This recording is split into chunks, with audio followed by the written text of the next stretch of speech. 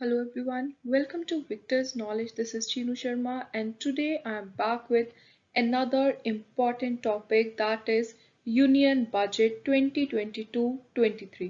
So ਇਸ ਤੋਂ ਪਹਿਲਾਂ ਮੈਂ ਤੁਹਾਡੇ ਨਾਲ ਜਿਹੜਾ ਲੇਟੈਸਟ ਇਕਨੋਮਿਕ ਸਰਵੇ ਹੈ 2021-22 ਦਾ ਉਹ ਆਲਰੇਡੀ ਪੂਰੀ ਡੀਟੇਲ ਵਿੱਚ ਈਜ਼ੀਐਸਟ ਮੈਨਰ ਦੇ ਅੰਦਰ ਡਿਸਕਸ ਕਰ ਚੁੱਕੀ ਹਾਂ। ਸੋ ਅੱਜ ਹੁਣ ਮੈਂ ਤੁਹਾਡੇ ਨਾਲ ਡਿਸਕਸ ਕਰੂੰਗੀ union budget. Examination point of view तो अपने लिए जो भी इंपॉर्टेंट चीज़ां याद रखन वालियां ने समझन वालियां ने वो आपां सारियां अज इहदे अंदर कवर करांगे। सो बिफोर स्टार्टिंग तुसी देख सकते हो ये मैं कुछ चीज़ स्टार्टिंग विच ही हाईलाइट की हुई है। सो ये है कि यूनियन बजट प्रेजेंट किने कीता। सो इस साल का यूनियन बजट है जिहड़ा वो वैसे हर साल ही फाइनैंस मिनिस्टर करते हैं प्रेजेंट, तो जब आप इस साल गल करिए जो अपने मौजूदा यूनियन सेंट्रल जिहड़ी गवर्नमेंट है उहदे अंदर फाइनैंस मिनिस्टर की भूमिका निभा रहे ने। सो वो है निर्मला सीतारमन जी।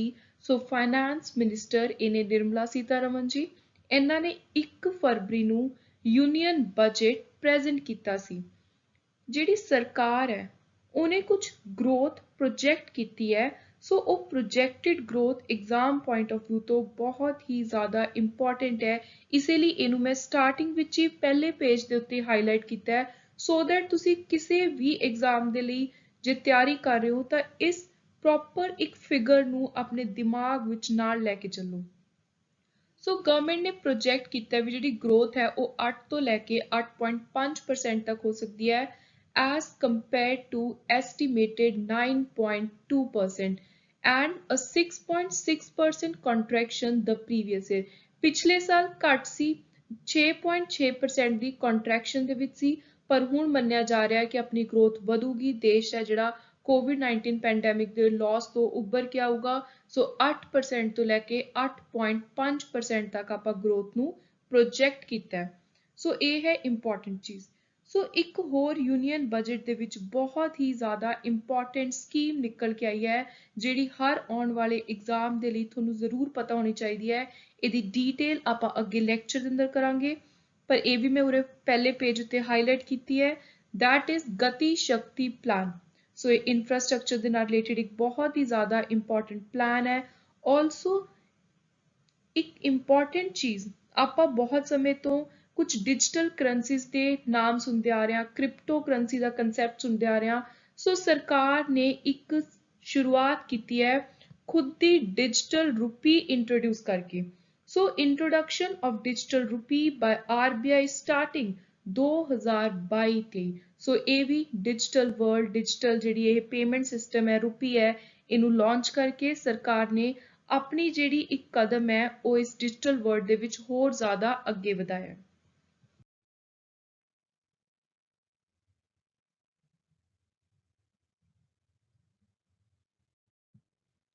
सो now starting with union budget. Union budget जिन्हों आपां जे आपां संविधान की गल करते हैं अपने कॉन्स्टिट्यूशन की, तो उहदे अंदर एनुअल फाइनैंशियल स्टेटमेंट का नाम दिता गया union budget. Annual financial statement क्यों कहने हैं, क्योंकि ये अंदर सरकार दे जो भी एक पर्टिकुलर साल दे आने वाले जिथे जिथे खर्चा हो सकता है, एक्सपेंडिचर जिथों जिथों उन्होंने आमदनी हो सकती है, रिसीप्ट हो सकती ने, वो सारिया चीज़ों का लेखा जोखा पूरा हिसाब किताब इस बजट के अंदर हुंदा है, जिन्हों आपां कहने हैं एनुअल सालाना फाइनैंशियल स्टेटमेंट।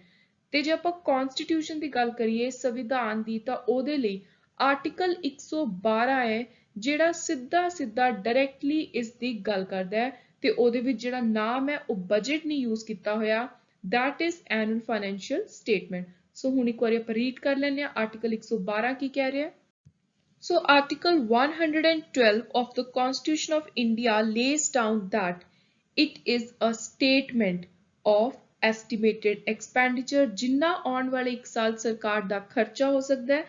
सो उस चीज़ को अपने दिमाग च पहले ही सरकार लैके चलती है, ते जिथों भी रिसीप्ट हो सकती है सरकार नू of the government for a particular year. Budget keeps the account of finances of government for the fiscal year. केड़ा फिस्कल ईयर मनते आपां 1 अप्रैल तो 31 मार्च तक का। बजट 1 फरवरी ਨੂੰ प्रेजेंट किया गया। 2016 साल तक जिहड़ा बजट सी ਉਹ ਫਰਵਰੀ ਮਹੀਨੇ ਦਾ ਜਿਹੜਾ ਆਖਰੀ ਵਰਕਿੰਗ ਡੇ ਹੁੰਦਾ ਸੀ ਉਦੋਂ ਪ੍ਰੈਜ਼ੈਂਟ ਕੀਤਾ ਜਾਂਦਾ ਸੀ, ਪਰ 2016 ਤੋਂ ਇਹਦੀ ਇੱਕ ਪੱਕੀ ਡੇਟ ਤੈਅ ਕਰਤੀ 1 ਫੈਬਰਰੀ। ਸੋ ਇਹ ਵੀ ਬਹੁਤ ਹੀ ਜ਼ਿਆਦਾ ਇੰਪੋਰਟੈਂਟ ਹੈ ਐਗਜ਼ਾਮ ਦੇ ਲਈ, so that it can materialize before commencement of new financial year, ਜਿਹੜਾ 1 ਅਪ੍ਰੈਲ ਤੋਂ ਸ਼ੁਰੂ ਹੋ ਕੇ 31 ਮਾਰਚ ਨੂੰ ਖਤਮ ਹੁੰਦਾ ਹੈ। 2017 ਦੇ ਵਿੱਚ ਇੱਕ ਹੋਰ ਬਹੁਤ ਹੀ ਜ਼ਿਆਦਾ ਇੰਪੋਰਟੈਂਟ ਚੇਂਜ ਲਿਆਂਦੀ ਗਈ ਬਜਟ ਦੇ ਵਿੱਚ। 92 ਸਾਲ ਪੁਰਾਣਾ ਇੱਕ ਟ੍ਰੈਡੀਸ਼ਨ ਕਸਟਮ ਚੱਲਦਾ ਆ ਰਿਹਾ ਸੀ ਰੇਲਵੇ ਬਜਟ ਵਾਲਾ। ਸੋ 2017 ਦੇ ਵਿੱਚ ਜਿਹੜਾ ਰੇਲਵੇ ਬਜਟ ਹੈ ਉਹ ਅਲੱਗ ਤੋਂ ਪੇਸ਼ ਨਹੀਂ ਕੀਤਾ ਜਾਂਦਾ, ਉਹਨੂੰ ਯੂਨੀਅਨ ਬਜਟ ਦੇ ਵਿੱਚ ਹੀ ਮਰਜ ਕਰਤਾ ਤੇ ਹੁਣ ਦੋਨਾਂ ਨੂੰ ਇਕੱਠੇ together presented. Another important thing, ਜਿਹੜਾ ਬਜਟ ਹੈ ਉਹਨੂੰ ਲਾਗੂ ਹੋਣ ਤੋਂ ਪਹਿਲਾਂ ਲੋਕ ਸਭਾ ਦੇ ਵਿੱਚੋਂ ਪਾਸ ਹੋਣਾ ਪੈਂਦਾ ਹੈ। Very important thing to remember, budget has to be passed by the ਲੋਕ ਸਭਾ before it can come into effect। ਤੇ ਜਿਹੜਾ ਯੂਨੀਅਨ ਬਜਟ ਹੈ ਉਹ ਦੋ ਤਰ੍ਹਾਂ ਦਾ, ਉਹਦੇ ਵਿੱਚ ਆਪਾਂ ਦੋ ਹਿੱਸੇ ਕਰਦੇ ਹਾਂ, ਦੋ ਦੀ ਕੈਟੇਗਰਾਈਜੇਸ਼ਨ ਕਰਦੇ ਹਾਂ। ਇੱਕ ਹੈ ਰੈਵਨਿਊ, ਦੂਜਾ ਹੈ ਕੈਪੀਟਲ। ਤੇ ਜਿਹੜੇ ਆਪਾਂ ਨੇ ਇਕਨੋਮਿਕ ਸਰਵੇ ਦੀ ਗੱਲ ਕੀਤੀ ਸੀ, ਇਕਨੋਮਿਕ ਸਰਵੇ ਮੈਂ ਤੁਹਾਨੂੰ ਜਦੋਂ ਇਹ ਟੌਪਿਕ ਕਰਵਾਇਆ ਸੀ ਇਕਨੋਮਿਕ ਸਰਵੇ ਦਾ ਉਦੋਂ ਵੀ ਦੱਸਿਆ ਸੀ, ਸੋ ਉਰੇ ਤੁਸੀਂ ਰਿਵਾਈਜ਼ ਕਰ ਲਓ ਇਹ ਚੀਜ਼ ਕਿ ਇਕਨੋਮਿਕ ਸਰਵੇ ਬਜਟ ਪ੍ਰੈਜ਼ੈਂਟ ਕਰਨ ਤੋਂ ਪਹਿਲਾਂ ਪੇਸ਼ ਕੀਤਾ ਜਾਂਦਾ ਹੈ। ਇਹ ਚੀਜ਼ ਤੁਹਾਡੇ ਦਿਮਾਗ 'ਚ ਬਿਲਕੁਲ ਕ੍ਰਿਸਟਲ ਕਲੀਅਰ ਹੋਣੀ ਚਾਹੀਦੀ ਹੈ। The Economic Survey of India is released ahead of the presentation of budget। Next important thing, ਜਿਹੜਾ ਪਾਰਲੀਮੈਂਟ ਹੈ ਉਹਦੇ ਵਿੱਚ ਬਜਟ ਅਲੱਗ-ਅਲੱਗ ਸਟੇਜਿਸ ਦੇ ਥਰੂ ਪਾਸ ਹੁੰਦਾ ਹੈ। ਸੋ ਇਹ ਨਹੀਂ ਕਿ ਬਜਟ ਤਿਆਰ ਕੀਤਾ, ਪੇਸ਼ ਕੀਤਾ, ਖਤਮ। ਬਜਟ ਇੱਕ ਪੂਰਾ ਦਾ ਪੂਰਾ ਬਣਾਉਣ ਦੇ ਲਈ, ਫਿਰ ਉਹਦੀ ਪੂਰੀ ਇੰਪਲੀਮੈਂਟੇਸ਼ਨ ਦੇ ਲਈ, ਉਹਨੂੰ ਇਨਫੋਰਸ ਕਰਨ ਦੇ ਲਈ ਬਹੁਤ ਅਲੱਗ-ਅਲੱਗ ਸਟੈਪਸ ਹੁੰਦੇ ਨੇ ਜਿਹੜੇ ਫੋਲੋ ਕਰਨੇ ਆ। ਸਭ ਤੋਂ ਪਹਿਲਾਂ ਤਾਂ ਬਜਟ ਨੂੰ ਪੇਸ਼ ਕੀਤਾ ਜਾਂਦਾ ਹੈ। ਨੰਬਰ 2, ਜਨਰਲ ਡਿਸਕਸ਼ਨ ਹੁੰਦੀ ਹੈ, ਸਕ੍ਰੂਟਨੀ ਕੀਤੀ ਜਾਂਦੀ ਹੈ, ਜਿਹੜੀਆਂ ਅਲੱਗ-ਅਲੱਗ ਡਿਪਾਰਟਮੈਂਟਲ ਕਮੇਟੀਜ਼ ਨੇ ਉਹ ਸਾਰੀਆਂ ਦੇਖਦੀਆਂ ਨੇ ਕਿ ਬਜਟ ਦੇ ਵਿੱਚ ਜਿਹੜਾ ਅਮਾਊਂਟਸ ਐਲੋਕੇਟ ਕੀਤੀਆਂ ਨੇ ਉਹ ਸਾਰੀਆਂ ਸਹੀ ਨੇ, ਅਸੀਂ ਉਸ ਤਰੀਕੇ ਨਾਲ ਕੰਮ ਕਰ ਪਾਵਾਂਗੇ। Voting on demand for grant, then passing of appropriation bill, passing of finance bill। ਸੋ ਇਹ 6 ਸਟੇਜਿਸ ਨੇ ਜਿਨ੍ਹਾਂ ਦੇ ਥਰੂ ਬਜਟ ਪਾਸ ਹੁੰਦਾ ਹੈ, ਫਿਰ ਫਾਈਨਲਾਈਜ਼ ਹੁੰਦਾ ਹੈ। ਜਿਹੜੀ ਬਜਟ ਡਿਵੀਜ਼ਨ ਹੈ ਡਿਪਾਰਟਮੈਂਟ ਆਫ ਇਕਨੋਮਿਕ ਅਫੇਅਰ ਦੀ, ਜੋ ਫਾਈਨੈਂਸ ਮਿਨਿਸਟਰ ਦੇ ਅੰਦਰ ਕੰਮ ਕਰਦੀ ਹੈ, ਮੇਨ ਬਜਟ ਤਿਆਰ ਕਰਨ ਦੇ ਲਈ ਉਹ ਬਾਡੀ ਹੈ ਜੋ ਰਿਸਪੌਂਸਿਬਲ ਹੈ। ਸੋ ਇਹ ਨਾਮ ਵੀ ਤੁਹਾਨੂੰ ਐਗਜ਼ਾਮ ਦੇ ਲਈ ਜ਼ਰੂਰ ਪਤਾ ਹੋਣਾ ਚਾਹੀਦਾ ਹੈ, the budget division of the Department of Economic Affairs in the Ministry of Finance। So now let's come to our latest budget। So ਹੁਣ ਆਪਾਂ one by one ਦੇਖਾਂਗੇ ਇਹਦੇ ਅੰਦਰ ਮੇਨ ਕਿਹੜੀ ਚੀਜ਼ਾਂ ਨੂੰ ਫੋਕਸ ਕੀਤਾ ਗਿਆ, ਮੇਨ ਥੀਮ ਕਿਹੜਾ ਲੈ ਕੇ ਚੱਲ ਰਹੇ ਨੇ। ਸੋ ਜਿਹੜਾ ਯੂਨੀਅਨ ਬਜਟ ਹੈ 2022-23 ਦਾ, ਇਹ ਮੈਕਰੋ ਲੈਵਲ ਦੀ ਗਰੋਥ ਉੱਤੇ ਫੋਕਸ ਕਰ ਰਿਹਾ ਹੈ। ਸੋ ਇਹ ਆਪਣੇ ਨਾਲ ਕਹਿ ਰਿਹਾ ਕਿ ਮੈਂ ਮਾਈਕਰੋ ਇਕਨੋਮਿਕ ਲੈਵਲ ਦੀ ਜਿਹੜੀ ਲੋਕਾਂ ਦੇ ਮੇਨ ਵੈਲਫੇਅਰ ਦੀ, ਛੋਟੇ ਗਰਾਊਂਡ ਲੈਵਲ ਦਾ ਸਾਰਾ ਵੈਲਫੇਅਰ ਹੈ ਉਹਨੂੰ ਲੈ ਕੇ ਚੱਲੂ ਨਾਲ, ਪਰ ਉਹਦੇ ਥਰੂ ਚੱਲਦੇ ਹੋਏ ਮੇਨ ਜਿਹੜੀ ਓਵਰਆਲ ਵੱਡੇ ਬਿਗਰ ਲੈਵਲ ਦੀ ਇਕਨੋਮਿਕ ਗਰੋਥ ਦੇਖਣ ਦੀ ਗੱਲ ਕਰ ਰਿਹਾ ਹੈ ਇਸ ਸਾਲ ਦਾ budget. So union budget 2022-23 seeks to complement. So ਇਹ ਕਹਿ ਰਿਹਾ ਕਿ ਮੈਂ ਨਾਲ ਮਿਲਾ ਕੇ ਚੱਲਣਾ ਹੈ ਵੱਡੇ ਲੈਵਲ ਦੀ, ਜਿਹੜੀ ਆਪਣੀ ਕਾਰਪੋਰੇਟ ਵਰਲਡ, ਵੱਡੇ ਕੰਪਨੀਜ਼ ਦੀ ਗੱਲ ਕਰਦੇ ਆਪਾਂ, IT ਸੈਕਟਰ ਹੋ ਗਿਆ ਜਾਂ ਹੋਰ ਜਿੰਨੀ ਵੀ ਇੰਡਸਟਰੀਜ਼, ਜਿੰਨੀ ਵੀ ਮੈਕਰੋ ਇਕਨੋਮਿਕ ਲੈਵਲ ਦੀ ਗਰੋਥ ਹੈ, ਨਾਲ with a focus on micro economic level all inclusive welfare. So ਇਹਦਾ ਮਤਲਬ ਹੈ ਕਿ ਜਿਹੜੇ ਛੋਟੇ ਲੈਵਲ ਦੇ ਕੋਈ ਆਪਾਂ ਕਾਰਪੋਰੇਟ ਲੋਕਾਂ ਦੀ ਗੱਲ ਕਰ ਰਹੇ ਹਾਂ, ਜਾਂ ਕੋਈ ਸੈਲਫ ਇੰਪਲੋਇਡ ਵਰਕਰਸ ਨੇ, ਜਾਂ ਕੋਈ ਹੈਂਡੀਕ੍ਰਾਫਟ ਇੰਡਸਟਰੀਜ਼ ਵਾਲੇ ਨੇ, ਕੋਈ ਹੋਰ ਜਿੰਨੇ ਵੀ ਛੋਟੇ ਲੈਵਲ ਦੇ ਲੋਕ ਨੇ, ਉਹਨਾਂ ਦੀ ਆਪਾਂ ਨੇ ਆਲ ਇਨਕਲੂਸਿਵ ਵੈਲਫੇਅਰ ਦੀ ਗੱਲ ਕਰ ਰਹੇ ਹਾਂ ਉਰੇ। ਸੋ ਦੋਨਾਂ ਨੂੰ ਮਿਲਾ ਕੇ ਚੱਲਣਾ ਪਹਿਲੀ ਚੀਜ਼। ਦੂਜੇ ਨੰਬਰ ਤੇ ਜਿਹੜਾ ਬਜਟ ਹੈ ਉਹ ਕਹਿ ਰਿਹਾ ਕਿ ਅੰਮ੍ਰਿਤ ਕਾਲ ਵੱਲ ਜਾਣਾ ਆਪਾਂ ਨੇ ਅਗਲੇ 25 ਸਾਲਾਂ ਦੇ ਅੰਦਰ। ਸੋ ਹੁਣ ਆਪਾਂ ਅੰਮ੍ਰਿਤ ਮਹੋਤਸਵ ਮਨਾ ਰਹੇ ਹਾਂ, 75 years of independence। ਇਹ ਆਪਣੀ ਇਕਨੋਮਿਕ ਸਰਵੇ, ਬਜਟ, ਇਹ ਪੂਰੇ ਸਾਲ ਦਾ ਹਾਈਲਾਈਟ ਚੱਲ ਰਿਹਾ ਮੇਨ ਭਾਰਤ ਸਰਕਾਰ ਦੇ ਦੁਆਰਾ। ਸੋ ਇੰਡੀਅਨ ਗਵਰਨਮੈਂਟ ਨੇ ਕਿਹਾ ਹੈ ਇਸ ਬਜਟ ਦੇ ਥਰੂ ਕਿ ਇੱਕ ਇੰਨੀ ਸਟਰੋਂਗ ਆਪਾਂ ਨੇ ਨੀਂਹ ਰੱਖਣੀ ਹੈ ਕਿ ਆਉਣ ਵਾਲੇ ਜਿਹੜੇ 25 ਸਾਲ ਨੇ ਉਹ ਸਾਰਿਆਂ ਨੂੰ ਯਾਦ ਰਹਿਣ। ਆਪਾਂ ਨੇ ਇੰਨੀ ਚੰਗੀ ਤਰ੍ਹਾਂ ਪੂਰੇ ਦੇਸ਼ ਦੀ upliftment करनी है, transformation करनी है.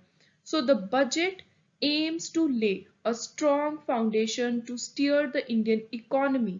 देश ਦੀ ਆਰਥਿਕ ਹਾਲਤ ਨੂੰ ਆਪਾਂ ਨੇ ਇੰਨਾ ਜ਼ਿਆਦਾ strong ਕਰਨਾ ਹੈ towards Amrit Kal for the next 25 years from India at 75 years to India at 100.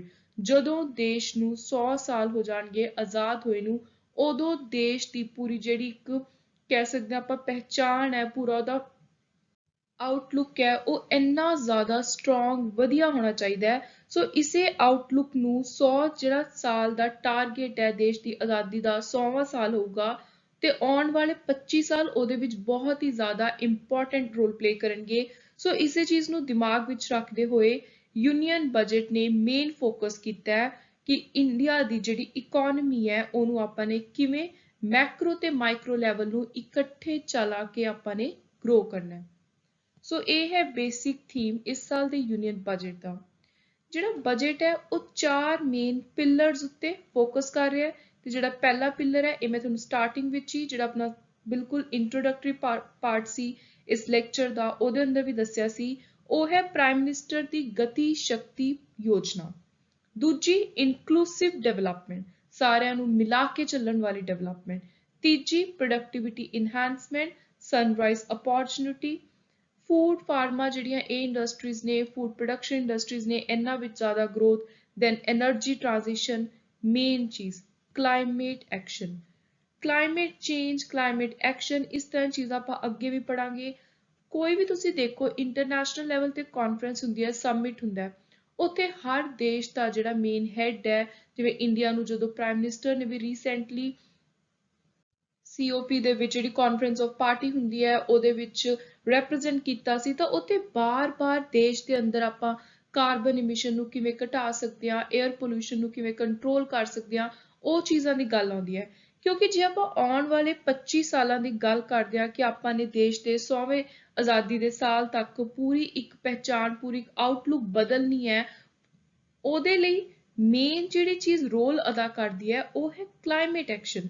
So climate ਵਾਤਾਵਰਣ ਜੇ ਆਪਾਂ ਸੰਭਾਲ ਕੇ ਰੱਖਾਂਗੇ ਤਾਂ ਹੀ ਆਪਾਂ ਆਉਣ ਵਾਲੇ ਸਾਲਾਂ ਦੇ ਵਿੱਚ ਗਰੋ ਕਰ ਪਾਵਾਂਗੇ. ਸੋ ਕਲਾਈਮੇਟ ਐਕਸ਼ਨ ਇਸ ਸਾਲ ਦੇ ਬਜਟ ਦਾ ਇੱਕ ਬਹੁਤ ਹੀ ਜ਼ਿਆਦਾ ਮੇਜਰ ਹਾਈਲਾਈਟ ਹੈ. ਇਹਦੇ ਅੰਦਰ ਮੈਂ ਤੁਹਾਨੂੰ ਜਿਹੜੇ ਵੀ ਪੁਆਇੰਟ ਕਰਵਾਉਂਗੀ ਉਹ ਤੁਸੀਂ ਬਹੁਤ ਧਿਆਨ ਦੇ ਨਾਲ ਸਮਝਣੇ ਆ ਤੇ ਯਾਦ ਕਰਨੇ ਆ.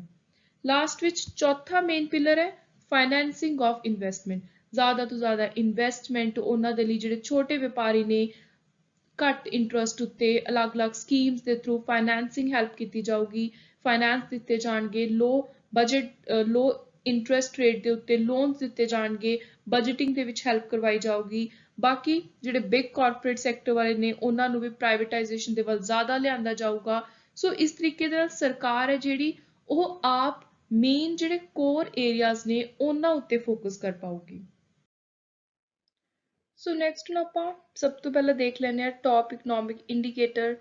ਕੋਈ ਵੀ ਆਉਣ ਵਾਲਾ ਐਗਜ਼ਾਮ ਹੈ, ਚਾਹੇ ਕੋਈ PPSC ਦੁਆਰਾ ਕੰਡਕਟ ਕੀਤਾ ਜਾਊਗਾ, UPSC the, for that matter any other exam, ਤੁਹਾਨੂੰ ਇੱਕ ਜਾਂ ਦੋ ਕੁਐਸਚਨ ਇਸੇ ਟੌਪਿਕ ਦੇ ਵਿੱਚੋਂ ਦੇਖਣ ਨੂੰ ਮਿਲਣਗੇ. ਡਾਇਰੈਕਟਲੀ ਉੱਥੇ ਤੁਹਾਨੂੰ ਪੁੱਛਿਆ ਜਾਊਗਾ ਕਿੰਨੀ ਪ੍ਰੋਜੈਕਟਡ GDP ਹੈ, ਰੈਪੋ ਰੇਟ ਕਿੰਨੀ ਹੈ as per union budget, then inflation ਦੀ ਕਿੰਨੀ, CPI ਇਨਫਲੇਸ਼ਨ ਦੀ ਕਿੰਨੀ ਪਰਸੈਂਟੇਜ ਰਹੀ ਹੈ.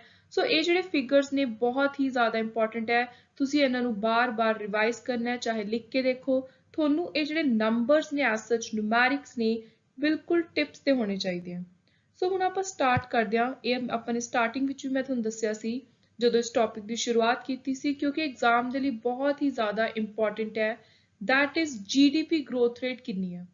ਜਿਹੜੀ ਪ੍ਰੋਜੈਕਟਡ GDP ਗਰੋਥ ਰੇਟ ਹੈ 2022-23 ਸਾਲ ਦੇ ਲਈ, ਜੋ ਸਰਕਾਰ ਦੀ ਪੂਰੀ ਕੋਸ਼ਿਸ਼ ਰਹਿਣ ਵਾਲੀ ਹੈ ਕਿ ਅਸੀਂ ਇਹਨੂੰ ਅਚੀਵ ਕਰਨਾ ਹੈ, ਉਹ ਹੈ 8 ਤੋਂ 8.5% ਦੀ. ਸੋ ਇਹ ਜਿਹੜੀ ਫਿਗਰ ਹੈ ਇਹ ਐਗਜ਼ਾਮ ਦੇ ਲਈ ਬਹੁਤ ਹੀ ਜ਼ਿਆਦਾ ਇੰਪੋਰਟੈਂਟ ਹੈ.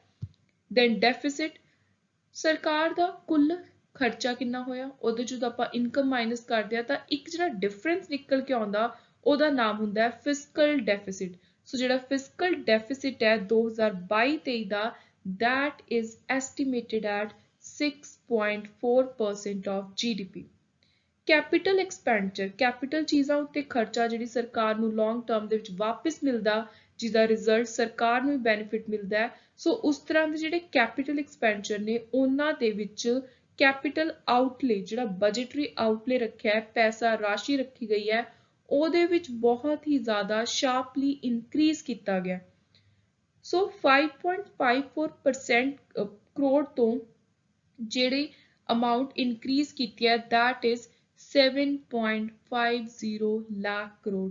ਸੋ 5.54 ਲੱਖ ਕਰੋੜ ਤੋਂ 7.50 ਲੱਖ ਕਰੋੜ ਕੀਤੀ ਗਈ ਹੈ ਫॉर द ईयर 2022-23। ਜੇ ਆਪਾਂ ਪਰਸੈਂਟੇਜ ਦੀ ਗੱਲ ਕਰੀਏ, ਤੁਹਾਨੂੰ ਐਗਜ਼ਾਮ ਵਿੱਚ ਕੱਲੀ ਪਰਸੈਂਟੇਜ ਵੀ ਪੁੱਛ ਸਕਦੇ ਨੇ, that is 35.4% increase.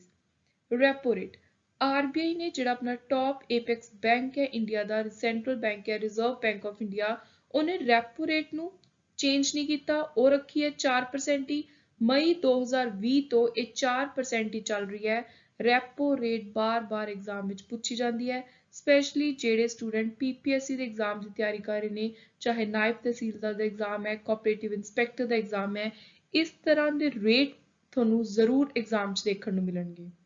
FDI foreign direct investment, net FDI inflow है जेड़ा that is $24.7 billion for April November 2021। सो जब ਆਪਾਂ ਪਹਿਲਾਂ ਦੀ ਗੱਲ ਕਰੀਏ ਪਿਛਲੇ ਸਾਲ ਦੀ 2020 ਦਾ ਜਿਹੜਾ ਇੱਕ ਪੀਰੀਅਡ ਸੀ ਉਹਦੇ ਵਿੱਚ 29.5% ਸੀ। ਸੋ ਹੁਣ ਹੈ 24.7 ਬਿਲੀਅਨ। ਸੋ ਜਿਹੜਾ 29.5% ਹੈ ਇਹ ਦੱਸਿਆ ਗਿਆ ਹੈ ਕਿ ਇੰਨਾ ਘੱਟ ਹੈ, ਲੋਅਰ ਹੈ ਉਸ ਪੀਰੀਅਡ ਤੋਂ। ਨੈਕਸਟ ਹੈ ਇਨਫਲੇਸ਼ਨ, CPI। ਜਿਹੜੀ CPI ਇਨਫਲੇਸ਼ਨ ਹੈ ਇਹ ਐਵਰੇਜ ਹੈ 5.2%। ਇਹ ਫਿਗਰ ਵੀ ਬਹੁਤ ਹੀ ਜ਼ਿਆਦਾ ਇੰਪੋਰਟੈਂਟ ਹੈ। ਜਦੋਂ ਕੋਈ ਖਾਣ ਵਾਲੀਆਂ ਚੀਜ਼ਾਂ ਦੇ ਵੀ ਰੇਟ ਵੱਧਦੇ ਨੇ, ਕੋਈ ਆਪਣੇ ਫਿਊਲਸ ਦੇ ਰੇਟ ਵੱਧਦੇ ਨੇ, ਪੈਟਰੋਲ ਦੇ, ਡੀਜ਼ਲ ਦੇ, ਤਾਂ ਉਹ ਸਾਰੀਆਂ ਚੀਜ਼ਾਂ ਨੇ ਜਿਹੜੀਆਂ ਮੇਨ CPI ਉੱਤੇ ਅਫੈਕਟ ਕਰਦੀਆਂ ਨੇ। ਸੋ ਉਹ ਹੈ 5.2%। ਤੇ ਲਾਸਟ ਇਕਨੋਮਿਕ ਇੰਡੀਕੇਟਰ ਹੈ ਮਰਕੈਂਡਾਈਜ਼ ਐਕਸਪੋਰਟ। ਸੋ ਇਹ ਵਧੇ ਨੇ, ਐਕਸਪੈਂਡ ਹੋਏ ਨੇ 49.7% to $301.4 billion. very important figure to remember। So next ਹੁਣ ਆਪਾਂ ਸਟਾਰਟ ਕਰ ਰਹੇ ਹਾਂ 1 by 1 ਟੌਪਿਕਸ ਦੇ ਅੰਦਰ ਮੇਨ ਕਿਹੜੀਆਂ ਗੱਲਾਂ ਹਾਈਲਾਈਟ ਹੋ ਰਹੀਆਂ ਨੇ ਯੂਨੀਅਨ ਬਜਟ ਦੇ ਅੰਦਰ। ਸੋ ਸਭ ਤੋਂ ਪਹਿਲਾਂ ਟੈਕਸੇਸ਼ਨ, ਇਹਦੇ ਵਿੱਚ ਮਿਡਲ ਕਲਾਸ ਨੂੰ ਸਪੈਸ਼ਲੀ ਕੋਈ ਵੀ ਰਿਲੀਫ ਨਹੀਂ ਮਿਲਿਆ ਹੈ। ਜੇ ਆਪਾਂ ਪਰਸਨਲ ਇਨਕਮ ਦੀ ਗੱਲ ਕਰੀਏ ਤਾਂ ਪਰਸਨਲ ਇਨਕਮ ਟੈਕਸ ਸਲੈਬ ਦੇ ਵਿੱਚ ਕੋਈ ਵੀ ਚੇਂਜ ਨਹੀਂ ਹੈ। ਸਭ ਤੋਂ ਪਹਿਲਾਂ ਤਾਂ ਤੁਸੀਂ ਇਸ ਪੁਆਇੰਟ ਨੂੰ ਹਾਈਲਾਈਟ ਕਰ ਲਓ। ਉਸ ਤੋਂ ਬਾਅਦ ਜੋ ਮੈਂ ਤੁਹਾਨੂੰ ਸਟਾਰਟਿੰਗ ਵਿੱਚ ਵੀ ਦੱਸਿਆ ਸੀ ਕਿ ਸਰਕਾਰ ਨੇ ਜਿਹੜੀਆਂ ਅੱਜ ਕੱਲ੍ਹ ਪ੍ਰਾਈਵੇਟ ਪਲੈਟਫਾਰਮਸ ਚੱਲ ਰਹੇ ਨੇ, ਡਿਜੀਟਲ ਕਰੰਸੀਜ਼ ਚੱਲ ਰਹੀਆਂ ਨੇ, ਉਹਨਾਂ ਨੂੰ ਦੇਖਦੇ ਹੋਏ ਇੱਕ ਵਰਚੁਅਲ ਡਿਜੀਟਲ ਐਸੈਟ ਲਾਂਚ ਕੀਤਾ ਹੈ। ਸਰਕਾਰ ਨੇ ਪ੍ਰਪੋਜ਼ ਕੀਤਾ ਹੈ ਕਿ ਉਹ ਆਉਣ ਵਾਲੇ ਸਮੇਂ ਦੇ ਵਿੱਚ ਡਿਜੀਟਲ ਰੁਪੀ ਇਸ਼ੂ ਕਰੂਗੀ, ਜਿਹਨੂੰ ਸੈਂਟਰਲ ਬੈਂਕ ਡਿਜੀਟਲ ਕਰੰਸੀ ਦਾ ਨਾਮ ਵੀ ਦਿੱਤਾ ਜਾਊਗਾ। ਇਹ ਜਿਹੜੀ ਰੈਗੂਲੇਟ ਹੋਊਗੀ ਉਹ ਰਿਜ਼ਰਵ ਬੈਂਕ ਆਫ ਇੰਡੀਆ ਦੇ ਅਕੋਰਡਿੰਗ ਹੀ ਰੈਗੂਲੇਟ ਕੀਤੀ ਜਾਊਗੀ ਤੇ ਇਹ ਲਾਂਚ ਹੋ ਜੂਗੀ 2022-23 ਸਾਲ ਦੇ ਅੰਦਰ। ਐਡੀਸ਼ਨਲੀ ਜਿਹੜਾ ਬਜਟ ਹੈ ਉਹਨੇ ਕਿਹਾ ਕਿ ਜਿੰਨੀਆਂ ਵੀ ਇਹ ਕਰੰਸੀਜ਼ ਨੇ, ਇਹ ਡਿਜੀਟਲ ਕਰੰਸੀਜ਼ ਨੇ, ਇਹਨਾਂ ਉੱਤੇ ਟੈਕਸ ਲੱਗੂਗਾ 30% ਦਾ। ਚਾਹੇ ਕਿਸੇ ਨੂੰ ਉਹਦੇ ਤੋਂ ਫਾਇਦਾ ਹੋ ਰਿਹਾ, ਨੁਕਸਾਨ ਹੋ ਰਿਹਾ, it does not matter, you have to pay a tax of 30% on virtual asset। ਜੇ ਕੋਈ ਵੀ ਇਹ ਵਰਚੁਅਲ ਅਸੈਟ ਖਰੀਦ ਰਿਹਾ, ਇਹ ਡਿਜੀਟਲ ਰੁਪੀ ਖਰੀਦ ਰਿਹਾ, ਤਾਂ ਉਹਨੂੰ ਉਹਦੇ ਉੱਤੇ 30% ਟੈਕਸ ਦੇਣਾ ਪਊਗਾ। ਇਹ ਜਿਹੜਾ ਨੰਬਰ ਹੈ ਇਹ ਬਹੁਤ ਹੀ ਜ਼ਿਆਦਾ ਇੰਪੋਰਟੈਂਟ ਹੈ। ਸੋ ਇਹਦਾ ਮੇਨ ਮਕਸਦ ਹੈ ਸਰਕਾਰ ਦਾ ਕਿ ਜਿਹੜਾ ਪ੍ਰਾਈਵੇਟ ਕ੍ਰਿਪਟੋ ਕਰੰਸੀਜ਼ ਨੇ, ਨਾਨ ਫੰਜੀਬਲ ਟੋਕਨਸ ਨੇ, ਉਹਨਾਂ ਦੀ ਟ੍ਰੇਡਿੰਗ ਨੂੰ ਲੀਗਲਾਈਜ਼ ਕੀਤਾ ਜਾਵੇ, ਇਫੈਕਟਿਵਲੀ ਲੈਜੀਟਿਮਾਈਜ਼ ਕੀਤਾ ਜਾਵੇ। ਉਸ ਤੋਂ ਬਾਅਦ ਇੱਕ TDS 1% ਦਾ ਲਿਵਾਈ ਕੀਤਾ ਜਾਊਗਾ। ਕੋਈ ਵੀ ਟ੍ਰਾਂਜੈਕਸ਼ਨ ਜਿਹੜੇ ਪਾਰਟਿਕੂਲਰ ਥ੍ਰੈਸ਼ਹੋਲਡ ਤੋਂ ਉੱਪਰ ਜਾਣਗੀਆਂ, ਕੋਈ ਵੀ ਡਿਡਕਸ਼ਨ ਐਗਜ਼ੰਪਸ਼ਨ ਇਹਦੇ ਵਿੱਚ ਅਲਾਉਡ ਨਹੀਂ ਹੋਊਗੀ। ਕਿਸੇ ਨੂੰ ਲਾਸ ਹੋ ਰਹੀ ਹੈ ਟ੍ਰਾਂਸਫਰ ਤੋਂ, ਉਹਨੂੰ ਕਿਸੇ ਹੋਰ ਇਨਕਮ ਦੇ ਨਾਲ ਤੁਸੀਂ ਸੈਟ ਆਫ ਨਹੀਂ ਕਰ ਸਕਦੇ। ਜਿਵੇਂ ਆਮ ਤੌਰ ਤੇ ਕੀ ਹੁੰਦਾ, ਜਦੋਂ ਆਪਾਂ ਇਨਕਮ ਟੈਕਸ ਭਰਦੇ ਹਾਂ, ਰਿਟਰਨ ਭਰਦੇ ਹਾਂ, ਤਾਂ ਆਪਾਂ ਕਈ ਵਾਰੀ ਕਿਸੇ ਹੋਰ ਚੀਜ਼ ਦੇ ਨਾਲ ਆਪਾਂ ਦਿਖਾ ਦਿੰਦੇ ਹਾਂ ਵੀ ਸਾਨੂੰ ਉਰੇ ਲਾਸ ਹੋਇਆ, ਆਪਾਂ ਸੈਟ ਆਫ ਦੇ ਕਲੌਜ਼ਸ ਨੂੰ ਉੱਥੇ ਫੋਲੋ ਕਰ ਲੈਂਦੇ ਹਾਂ। ਪਰ ਉਰੇ ਜੇ ਆਪਾਂ ਡਿਜੀਟਲ ਕਰੰਸੀ ਦੀ ਗੱਲ ਕਰਾਂਗੇ ਤਾਂ ਜਿਵੇਂ ਮੈਂ ਤੁਹਾਨੂੰ ਪਹਿਲਾਂ ਦੱਸਿਆ, ਤੁਹਾਨੂੰ ਘਾਟਾ ਹੋ ਰਿਹਾ, ਵਾਧਾ ਹੋ ਰਿਹਾ, ਤੁਹਾਨੂੰ ਲਾਸ ਹੋ ਰਿਹਾ, ਪ੍ਰੋਫਿਟ ਹੋ ਰਿਹਾ, ਤੁਹਾਨੂੰ ਟੈਕਸ ਦੇਣਾ ਹੀ ਦੇਣਾ ਪੈਣਾ। ਕਿਸੇ ਵੀ ਹੋਰ ਇਨਕਮ ਦੇ ਨਾਲ ਤੁਸੀਂ ਉਹਨੂੰ ਸੈਟ ਆਫ ਨਹੀਂ ਕਰ ਸਕਦੇ, ਸੈਟਲ ਡਾਊਨ ਨਹੀਂ ਕਰ ਸਕਦੇ। Digital currency, in a major push for digital currency, the digital rupee launch ਕੀਤਾ ਜਾਊਗਾ, ਇਸ਼ੂ ਕੀਤਾ ਜਾਊਗਾ। ਬਲੌਕਚੇਨ ਟੈਕਨੋਲੋਜੀ ਤੇ ਹੋਰ ਟੈਕਨੋਲੋਜੀਜ਼, ਆਰਟੀਫਿਸ਼ੀਅਲ ਇੰਟੈਲੀਜੈਂਸ ਦੇ ਜਿੰਨੀਆਂ ਵੀ ਨੇ ਉਹਨਾਂ ਨੂੰ ਵਰਤ ਕੇ ਤੇ ਇਹਨੂੰ ਕੌਣ ਰੈਗੂਲੇਟ ਕਰੂਗਾ? ਰੈਗੂਲੇਟਿੰਗ ਅਥਾਰਟੀ ਦਾ ਨਾਮ, I repeat, very very important for all exam, so ਇਹ ਹੈ RBI ਸਟਾਰਟਿੰਗ 2022 ਤੇ। ਇੱਕ ਹੋਰ ਨਵੀਂ ਪ੍ਰੋਵੀਜ਼ਨ ਵੀ ਆਈ ਹੈ ਅਪਡੇਟਡ ਰਿਟਰਨ ਦੀ। ਸੋ ਬਜਟ ਨੇ ਕਿਹਾ ਕਿ ਜੋ ਵੀ ਟੈਕਸ ਪੇਅਰ ਨੇ ਜਿਨ੍ਹਾਂ ਨੇ ਕੋਈ ਅਪਡੇਟਡ ਰਿਟਰਨ, ਕਿਸੇ ਵੀ ਅਲੱਗ ਐਡੀਸ਼ਨਲ ਟੈਕਸ ਨਹੀਂ ਭਰਿਆ, ਉਹਦੀ ਪੇਮੈਂਟ ਕਰਨੀ ਹੈ, ਤਾਂ ਉਹਦੇ ਲਈ ਅਪਡੇਟਡ ਰਿਟਰਨ, ਜੇ ਕੋਈ ਥੋੜੀ ਗਲਤੀ ਹੋ ਗਈ ਤਾਂ ਉਹਨੂੰ ਸੁਧਾਰਨ ਦੇ ਲਈ ਰਿਟਰਨ ਦੇ ਅੰਦਰ ਜੇ ਤੁਸੀਂ ਨਵੀਂ ਅਪਡੇਟ ਕਰਕੇ ਸਹੀ ਕਰਕੇ ਆਪਣੀ ਆਈਟੀ ਰਿਟਰਨ ਭਰਨੀ ਹੈ ਤਾਂ ਉਹਦੇ ਲਈ 2 ਸਾਲ ਦਾ ਟਾਈਮ ਪੀਰੀਅਡ ਦਿੱਤਾ ਗਿਆ ਹੈ। ਸੋ ਇੱਕ ਬਹੁਤ ਹੀ ਮੇਜਰ ਰਿਲੈਕਸੇਸ਼ਨ ਦਿੱਤੀ ਗਈ ਹੈ। ਸੋ ਇਹ ਜਿਹੜੀ ਨਿਊ ਪ੍ਰੋਵੀਜ਼ਨ ਹੈ ਇਹਦੇ ਅੰਦਰ 2 ਸਾਲ ਦਾ ਟਾਈਮ ਪੀਰੀਅਡ, ਇਹ ਵੀ ਐਗਜ਼ਾਮੀਨੇਸ਼ਨ ਪੁਆਇੰਟ ਆਫ ਵਿਊ ਤੋਂ ਬਹੁਤ ਹੀ ਜ਼ਿਆਦਾ ਇੰਪੋਰਟੈਂਟ ਹੈ। ਸੋ ਇੱਕ ਵਾਰੀ ਆਪਾਂ ਰੀਡ ਕਰ ਲੈਂਦੇ ਹਾਂ ਇਹ ਨਵੀਂ ਪ੍ਰੋਵੀਜ਼ਨ ਕੀ ਕਹਿ ਰਹੀ ਹੈ।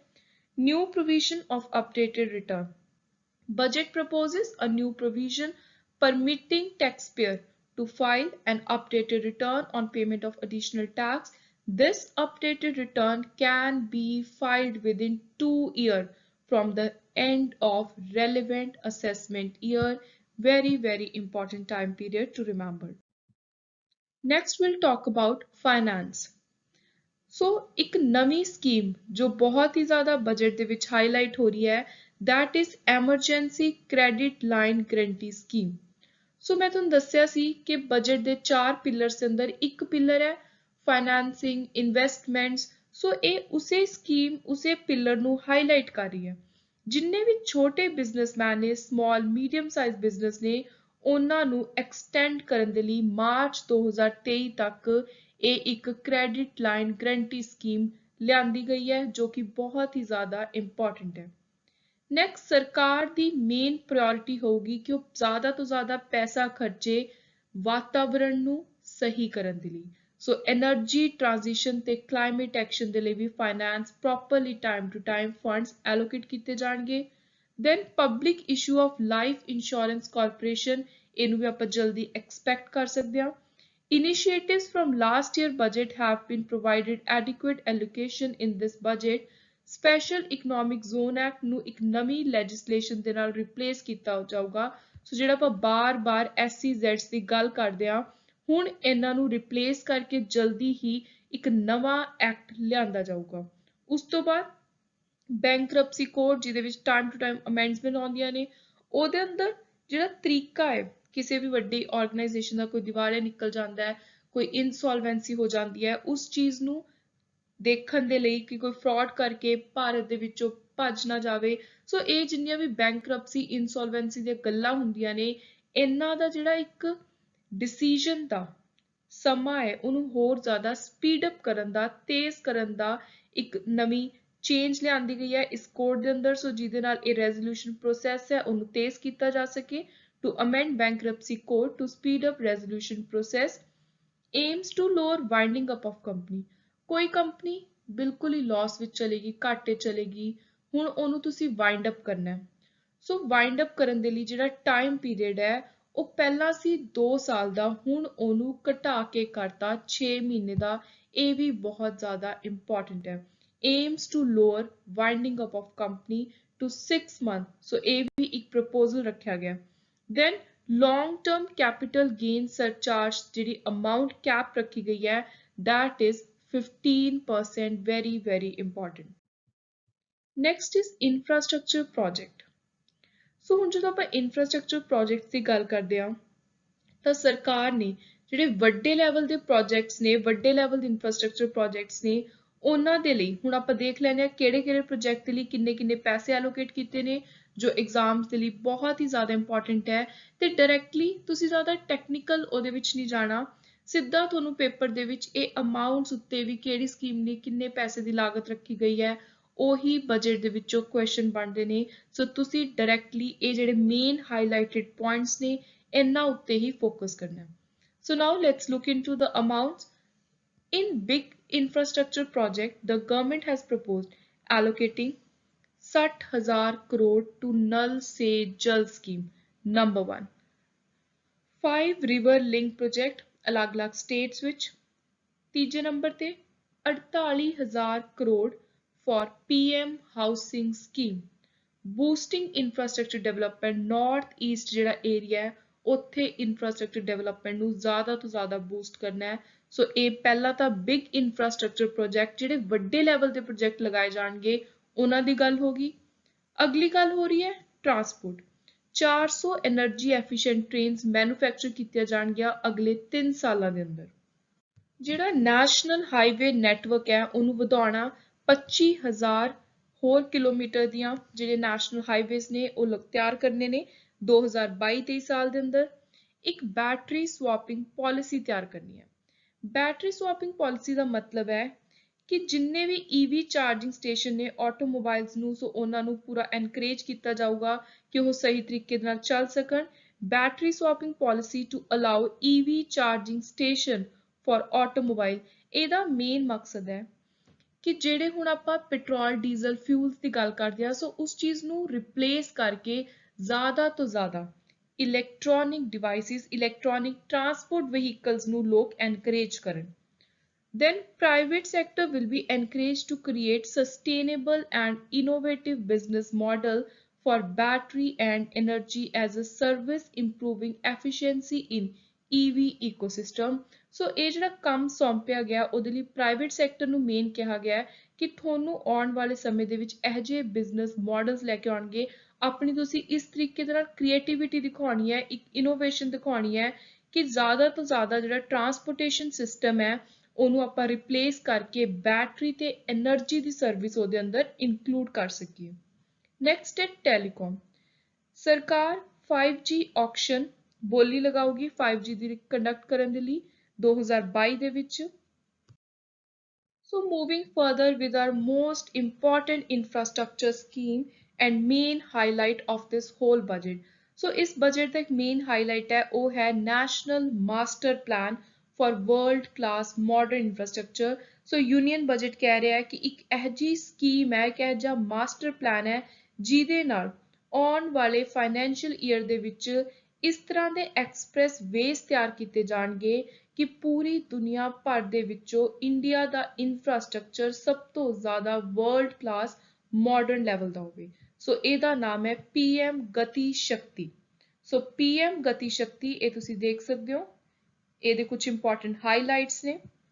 ਸੋ 100 PM ਗਤੀ ਸ਼ਕਤੀ ਟਰਮੀਨਲਸ ਆਉਣ ਵਾਲੇ 3 ਸਾਲਾਂ ਅੰਦਰ ਸੈਟਅਪ ਕੀਤੇ ਜਾਣਗੇ। ਪਬਲਿਕ ਇਨਵੈਸਟਮੈਂਟ ਉੱਤੇ ਜ਼ਿਆਦਾ ਤੋਂ ਜ਼ਿਆਦਾ ਫੋਕਸ ਕੀਤਾ ਜਾਊਗਾ। ਦੈਨ ਮਲਟੀ ਮਾਡਲ ਅਪਰੋਚ ਅਪਣਾਈ ਜਾਊਗੀ। ਆਲਸੋ ਜਿਹੜੀ PM ਗਤੀ ਸ਼ਕਤੀ ਹੈ ਇਹ ਦੇਸ਼ ਦੀ ਆਰਥਿਕ ਹਾਲਤ ਦੇ ਵਿੱਚ ਜੌਬ ਅਪੋਰਚੁਨਿਟੀਜ਼ ਕ੍ਰੀਏਟ ਕਰਨ ਦੇ ਵਿੱਚ ਬਹੁਤ ਹੀ ਜ਼ਿਆਦਾ ਵੱਡਾ ਯੋਗਦਾਨ ਦਊਗੀ, ਸਪੈਸ਼ਲੀ ਫॉर द ਯੂਥ। ਬਾਕੀ ਇਹਦੇ ਵਿੱਚ ਹੋਰ ਬਹੁਤ ਸਾਰੀਆਂ ਚੀਜ਼ਾਂ ਇਨਕਲੂਡ ਕੀਤੀਆਂ ਹੋਈਆਂ ਨੇ, ਜਿਵੇਂ ਕੰਪਲੀਟਿੰਗ 25,000 ਕਿਲੋਮੀਟਰ ਨੈਸ਼ਨਲ ਹਾਈਵੇ ਜੋ ਮੈਂ ਤੁਹਾਨੂੰ ਪਿੱਛੇ ਵੀ ਦੱਸਿਆ ਹੈ, unified logistic interface platform, open source mobility stack, integration of postal and railway network, one station, one product, 400 new generation Vande Bharat train in number 400 बहुत important है एग्जाम के लिए। Then multimodal connectivity, urban transport ਤੇ railway station the, national ropeway development plan, and lastly capacity building for infrastructure project। So next ਜੇ ਆਪਾਂ railways ਦੀ ਅਲੱਗ ਤੋਂ ਗੱਲ ਕਰੀਏ ਤਾਂ ਆਪਾਂ ਪਿੱਛੇ ਵੀ ਪੜ੍ਹ ਕੇ ਹਟਿਆ ਕਿ 400 ਨਵੇਂ ਜਨਰੇਸ਼ਨ ਦੀਆਂ ਵੰਦੇ ਭਾਰਤ ਟ੍ਰੇਨ ਮੈਨੂਫੈਕਚਰ ਕਰਨ ਦੀ ਗੱਲ ਹੋ ਰਹੀ ਹੈ ਆਉਣ ਵਾਲੇ 3 ਸਾਲਾਂ ਦੇ ਅੰਦਰ। ਆਲਸੋ ਜਿਹੜੀ ਹਰ ਟ੍ਰੇਨ ਦੀ ਕਾਸਟ ਹੋਗੀ ਉਹ ਅਰਾਊਂਡ 25 ਕਰੋੜ ਹੋਗੀ, more than the current ones which cost around 106 crore per set of 16 coaches। ਸੋ ਇਹ ਜਿਹੜੀ ਅਮਾਊਂਟ ਹੈ ਪ੍ਰੋਪਰ ਇਹਦੀ ਡਿਵੀਜ਼ਨ ਕਰਕੇ ਦੱਸੀ ਹੋਈ ਹੈ, ਇਹ ਵੀ ਤੁਹਾਨੂੰ ਪਤਾ ਹੋਣੀ ਚਾਹੀਦੀ ਹੈ।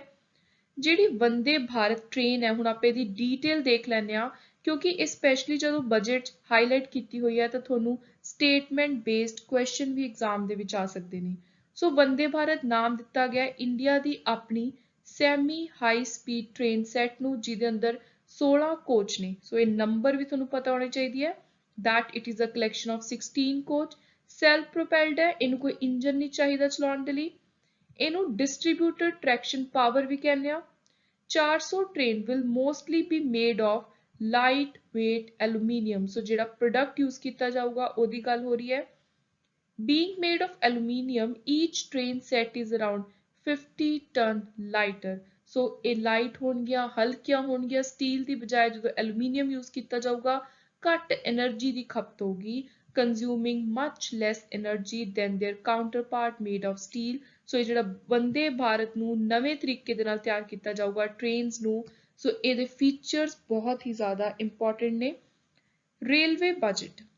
ਸੋ ਬ੍ਰਿਟਿਸ਼ ਸਰਕਾਰ ਨੇ 1924 ਦੇ ਵਿੱਚ ਅਲੱਗ ਤੋਂ ਇੱਕ ਰੇਲਵੇ ਬਜਟ ਸ਼ੁਰੂ ਕੀਤਾ ਸੀ। 2016 ਵਿੱਚ ਯੂਨੀਅਨ ਕੈਬਨਿਟ ਨੇ ਰੇਲਵੇ ਬਜਟ ਨੂੰ ਜਨਰਲ ਬਜਟ ਦੇ ਨਾਲ ਜੋੜਤਾ। ਸੋ 2016 ਤੋਂ ਬਾਅਦ ਹੁਣ ਜਿਹੜਾ 92 ਸਾਲ ਪੁਰਾਣਾ ਕਸਟਮ ਹੈ ਅਲੱਗ-ਅਲੱਗ ਰੇਲਵੇ ਬਜਟ ਤੇ ਯੂਨੀਅਨ ਬਜਟ ਦਾ, ਉਹ ਖਤਮ ਹੋ ਗਿਆ। ਹੁਣ ਇਹ ਦੋਨੋਂ ਇਕੱਠੇ ਹੀ ਪੇਸ਼ ਕੀਤੇ ਜਾਂਦੇ ਨੇ। Late Shri Arun Jaitley became first finance minister in 2017 presenting the unified budget. So ਇਹ ਵੀ question ਤੁਹਾਨੂੰ exam ਵਿੱਚ ਆ ਸਕਦਾ ਹੈ static GK ਦੇ ਅੰਦਰ ਸਪੈਸ਼ਲੀ, ਕਿ ਪਹਿਲੇ ਫਾਈਨੈਂਸ ਮਿਨਿਸਟਰ ਕਿਹੜੇ ਸੀ ਜਿਨ੍ਹਾਂ ਨੇ ਇੱਕ ਯੂਨੀਫਾਈਡ ਇਕੱਠਾ ਬਜਟ ਪੇਸ਼ ਕੀਤਾ ਸੀ। ਸੋ ਉਹਨਾਂ ਦਾ ਨਾਮ ਹੈ ਸ਼੍ਰੀ ਅਰੁਣ ਜੇਟਲੀ ਜੀ। 2000 ਕਿਲੋਮੀਟਰ ਆਫ ਰੇਲਵੇ ਲਿਆਂਦਾ ਜਾਊਗਾ for indigenous technology Kavach for safety and capacity augmentation.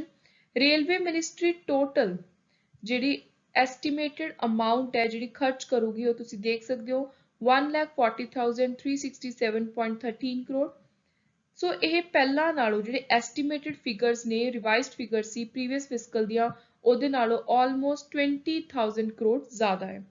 One product one railway station ਇਸ ਸਕੀਮ ਨੂੰ ਵੀ ਹੋਰ ਜ਼ਿਆਦਾ ਪੋਪੂਲਰਾਈਜ਼ ਕੀਤਾ ਜਾਊਗਾ। Next we'll talk about education जो एक बहुत ही ज़्यादा important sector रहता है। So giving another impetus to pandemic affected education system, union budget focused on providing access to student. So union budget ਦੇ ਅੰਦਰ ਇੱਕ ਗੱਲ ਨੂੰ realize ਕੀਤਾ ਗਿਆ ਕਿ pandemic ਨੇ, COVID-19 ਨੇ ਪੜ੍ਹਾਈ ਉੱਤੇ education system sector ਉੱਤੇ ਕਾਫੀ ਜ਼ਿਆਦਾ ਅਸਰ ਪਾਇਆ। ਸੋ ਦੁਬਾਰਾ ਤੋਂ ਇਹਨੂੰ ਇੱਕ ਸਹੀ ਤਰੀਕੇ ਦੇ ਨਾਲ ਚਲਾਉਣ ਦੇ ਲਈ ਯੂਨੀਅਨ ਬਜਟ ਨੇ ਇਸ ਚੀਜ਼ ਉੱਤੇ ਸਪੈਸ਼ਲੀ ਫੋਕਸ ਕੀਤਾ ਹੈ। Agriculture university syllabus would be revised to accommodate need of natural zero budget organic farming. ਸੋ ਜਿੰਨੇ ਵੀ ਐਗਰੀਕਲਚਰ ਯੂਨੀਵਰਸਿਟੀ ਦੇ ਸਿਲੇਬਸ ਨੇ ਉਹਨਾਂ ਦੇ ਅੰਦਰ ਕੁਝ ਨਵੇਂ ਟੌਪਿਕਸ ਐਡ ਕਰਨ ਦੀ ਗੱਲ ਕੀਤੀ ਹੈ। ਜ਼ੀਰੋ ਬਜਟ ਹੋ ਗਿਆ, ਆਰਗੈਨਿਕ ਫਾਰਮਿੰਗ ਹੋ ਗਈ, ਮਾਡਰਨ ਡੇ ਐਗਰੀਕਲਚਰ ਦੇ ਵਿੱਚ ਜੋ ਜੋ ਚੀਜ਼ਾਂ ਦੀ ਜ਼ਰੂਰਤ ਹੈ ਸੋ ਉਹ ਸਾਰੀਆਂ ਚੀਜ਼ਾਂ ਨੂੰ ਐਡ ਕਰਨ ਦੀ ਗੱਲ ਕੀਤੀ ਹੈ। Then one class one TV channel. So pandemic ਦੇ ਟਾਈਮ ਜਿਹੜੀ ਲਰਨਿੰਗ ਦਾ ਕਾਫੀ ਨੁਕਸਾਨ ਹੋਇਆ, ਸੋ ਉਹਦੇ ਲਈ ਹੁਣ PM ਵਿਦਿਆ ਸਕੀਮ ਨੂੰ ਹੋਰ ਅੱਗੇ ਐਕਸਪੈਂਡ ਕਰਨ ਦੀ ਗੱਲ ਕੀਤੀ ਹੈ। ਸੋ ਪਹਿਲਾਂ ਸਿਰਫ 12 ਚੈਨਲ ਸੀ, ਹੁਣ ਬੱਚਿਆਂ ਨੂੰ ਪੜ੍ਹਾਉਣ ਦੇ ਲਈ ਕਿਹਾ ਗਿਆ ਕਿ 12 ਤੋਂ 200 ਚੈਨਲ ਹੋਣ, ਜਿਹਦੇ ਨਾਲ ਜਿੰਨੇ ਵੀ 1st to 12th ਕਲਾਸ ਦੇ ਸਟੂਡੈਂਟ ਨੇ ਸਾਰਿਆਂ ਨੂੰ ਆਪਣੀ ਰੀਜਨਲ ਲੈਂਗੁਏਜ ਦੇ ਅੰਦਰ ਪ੍ਰੋਪਰ ਲਰਨਿੰਗ ਮਿਲ ਸਕੇ। ਦੈਨ ਡਿਜੀਟਲ ਟੈਕਨੋਲੋਜੀ ਡਿਵੈਲਪ ਕੀਤੀ ਜਾਊਗੀ ਜਿਹਦੇ ਅੰਦਰ ਸਟੂਡੈਂਟਸ ਨੂੰ ਵਰਲਡ ਕਲਾਸ ਕੁਆਲਿਟੀ ਐਜੂਕੇਸ਼ਨ ਦੇਣ ਦਾ ਇੱਕ ਏਮ ਰੱਖਿਆ ਗਿਆ ਹੈ। ਸਕਿਲਿੰਗ ਪ੍ਰੋਗਰਾਮ ਦੁਬਾਰਾ ਤੋਂ ਰੀਓਰੀਐਂਟ ਕੀਤੇ ਜਾਣਗੇ। ਡਿਜੀਟਲ ਦੇਸ਼ ਪੋਰਟਲ ਲਾਂਚ ਕੀਤਾ ਜਾਊਗਾ। ਸੋ ਜਿੰਨੇ ਵੀ ਪੋਰਟਲ ਨੇ, ਸਕੀਮ ਹੈ, ਚੈਨਲਸ ਹੈ, ਇਹਨਾਂ ਦੇ ਤੁਹਾਨੂੰ ਨਾਮ ਐਜ਼ ਇਟ ਇਜ਼ ਐਗਜ਼ਾਮ ਦੇ ਲਈ ਯਾਦ ਹੋਣੇ ਚਾਹੀਦੇ ਆ। ਕੁਆਲਿਟੀ ਕੰਟੈਂਟ ਪ੍ਰੋਵਾਈਡ ਕਰਵਾਇਆ ਜਾਊਗਾ, ਟੀਚਰਸ ਨੂੰ ਟ੍ਰੇਨਿੰਗ ਦਿੱਤੀ ਜਾਊਗੀ। 5 ਸੈਂਟਰ ਐਕਸੀਲੈਂਸ ਦੇ ਸੈਟਅਪ ਕੀਤੇ ਜਾਣਗੇ ਟੋਟਲ 250 ਕਰੋੜ ਰੁਪਏ ਦੀ ਲਾਗਤ ਦੇ ਨਾਲ, each for urban planning courses ਜਿਨ੍ਹਾਂ ਨੂੰ ਹੈਲਪ ਕੀਤੀ ਜਾਊਗੀ in urban sector development. Then academic institutes encourage ਕੀਤੇ ਜਾਣਗੇ ਜ਼ਿਆਦਾ ਤੋਂ ਜ਼ਿਆਦਾ, ਜਿਹਦੇ ਅੰਦਰ ਬੱਚਿਆਂ ਨੂੰ ਰਿਸਰਚ ਐਂਡ ਡਿਵੈਲਪਮੈਂਟ ਦੀ ਨੌਲੇਜ ਦਿੱਤੀ ਜਾਵੇ within the ambit of defence budget. Next is health. So health ਉੱਤੇ ਇਸ ਬਾਰੇ ਕੁਝ ਜ਼ਿਆਦਾ ਬਹੁਤ ਜ਼ਿਆਦਾ ਐਕਸਟਰਾ ਫੋਕਸ ਨਹੀਂ ਕੀਤਾ ਕਿਉਂਕਿ ਆਲਰੇਡੀ ਜਦੋਂ ਤੋਂ COVID-19 ਪੈਂਡੈਮਿਕ ਸਟਾਰਟ ਹੋਇਆ ਸਰਕਾਰ ਆਪਣੇ ਵੱਲੋਂ ਜਿੰਨੀਆਂ ਸਕੀਮਸ ਜਿੰਨੀ ਹੈਲਪ ਕਰ ਸਕਦੀ ਸੀ ਉਹ ਨਾਲ ਕਰੀ ਜਾ ਰਹੀ ਹੈ। ਇਸ ਵਾਰ ਦੇ ਬਜਟ ਦੇ ਵਿੱਚ ਮੇਨਲੀ ਇਨਫਰਾਸਟ੍ਰਕਚਰ ਉੱਤੇ ਤੇ COVID-19 ਪੈਂਡੈਮਿਕ ਦੇ ਨਾਲ ਜਿਹੜੀ ਆਰਥਿਕ ਨੁਕਸਾਨ ਹੋਇਆ ਉਹਦੇ ਤੋਂ ਹੁਣ ਆਪਾਂ ਨੇ ਕਿਵੇਂ ਉੱਭਰਨਾ ਉਸ ਚੀਜ਼ ਉੱਤੇ ਫੋਕਸ ਕੀਤਾ ਗਿਆ ਹੈ। ਸੋ ਹੁਣ ਜੇ ਆਪਾਂ ਹੈਲਥ ਦੀ ਗੱਲ ਕਰੀਏ ਤਾਂ ਇਨ terms of health care budget India ਬਾਕੀ ਦੇਸ਼ਾਂ ਦੇ ਜਿਹੜੇ ਗਵਰਨਮੈਂਟ ਬਜਟਸ ਨੇ ਉਹਨਾਂ ਦੇ ਵਿੱਚੋਂ 179 ਰੈਂਕ ਉੱਤੇ ਆਉਂਦਾ ਆਊਟ ਆਫ 189 ਕੰਟਰੀਜ਼। ਸੋ ਤੁਸੀਂ ਦੇਖ ਸਕਦੇ ਹੋ ਕਿ ਕਾਫੀ ਪਿੱਛੇ ਹੈ ਇੰਡੀਆ ਦਾ ਰੈਂਕ ਇਨ ਪ੍ਰਾਇੋਰਟਾਈਜ਼ਿੰਗ ਪਹਿਲ ਦੇਣ ਉੱਤੇ in health sector. As health is a state subject in India, spending on healthcare by state matters the most. So health ਹੈ ਜਿਹੜਾ ਆਪਾਂ ਨੂੰ ਪਤਾ ਹੈ ਸੰਵਿਧਾਨ ਦੇ ਅੰਦਰ ਤਿੰਨ ਲਿਸਟ ਨੇ, ਯੂਨੀਅਨ, ਸਟੇਟ, ਕਨਕਰੈਂਟ। ਸੋ ਯੂਨੀਅਨ ਲਿਸਟ ਦੇ ਅੰਦਰ ਜੋ ਸਬਜੈਕਟ ਨੇ ਉਹ ਸਾਰੇ ਉੱਤੇ ਸਿਰਫ ਮੇਨ ਸੈਂਟਰ ਦੀ ਸਰਕਾਰ ਫੋਕਸ ਕਰਦੀ ਹੈ, ਸਟੇਟ ਸਬਜੈਕਟ ਉੱਤੇ ਸਟੇਟ ਦੀ ਸਰਕਾਰ। ਜਿਹੜਾ ਹੈਲਥ ਹੈ ਇੱਕ ਸਟੇਟ ਸਬਜੈਕਟ ਹੈ, ਸੋ ਹੈਲਥ ਨਾਲ ਮੇਨ ਫੋਕਸ ਹੈਲਥ ਇਸ਼ੂਜ਼ ਨੂੰ ਮੇਨ ਨਿਪਟਣ ਦੇ ਲਈ ਜਿਹੜਾ ਮੇਨ ਕੰਮ ਹੈ ਉਹ ਸਟੇਟ ਦੀਆਂ ਸਰਕਾਰਾਂ ਦਾ ਹੀ ਹੈ। ਸੋ ਉਰੇ ਜਿਹੜੀ ਜਸਟੀਫਿਕੇਸ਼ਨ ਦਿੱਤੀ ਗਈ ਹੈ ਇੱਕ ਕਿ ਇਹੀ ਮੇਨ ਕਾਰਨ ਹੈ ਕਿ ਭਾਰਤ ਸਰਕਾਰ ਆਪਣੇ ਬਜਟ ਦੇ ਅੰਦਰ ਹੈਲਥ ਉੱਤੇ ਜ਼ਿਆਦਾ ਫੋਕਸ ਨਹੀਂ ਕਰ ਰਹੀ, ਕਿਉਂਕਿ ਹੈਲਥ ਉੱਤੇ ਜਿਹੜਾ ਖਰਚਾ ਕਰਨਾ ਹੈ ਉਹ ਕਿਵੇਂ ਕਰਨਾ, ਉਹਦੀ ਪੂਰੀ ਐਗਜ਼ਾਮੀਨੇਸ਼ਨ, ਕੈਲਕੂਲੇਸ਼ਨ ਉਹ ਸਟੇਟਸ ਆਪਣੇ ਆਪਣੇ ਬਜਟ ਦੇ ਵਿੱਚ ਅਲੱਗ ਤੋਂ ਤੈਅ ਕਰਦੀਆਂ ਨੇ। So national digital health ecosystem ਇੱਕ ਓਪਨ ਪਲੇਟਫਾਰਮ ਰੋਲ ਆਊਟ ਕੀਤਾ ਜਾਊਗਾ। ਤੇ national tele mental health programme pandemic ਵਿੱਚ ਕਾਫੀ ਅਲੱਗ-ਅਲੱਗ ਏਜਿਸ ਦੇ ਲੋਕਾਂ ਨੂੰ ਹੈਲਥ ਇਸ਼ੂਜ਼ ਦੇ ਵਿੱਚੋਂ ਮੇਨ ਜਿਹੜਾ ਇਸ਼ੂ ਨਿਕਲ ਕੇ ਆਇਆ ਉਹ ਸੀ ਮੈਂਟਲ ਇਸ਼ੂ। ਸੋ ਮੈਂਟਲੀ ਲੋਕਾਂ ਨੂੰ ਇਸ ਪ੍ਰੋਬਲਮ ਤੋਂ ਉਭਰਨ ਦੇ ਲਈ ਹੈਲਪ ਕਰਵਾਉਣ ਦੇ ਲਈ ਇਹ ਪ੍ਰੋਗਰਾਮ ਲਾਂਚ ਕੀਤਾ ਗਿਆ, ਕਾਉਂਸਲਿੰਗ ਵਗੈਰਾ ਵਿੱਚ ਪ੍ਰੋਵਾਈਡ ਕਰਵਾਈ ਜਾਊਗੀ। Next is agriculture. Minimum support price MSP ਦੇ ਲਈ ਡਾਇਰੈਕਟ ਪੇਮੈਂਟਸ 2.37 ਲੱਖ ਕਰੋੜ ਦੀਆਂ ਟਾਰਗੇਟ ਕੀਤੀਆਂ ਨੇ। Chemical free organic natural farming ਨੂੰ ਜ਼ਿਆਦਾ ਤੋਂ ਜ਼ਿਆਦਾ ਪ੍ਰਮੋਟ ਕਰਨ ਦੀ ਗੱਲ ਕੀਤੀ ਹੈ। 2022 ਸਾਲ ਨੂੰ year of millet year declare ਕੀਤਾ ਹੈ। ਇਹ ਹਰ ਐਗਜ਼ਾਮ ਵਿੱਚ ਆਉਣ ਦੇ 100% ਚਾਂਸਿਸ ਨੇ। Very important thing to remember. ਕਿਸਾਨ ਡਰੋਨਸ ਯੂਜ਼ ਕਰਨ ਦੀ ਗੱਲ ਕੀਤੀ ਹੈ ਕਿ ਤੁਸੀਂ ਕ੍ਰੌਪ ਨੂੰ ਅਸੈਸ ਕਰਨਾ ਹੈ, ਪੈਸਟੀਸਾਈਡ ਸਪਰੇ ਕਰਨੇ ਨੇ ਤਾਂ ਉੱਥੇ ਕਿਸਾਨ ਡਰੋਨਸ ਦੀ ਵਰਤੋਂ ਕਰੋ। ਕੇਨ ਬੇਤਵਾ ਰਿਵਰ ਲਿੰਕਿੰਗ ਪ੍ਰੋਜੈਕਟ ਦੀ ਗੱਲ ਕੀਤੀ ਹੈ। ਟੋਟਲ ਇਹਦੇ ਉੱਤੇ ਕਾਸਟ ਆਊਟਲੇ ਹੈ 44,000 ਕਰੋੜ ਦਾ ਤੇ ਇਹਦੇ ਨਾਲ ਆਲਮੋਸਟ 9 ਲੱਖ ਹੈਕਟੇਅਰ ਇੰਨੇ ਜਿਹੜੇ ਫਾਰਮਰ ਨੇ ਉਹਨਾਂ ਦੀ ਜ਼ਮੀਨ ਨੂੰ ਫਾਇਦਾ ਹੋਊਗਾ ਜਦੋਂ ਇਸ ਕੇਨ ਬੇਤਵਾ ਰਿਵਰ ਲਿੰਕਿੰਗ ਪ੍ਰੋਜੈਕਟ ਦੇ ਨਾਲ ਉਹਨਾਂ ਨੂੰ ਇਰੀਗੇਸ਼ਨ ਪ੍ਰੋਵਾਈਡ ਕਰਵਾਈ ਜਾਊਗੀ। ਸੋ ਤੁਸੀਂ ਦੇਖ ਸਕਦੇ ਹੋ ਇਹ ਹੈ ਕੇਨ ਬੇਤਵਾ ਲਿੰਕ ਪ੍ਰੋਜੈਕਟ ਦਾ ਇੱਕ ਪੂਰਾ ਓਵਰਵਿਊ। ਇਹ ਪਹਿਲਾ ਇਹੋ ਜਿਹਾ ਪ੍ਰੋਜੈਕਟ ਹੈ ਨੈਸ਼ਨਲ ਪਰਸਪੈਕਟਿਵ ਪਲਾਨ ਦੇ ਅੰਦਰ ਜਿਹਦੇ ਅੰਦਰ ਅਲੱਗ-ਅਲੱਗ ਰਿਵਰਸ ਨੂੰ ਇੱਕ ਦੂਜੇ ਦੇ ਨਾਲ ਇੰਟਰਲਿੰਕ ਕਰਨ ਦੀ ਗੱਲ ਕੀਤੀ ਹੈ। ਸੋ ਇਹਦੇ ਅੰਦਰ ਜਿਹੜਾ ਪਾਣੀ ਹੈ ਉਹ ਕੇਨ ਰਿਵਰ ਤੋਂ ਬੇਤਵਾ ਰਿਵਰ ਦੋਨੋਂ ਜਿਹੜੀਆਂ ਯਮੁਨਾ ਦੀਆਂ ਟ੍ਰਾਈਬਿਊਟਰੀਜ਼ ਨੇ ਉੱਥੋਂ ਟ੍ਰਾਂਸਫਰ ਕਰਨ ਦੀ ਗੱਲ ਕੀਤੀ ਹੈ। ਕੇਨ ਬੇਤਵਾ ਲਿੰਕ ਕੈਨਾਲ 221 ਕਿਲੋਮੀਟਰ ਲੰਬਾ ਹੋਊਗਾ ਜਿਹਦੇ ਅੰਦਰ ਜਿਹੜੀ ਟਨਲ ਹੈ ਉਹ ਹੋਊਗੀ 2 ਕਿਲੋਮੀਟਰ ਦੀ। ਸੋ ਇਹ ਪੂਰਾ ਤੁਸੀਂ ਦੇਖ ਸਕਦੇ ਹੋ। ਯੂਪੀ MP ਇਹ ਦੋ ਸਟੇਟਸ ਦੇ ਨਾਮ ਤੁਹਾਨੂੰ ਜ਼ਰੂਰ ਯਾਦ ਹੋਣੇ ਚਾਹੀਦੇ ਹਨ। Next is defence. So defence ਦੇ ਲਈ ਜਿਹੜਾ ਬਜਟ ਦੇ ਵਿੱਚ ਕੈਪੀਟਲ ਪ੍ਰੋਕਿਊਰਮੈਂਟ ਹੈ ਉਹਨੂੰ ਇਨਕਰੀਜ਼ ਕੀਤਾ ਹੈ 10% ਤੋਂ 58% ਤੱਕ।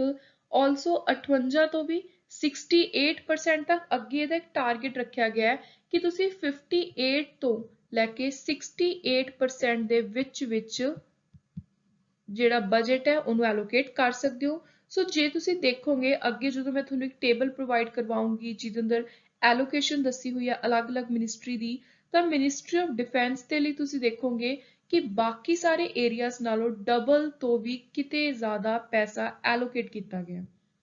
Impact this will reduce countries' dependence on import of defense equipment. ਸੋ ਸਰਕਾਰ ਦਾ ਮੇਨ ਮਕਸਦ ਡਿਫੈਂਸ ਦੇ ਲਈ ਬਜਟ ਨੂੰ ਇਨਕਰੀਜ਼ ਕਰਨ ਦਾ ਇਹੀ ਹੈ ਕਿ ਆਪਾਂ ਆਪ ਆਤਮ ਨਿਰਭਰ ਹੋ ਜਾਈਏ। ਆਪਣੇ ਇੰਡੀਆ ਦੀ ਜਿਹੜੀ ਡਿਫੈਂਸ ਹੈ ਉਹਨੂੰ ਕਿਤੋਂ ਬਾਹਰੋਂ ਕੋਈ ਇਕਵਿਪਮੈਂਟਸ ਨੂੰ ਇੰਪੋਰਟ ਨਾ ਕਰਨਾ ਪਵੇ। Then defence research and development ਅਲੱਗ-ਅਲੱਗ ਸਟਾਰਟਅਪ ਖੋਲੂਗੀ, private industries.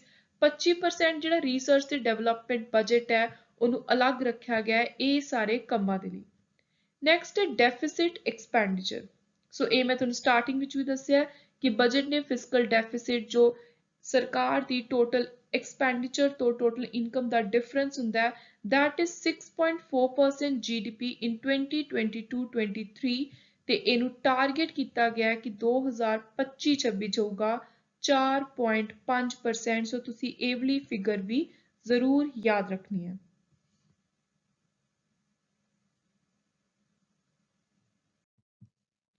Next is micro, small, medium enterprises and startup। 6,000 crore ਦੇ ਅਲੱਗ-ਅਲੱਗ ਪ੍ਰੋਗਰਾਮਸ ਲਿਆਂਦੇ ਜਾਣਗੇ MSMEs ਨੂੰ ਹੋਰ ਜ਼ਿਆਦਾ ਇੰਪਰੂਵ ਕਰਨ ਦੇ ਲਈ। ਦੈਨ ਜਿਵੇਂ MSMEs ਹੋ ਗਈਆਂ, ਉਦਯਮ, ਈ-ਸ਼ਰਮ, NCS, ਅਸੀਮ ਪੋਰਟਲ, ਇਹਨਾਂ ਸਾਰਿਆਂ ਨੂੰ ਇੰਟਰਲਿੰਕ ਕੀਤਾ ਜਾਊਗਾ ਆਪਸ ਦੇ ਨਾਲ ਸੋ ਦੈਟ ਜਿਹੜਾ ਇਹਨਾਂ ਦਾ ਕੰਮ ਹੈ ਉਹ ਹੋਰ ਜ਼ਿਆਦਾ ਐਕਸਟੈਂਸਿਵਲੀ ਚੱਲ ਸਕੇ ਤੇ ਇਹਨਾਂ ਦਾ ਸਕੋਪ ਵੀ ਵਧਾਇਆ ਜਾ ਸਕੇ। ਨੈਕਸਟ ਕਮ ਮੋਸਟ ਇੰਪੋਰਟੈਂਟ ਥਿੰਗ। ਸੋ ਇੱਕ ਤਾਂ ਤੁਸੀਂ ਇਨਫਰਾਸਟ੍ਰਕਚਰ ਉੱਤੇ ਫੋਕਸ ਕਰਨਾ ਹੈ ਇਸ ਬਜਟ ਦੇ ਅੰਦਰ, ਦੂਜੀ ਚੀਜ਼ ਜਿਹਦੇ ਉੱਤੇ ਫੋਕਸ ਕਰਨਾ ਹੈ ਉਹ ਹੈ ਇਨਵਾਇਰਨਮੈਂਟ ਦੇ ਨਾਲ related point. So climate action was highlighted as one of the pillars। ਸੋ ਜਦੋਂ ਮੈਂ ਤੁਹਾਨੂੰ ਪਿਲਰ ਦੱਸੇ ਸੀ 4 ਬਜਟ ਦੇ, ਉਹਨਾਂ ਦੇ ਵਿੱਚ ਇੱਕ ਮੇਨ ਚੀਜ਼ ਸੀ climate action along with Gati Shakti infrastructure master plan inclusive development energy transition। ਸੋ ਇਹ 4 ਪਿਲਰ ਸੀ। ਜਿਹੜੀ ਯੂਨੀਅਨ ਮਿਨਿਸਟਰੀ ਹੈ environment forest climate change the saw a higher estimated expenditure। So total ਜਿਹੜੇ ਖਰਚਾ ਆਪਾਂ ਐਕਸਪੈਕਟ ਕਰ ਰਹੇ ਹਾਂ ਉਹ ਹੈ 3030 crore compare to 2520 crore in 2021-22। So almost ਜਿਹੜਾ 500 ਕਰੋੜ ਜ਼ਿਆਦਾ ਆਪਾਂ ਇਸ ਸਾਲ ਖਰਚਾ ਐਕਸਪੈਕਟ ਕਰ ਰਹੇ ਹਾਂ on environment. Centre's electric vehicle policy scheme for faster adoption and manufacturing of hybrid electric vehicle in India, ਜਿਹੜੀ FAME ਸੀ ਸਕੀਮ, ਜਿਹਨੂੰ ਆਪਾਂ ਸ਼ਾਰਟ ਫਾਰਮ ਦੇ ਅੰਦਰ ਫੇਮ ਦੇ ਨਾਮ ਦੇ ਨਾਲ ਜਾਣਦੇ ਆ। ਸੋ ਜਿਹੜੀ ਇਹ ਸਕੀਮ ਹੈ ਇਹਨੇ ਕਾਫੀ ਜ਼ਿਆਦਾ ਇਹਨੂੰ ਬੂਸਟ ਮਿਲਿਆ from 800 crore last year to 2908.28 crore. So ਲੋਕਾਂ ਦਾ ਜਿਹੜਾ ਝੁਕਾਅ ਹੈ ਉਹ ਫਿਊਲਸ ਨੂੰ ਛੱਡ ਕੇ ਇਲੈਕਟ੍ਰਿਕ ਵਹੀਕਲਸ ਵੱਲ ਵਧ ਰਿਹਾ। Estimated expenditure for Union Ministry of New and Renewable Energy। ਸੋ ਇਹਦਾ ਜਿਹੜਾ ਐਸਟੀਮੇਟਡ ਐਕਸਪੈਂਡੀਚਰ ਹੈ ਖਰਚਾ ਹੈ that is 6900 ਕਰੋੜ। ਸੋ ਇਹ ਘਟਿਆ 7681 ਤੋਂ। ਤੇ ਇਹਦੇ ਵਿੱਚ ਜੇ ਆਪਾਂ ਹਾਈਐਸਟ ਐਲੋਕੇਸ਼ਨ ਦੀ ਗੱਲ ਕਰੀਏ ਤਾਂ ਉਹ ਸੋਲਰ ਪਾਵਰ ਉੱਤੇ ਕੀਤੀ ਗਈ ਹੈ 3300 ਕਰੋੜ ਦੀ। ਸੋ ਇਹ ਵੀ ਤੁਹਾਨੂੰ ਜ਼ਰੂਰ ਪਤਾ ਹੋਣਾ ਚਾਹੀਦਾ ਹੈ। Budget estimate for NREGA programme very important, ਜੋ ਬਾਰ ਕਰੰਟ ਇਸ਼ੂਜ਼ ਵਿੱਚ ਵੀ ਰਹਿੰਦੀ ਹੈ scheme. Mahatma Gandhi national rural employment guarantee programme, a scheme with great potential for climate resilience, carbon sequestration has been revised downward। ਸੋ 98,000 ਕਰੋੜ ਤੋਂ ਇਹਨੂੰ ਰਿਵਾਈਜ਼ ਕੀਤਾ ਗਿਆ ਹੈ, ਨੀਚੇ ਲਿਆਂਦੀ ਗਈ ਹੈ ਲਾਗਤ ਆਊਟਲੇ ਇਸ ਸਕੀਮ ਦੇ ਲਈ 73,000 ਕਰੋੜ ਕਰਤੀ ਹੈ। ਸੋ ਇਹ ਤੁਸੀਂ ਦੇਖ ਸਕਦੇ ਹੋ ਜਿਹੜੀ ਸਕੀਮ ਨੇ COVID-19 ਪੈਂਡੈਮਿਕ ਦੇ ਦੌਰਾਨ ਜਿੰਨੇ ਵੀ ਲੇਬਰ ਕਲਾਸ ਦੇ ਲੋਕ ਨੇ ਸਪੈਸ਼ਲੀ ਰੂਰਲ ਏਰੀਆਜ਼ ਦੇ ਵਿੱਚ ਉਹਨਾਂ ਨੂੰ ਬਹੁਤ ਹੀ ਜ਼ਿਆਦਾ ਹੈਲਪ ਕੀਤੀ ਸੀ, ਕਾਫੀ ਜ਼ਿਆਦਾ ਉਹਨਾਂ ਨੂੰ ਇਹਦੇ ਥਰੂ ਨਾਲ ਇਕਨੋਮਿਕ ਜੋ ਤੰਗੀਆਂ ਆਈਆਂ ਸੀ ਉਹਨਾਂ ਤੋਂ ਬਾਹਰ ਨਿਕਲਣ ਦੇ ਵਿੱਚ ਹੈਲਪਫੁਲ ਰਹੀ ਸੀ ਇਹ ਸਕੀਮ। ਸੋ ਲੋਕਾਂ ਨੂੰ ਇਹਦਾ ਬਹੁਤ ਹੀ ਜ਼ਿਆਦਾ ਫਾਇਦਾ ਮਿਲਿਆ ਸੀ ਇਸ ਨਰੇਗਾ ਸਕੀਮ ਦਾ। ਪਰ ਤੁਸੀਂ ਦੇਖ ਸਕਦੇ ਹੋ ਕਿ ਇਸ ਵਾਰ ਦੇ ਬਜਟ ਦੇ ਅੰਦਰ ਜਿਹੜੀ ਇਹਦੀ ਆਊਟਲੇ ਹੈ, ਪੈਸਾ ਹੈ, ਬਜਟ ਹੈ, ਉਹਨੂੰ ਘਟਾ ਦਿੱਤਾ ਗਿਆ ਤੇ ਕਾਫੀ ਜ਼ਿਆਦਾ ਘਟਾਇਆ। ਆਲਮੋਸਟ ਇਹਨੂੰ ਜੇ ਆਪਾਂ ਦੇਖੀਏ ਤਾਂ 25,000 ਕਰੋੜ ਜਿਹੜੀ ਅਮਾਉਂਟ ਹੈ ਉਹ ਘਟਾ ਦਿੱਤੀ ਗਈ ਹੈ। ਸੋ ਹੁਣ ਇਹ ਬਹੁਤ ਹੀ ਵੱਡਾ ਕੁਐਸਚਨ ਮਾਰਕ ਵੀ ਹੈ ਕਿ ਜਿਹੜੀ ਸਕੀਮ ਇੰਨੇ ਸਾਰੇ ਲੋਕਾਂ ਦਾ ਇੱਕ ਮੇਨ ਹੈਲਪ ਕਰ ਰਹੀ ਹੈ, ਉਹਨਾਂ ਨੂੰ ਜਿਹੜੀ ਪੋਵਰਟੀ ਹੈ ਉਹਦੇ ਤੋਂ ਅਪਲਿਫਟ ਕਰਨ ਦੇ ਬਹੁਤ ਜ਼ਿਆਦਾ ਯੋਗਦਾਨ ਦੇ ਰਹੀ ਹੈ, ਸੋ ਹੁਣ ਉਸ ਸਕੀਮ ਦੇ ਲਈ ਇਹ ਬਜਟ ਇੰਨਾ ਜ਼ਿਆਦਾ ਕਿਉਂ ਘਟਾ ਦਿੱਤਾ ਗਿਆ। Some other climate relevant announcement made during the budget presentation। ਸੋ ਕੁਝ ਹੋਰ ਜਦੋਂ ਬਜਟ ਨੂੰ ਪ੍ਰੈਜ਼ੈਂਟ ਕਰ ਰਹੇ ਸੀ ਤਾਂ ਵਾਤਾਵਰਣ ਕਲਾਈਮੇਟ ਨੂੰ ਲੈ ਕੇ ਅਨਾਉਂਸਮੈਂਟ ਕੀਤੀਆਂ ਗਈਆਂ, ਜਿਵੇਂ ਪਬਲਿਕ ਲਿੰਕਡ ਇਨਸੈਂਟਿਵ ਦੇ ਲਈ ਜ਼ਿਆਦਾ ਸੋਲਰ ਮੋਡਿਊਲਸ ਨੂੰ ਤਿਆਰ ਕਰਨ ਦੇ ਲਈ 19,500 ਕਰੋੜ ਰੁਪਏ ਦੀ ਅਲੱਗ ਤੋਂ ਐਲੋਕੇਸ਼ਨ ਕੀਤੀ ਗਈ ਹੈ। ਦੈਨ ਇੱਕ ਪ੍ਰਪੋਜ਼ਲ ਰੱਖਿਆ ਗਿਆ to co-fire 5 to 7% biomass pellets in thermal power plant, energy efficiency saving ਨੂੰ ਪ੍ਰਮੋਟ ਕਰੋ ਜ਼ਿਆਦਾ ਤੋਂ ਜ਼ਿਆਦਾ। ਜਿੰਨੀਆਂ ਵੀ ਵੱਡੀਆਂ ਕਮਰਸ਼ੀਅਲ ਬਿਲਡਿੰਗਸ ਨੇ ਉੱਥੇ ਐਨਰਜੀ ਕੰਜ਼ਰਵ ਕਰਨ ਵਾਲੇ ਜਿੰਨੇ ਵੀ ਮਾਡਲਸ ਨੇ ਉਹਨਾਂ ਨੂੰ ਅਪਣਾਓ। ਦੈਨ 4 ਪਾਇਲਟ ਪ੍ਰੋਜੈਕਟ ਕੋਲ ਗੈਸੀਫਿਕੇਸ਼ਨ ਦੇ ਲਈ। ਉਸ ਤੋਂ ਬਾਅਦ ਐਗਰੋ ਫੋਰੈਸਟਰੀ ਉੱਤੇ ਮੇਨ ਫੋਕਸ ਕਰੋ।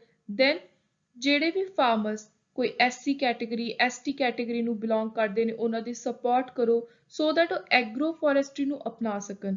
ਸੋਵਰੇਨ ਗ੍ਰੀਨ ਬੌਂਡ ਨੂੰ ਇਸ਼ੂ ਕਰੋ ਪਬਲਿਕ ਸੈਕਟਰ ਪ੍ਰੋਜੈਕਟਸ ਦੇ ਅੰਦਰ ਜਿਹਦੇ ਨਾਲ ਜਿਹੜੀ ਕਾਰਬਨ ਇੰਟੈਂਸਿਟੀ ਹੈ ਵਾਤਾਵਰਣ ਦੇ ਵਿੱਚ ਉਹ ਜ਼ਿਆਦਾ ਤੋਂ ਜ਼ਿਆਦਾ ਘਟ ਸਕੇ। ਸੋ ਇਹ ਵੀ ਬਹੁਤ ਇੰਪੋਰਟੈਂਟ ਕੰਸੈਪਟ ਹੈ।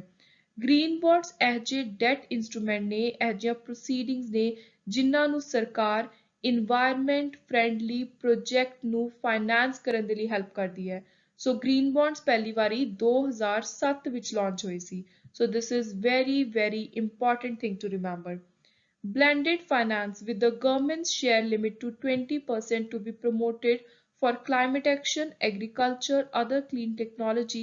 This will be managed by private fund manager. So blended finance ਦੀ ਗੱਲ ਹੋ ਰਹੀ ਹੈ। Now comes very important thing. Budget session ਦੇ ਅੰਦਰ ਇੱਕ ਐਕਸਪੈਕਟ ਕੀਤਾ ਜਾ ਰਿਹਾ ਹੈ ਕਿ ਇੱਕ ਨਵਾਂ ਬਿੱਲ ਵੀ ਡਿਸਕਸ ਕੀਤਾ ਜਾਊਗਾ। ਸੋ ਇਹ ਬਿੱਲ ਹੈ ਐਨਰਜੀ ਕੰਜ਼ਰਵੇਸ਼ਨ ਅਮੈਂਡਮੈਂਟ ਬਿੱਲ 2022, ਜਿਹਦੇ ਅੰਦਰ ਕਿਹਾ ਗਿਆ ਹੈ ਕਿ ਜਿਹੜਾ ਇੱਕ ਇੰਪੋਰਟੈਂਟ ਲੈਜਿਸਲੇਸ਼ਨ ਹੈ ਐਨਰਜੀ ਕੰਜ਼ਰਵੇਸ਼ਨ ਦੀ, ਉਹਦੇ ਅੰਦਰ ਕੁਝ ਇੰਪੋਰਟੈਂਟ ਤਬਦੀਲੀਆਂ ਲਿਆਂਦੀਆਂ ਜਾਣਗੀਆਂ which aims to provide regulatory framework for carbon trading ਹੈ ਜਿਹੜੀ ਇੰਡੀਆ ਦੇ ਅੰਦਰ, ਉਹਦੇ ਲਈ ਇੱਕ ਰੈਗੂਲੇਟਰੀ ਫਰੇਮਵਰਕ ਤਿਆਰ ਕੀਤਾ ਜਾਊਗਾ। ਪ੍ਰੋਪਰ ਅਥਾਰਟੀਜ਼ ਬੋਡੀਜ਼ ਹੋਣਗੀਆਂ ਜਿਹੜੀਆਂ ਇਹਦੇ ਉੱਤੇ check ਰੱਖਣਗੀਆਂ। Then encouraging penetration of renewable in energy mix effective implementation, ਜਿਹੜਾ 2001 ਦਾ ਐਨਰਜੀ ਕੰਜ਼ਰਵੇਸ਼ਨ ਐਕਟ ਹੈ ਜਿਹਦੇ ਵਿੱਚ ਅਮੈਂਡਮੈਂਟ ਲੈ ਕੇ ਆਉਣ ਦੇ ਲਈ ਆਪਾਂ ਇਸ ਬਿੱਲ ਦੀ ਗੱਲ ਕਰ ਰਹੇ ਹਾਂ। ਸੋ ਉਹਨੂੰ ਹੋਰ ਸਹੀ ਤਰੀਕੇ ਦੇ ਨਾਲ ਇਨਫੋਰਸ ਸਟ੍ਰਿਕਟਲੀ ਉਹਨੂੰ ਲਾਗੂ ਕਰਵਾਉਣ ਦੇ ਲਈ ਜਿਹੜੀਆਂ ਵੀ ਚੀਜ਼ਾਂ ਦੀ ਜ਼ਰੂਰਤ ਹੈ ਇਸ ਐਕਟ ਦੇ ਅੰਦਰ ਐਡ ਕਰਨ ਦੇ ਲਈ, ਇਨਕਲੂਡ ਕਰਨ ਦੇ ਲਈ, ਸੋ ਇਸ ਅਮੈਂਡਮੈਂਟ ਦੇ ਅੰਦਰ ਐਕਸਪੈਕਟ ਕੀਤਾ ਜਾ ਰਿਹਾ ਹੈ ਕਿ ਇਹਨੂੰ ਡਿਸਕਸ ਕੀਤਾ ਜਾਊਗਾ ਤੇ ਜ਼ਰੂਰ ਲਿਆਂਦੀਆਂ ਜਾਣਗੀਆਂ, ਜਿਹਦੇ ਨਾਲ 2070 ਤੱਕ ਦਾ ਜਿਹੜਾ ਕਾਰਬਨ ਰਿਡਿਊਸ ਕਰਨ ਦਾ ਇੱਕ ਟਾਰਗੇਟ ਰੱਖਿਆ ਹੈ ਉਹ ਟਾਰਗੇਟ ਆਪਾਂ ਇਫੈਕਟਿਵਲੀ ਅਚੀਵ ਕਰ ਸਕੀਏ। ਸੋ ਨੈਕਸਟ ਜਿਹੜਾ ਇਹ ਟੇਬਲ ਹੈ ਤੁਸੀਂ ਦੇਖ ਲਿਓ, ਇਹਦੇ ਅੰਦਰ ਮਿਨਿਸਟਰੀ ਵਾਈਜ਼ ਐਲੋਕੇਸ਼ਨ ਹੈ ਤੇ ਮੈਂ ਤੁਹਾਨੂੰ ਦੱਸ ਦਿੰਦੀ ਹਾਂ ਕਿ ਤੁਸੀਂ ਮੇਨ ਕਿਹੜੀ ਮਿਨਿਸਟਰੀ ਦੇ ਆਊਟਲੇ ਉੱਤੇ ਫੋਕਸ ਕਰਨਾ ਹੈ। ਸੋ ਇੱਕ ਹੈ rural development, then railway and also ministry of defence. So ਆਮ ਤੌਰ ਤੇ ਜੇ ਐਗਜ਼ਾਮ ਵਿੱਚ ਕੁਐਸਚਨ ਆਉਂਦਾ ਤਾਂ ਜਨਰਲੀ ਇਹਨਾਂ ਵਿੱਚ ਹੀ ਆਉਂਦਾ। ਸੋ ਤੁਸੀਂ ਇਹ ਸਾਰੀਆਂ ਮਿਨਿਸਟਰੀਜ਼ ਦੇ ਆਊਟਲੇ ਉੱਤੇ ਕਿੰਨੇ ਪੈਸੇ ਇਹਨਾਂ ਨੂੰ ਐਲੋਕੇਟ ਕੀਤੇ ਨੇ ਇਸ ਸਾਲ ਦੇ ਬਜਟ ਦੇ ਅੰਦਰ ਇਹ ਦੇਖ ਸਕਦੇ ਹੋ ਤੇ ਤੁਸੀਂ ਇਹਨਾਂ ਦੇ ਵਿੱਚੋਂ ਇੱਕ ਚੀਜ਼ ਐਨਾਲਾਈਜ਼ ਕਰਨੀ ਹੈ ਕਿ ਸਭ ਤੋਂ ਜ਼ਿਆਦਾ ਕਿਹਨੂੰ ਪੈਸਾ ਐਲੋਕੇਟ ਕੀਤਾ, ਸਭ ਤੋਂ ਘੱਟ। ਸੋ ਤੁਸੀਂ ਦੇਖ ਸਕਦੇ ਹੋ ਕਿ ਮਿਨਿਸਟਰੀ ਆਫ ਡਿਫੈਂਸ ਨੂੰ ਬਾਕੀਆਂ ਦੇ ਕੰਪੈਰੀਟਿਵਲੀ ਡਬਲ ਤੋਂ ਵੀ ਜ਼ਿਆਦਾ ਪੈਸਾ ਐਲੋਕੇਟ ਕੀਤਾ ਹੈ। ਸੋ ਇਹ ਜਿਹੜੀ ਫਿਗਰ ਹੈ ਇਹ ਐਗਜ਼ਾਮ ਦੇ ਲਈ ਬਹੁਤ ਹੀ ਜ਼ਿਆਦਾ ਇੰਪੋਰਟੈਂਟ ਹੈ। Lastly will talk about budget ਦੇ ਅੰਦਰ ਕੁਝ ਇੰਪੋਰਟੈਂਟ ਸਕੀਮਸ ਅਨਾਉਂਸ ਕੀਤੀਆਂ ਗਈਆਂ।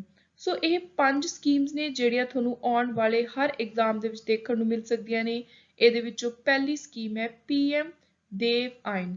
ਜਿਹੜੀ ਇਹ ਸਕੀਮ ਹੈ ਇਹ ਨਾਰਥ ਈਸਟਰਨ ਕਾਉਂਸਿਲ ਦੇ ਦੁਆਰਾ ਇੰਪਲੀਮੈਂਟ ਕਰਵਾਈ ਜਾਊਗੀ।